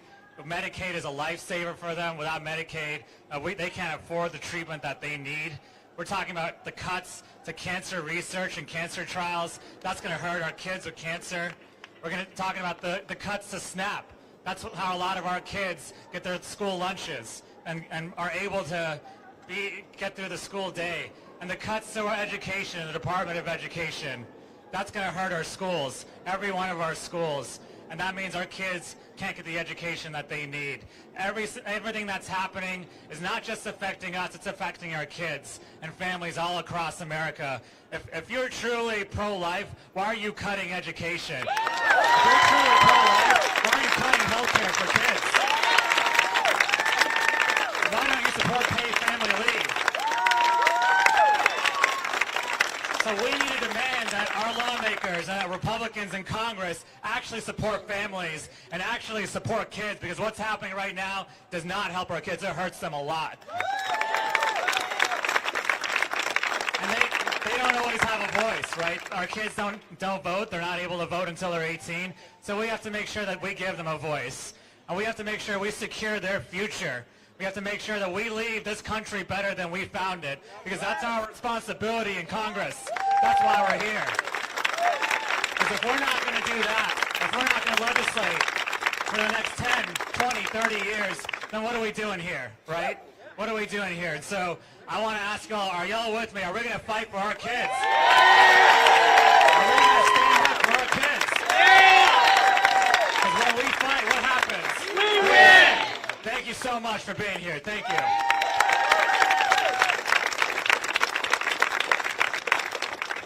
So Steve Horsford let me go ahead of him. I'm Tom Swazi from New York. And I first want to say, this is the day the Lord has made. This is a beautiful group, and I start by thanking God for the great gifts we have. Thank God for all of you, and thank God for these 2 great leaders that we have here, Corey and Akeem. We're blessed by you. So I just got back from Rome literally an hour ago. Went to the Pope's funeral.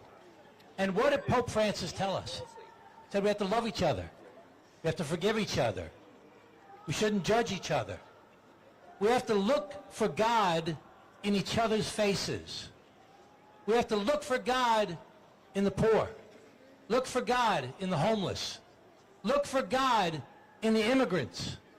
Look for God in each other.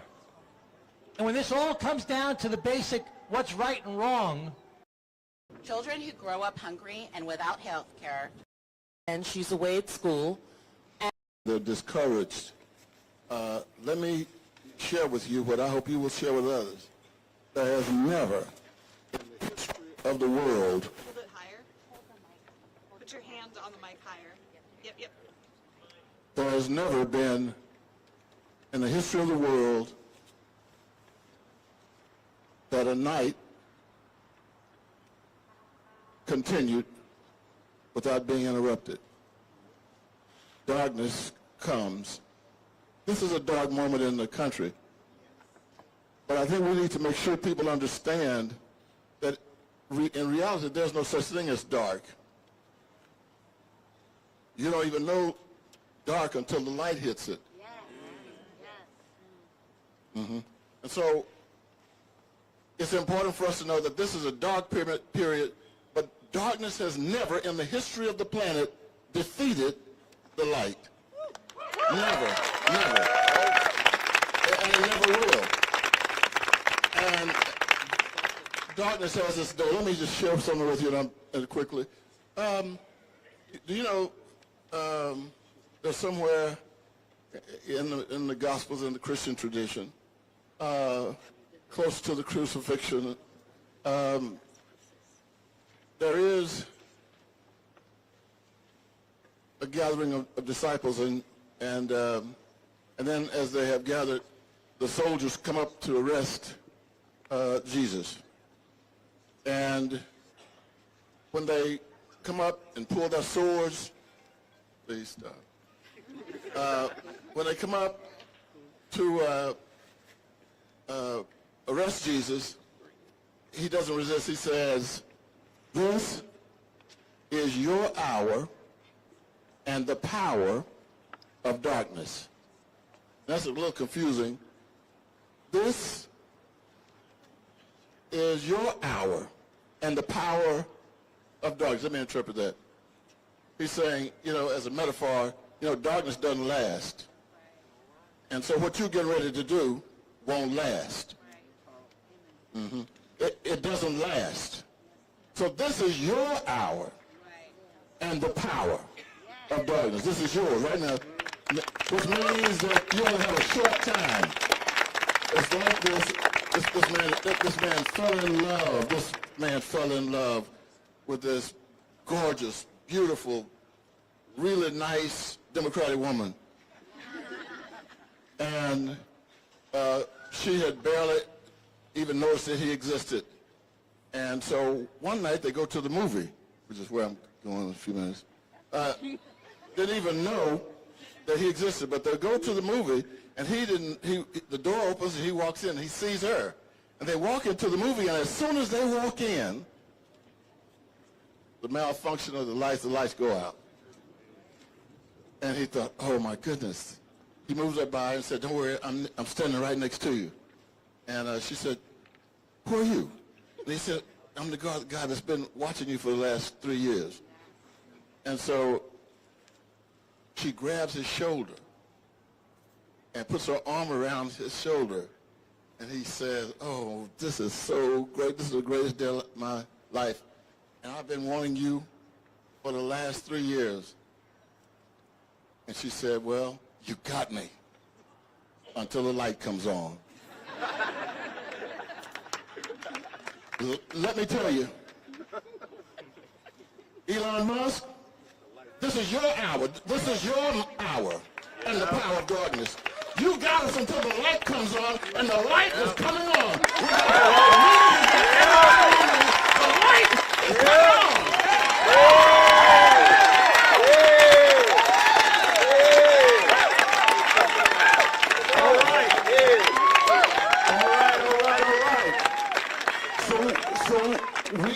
We are now officially at the 6 o'clock hour. We're officially at the 12 hours that we've been at this. We started walking in your office, got down here a few minutes after 6 o'clock a.m. It is now 6 o'clock p.m. I want to center why we are here. We are here because we want to return to Congress tomorrow. Congress returns from a 2-week break. They say that they are going to work on this big bill that's going to cut food from the hungry, health care from the sick. It's going to cut services for our seniors and support for the disabled. After they've already cut Medicaid, after they've already cut Social Security offices, after they've already cut Meals on Wheels, so many things.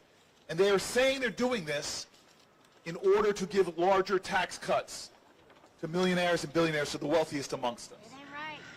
And so we said 12 hours ago we were going to come out. We sat down before the sun came up to begin a live stream, to have a conversation rooted in the faith traditions of our nation. We've had leaders from the Islamic faith and the Christian faith and the Jewish faith. We've had an array of leaders from the House and the Senate from so many different faiths. And what we want to do, though, is recognize that millions of people have been watching and liking this live stream. Millions. We're over 6 million now. I am excited that we now have some of the influencers that have been elevating this since the beginning. And we want to thank them for being here. We've got Dr. Nola Haynes, we've got Suzanne Lambert, and we've got Monique Presley. I want to hand the mic over to them. They do this every day, hold the microphone. So as good as Hakeem has been, I'm going to pass this on right now. All right. Thank you so much. Thank you, Senator, and happy birthday. So I'm happy that this is rooted in faith, as I was getting dressed this morning to go to Mass because my Pope died a few days ago. But I was told that I was needed here, so I said bet, so here I am. And I've been here since about 11 a.m. standing in their faces filming. And collectively, we are the Persist Network, and what does that mean, who we are? We were formerly Women for Harris. We were a coalition of women. I was in the group as a messenger. I'm a national security and foreign policy expert, so that was my thing. And after the election, we didn't know what to do and how to do it. And so this amazing coalition decided to stay together. Yes. And we harnessed our power, and we said, what can we do, and how do we do that? So we have a lot of messengers and influencers and content creators in Persist. And what we do now is we do rapid response, which this is, here we are. You know, we are rapidly responding. And we also create content. But we could not do that if Senator Booker and Representative Jeffries did not understand the assignment. And they understand that new media is a thing. They understand that legacy media is on its way out. And so here we are. Here we are standing in new media. Here we are to counter the so-called manosphere. We are women. We are standing together. We are holding hands. We are telling your stories. Amen. And collectively, we have 60 million eyeballs across our social media platforms. So we are the 60 million. As I am proud 92%, we are also the 60 million. So we are the Persist Network, and I am so happy and so proud to be sitting on these steps as Senator Booker is making history again. He likes making history in the middle of the night. So this is the second time I get to see Senator Booker make history along with Representative Jeffries and all the amazing speakers coming from New Orleans and California. I know that social media reaches people outside of the Beltway. And this is one of the reasons why new media means a lot to me, because I get to talk to people in New Orleans that aren't looking at MSNBC or CNN, right? So thank you all. Please join our 60 million at the Persist Network. We are here for you, and we have your back. Thank you. Well said, Doctor. Thank you. So I get a lot of comments when I make videos talking about the detrimental budget cuts that Republicans are proposing, right? There's a lot of people who don't think that this is actually going to happen, and they'll say things like, oh, kids aren't really going to lose their school lunches, and that's not actually happening. Essentially, Republicans are lying, which they're really good at doing. So my question for Democratic leadership that's here is, what would your answer be to that? Can you talk a little bit specifically about what those cuts actually look like, give a few examples of what that might mean, whether that's your own constituents or constituents across the country, because I think anyone who really understood the grasp of these historically terrible, even for them, ideas they're putting forward, they wouldn't agree with them, right? Because most people aren't making billions of dollars. A lot of people are just being lied to. So can you talk to us about that? It's a great question, and throughout the last 12 hours, we've been receiving story after story after story sent to Senator.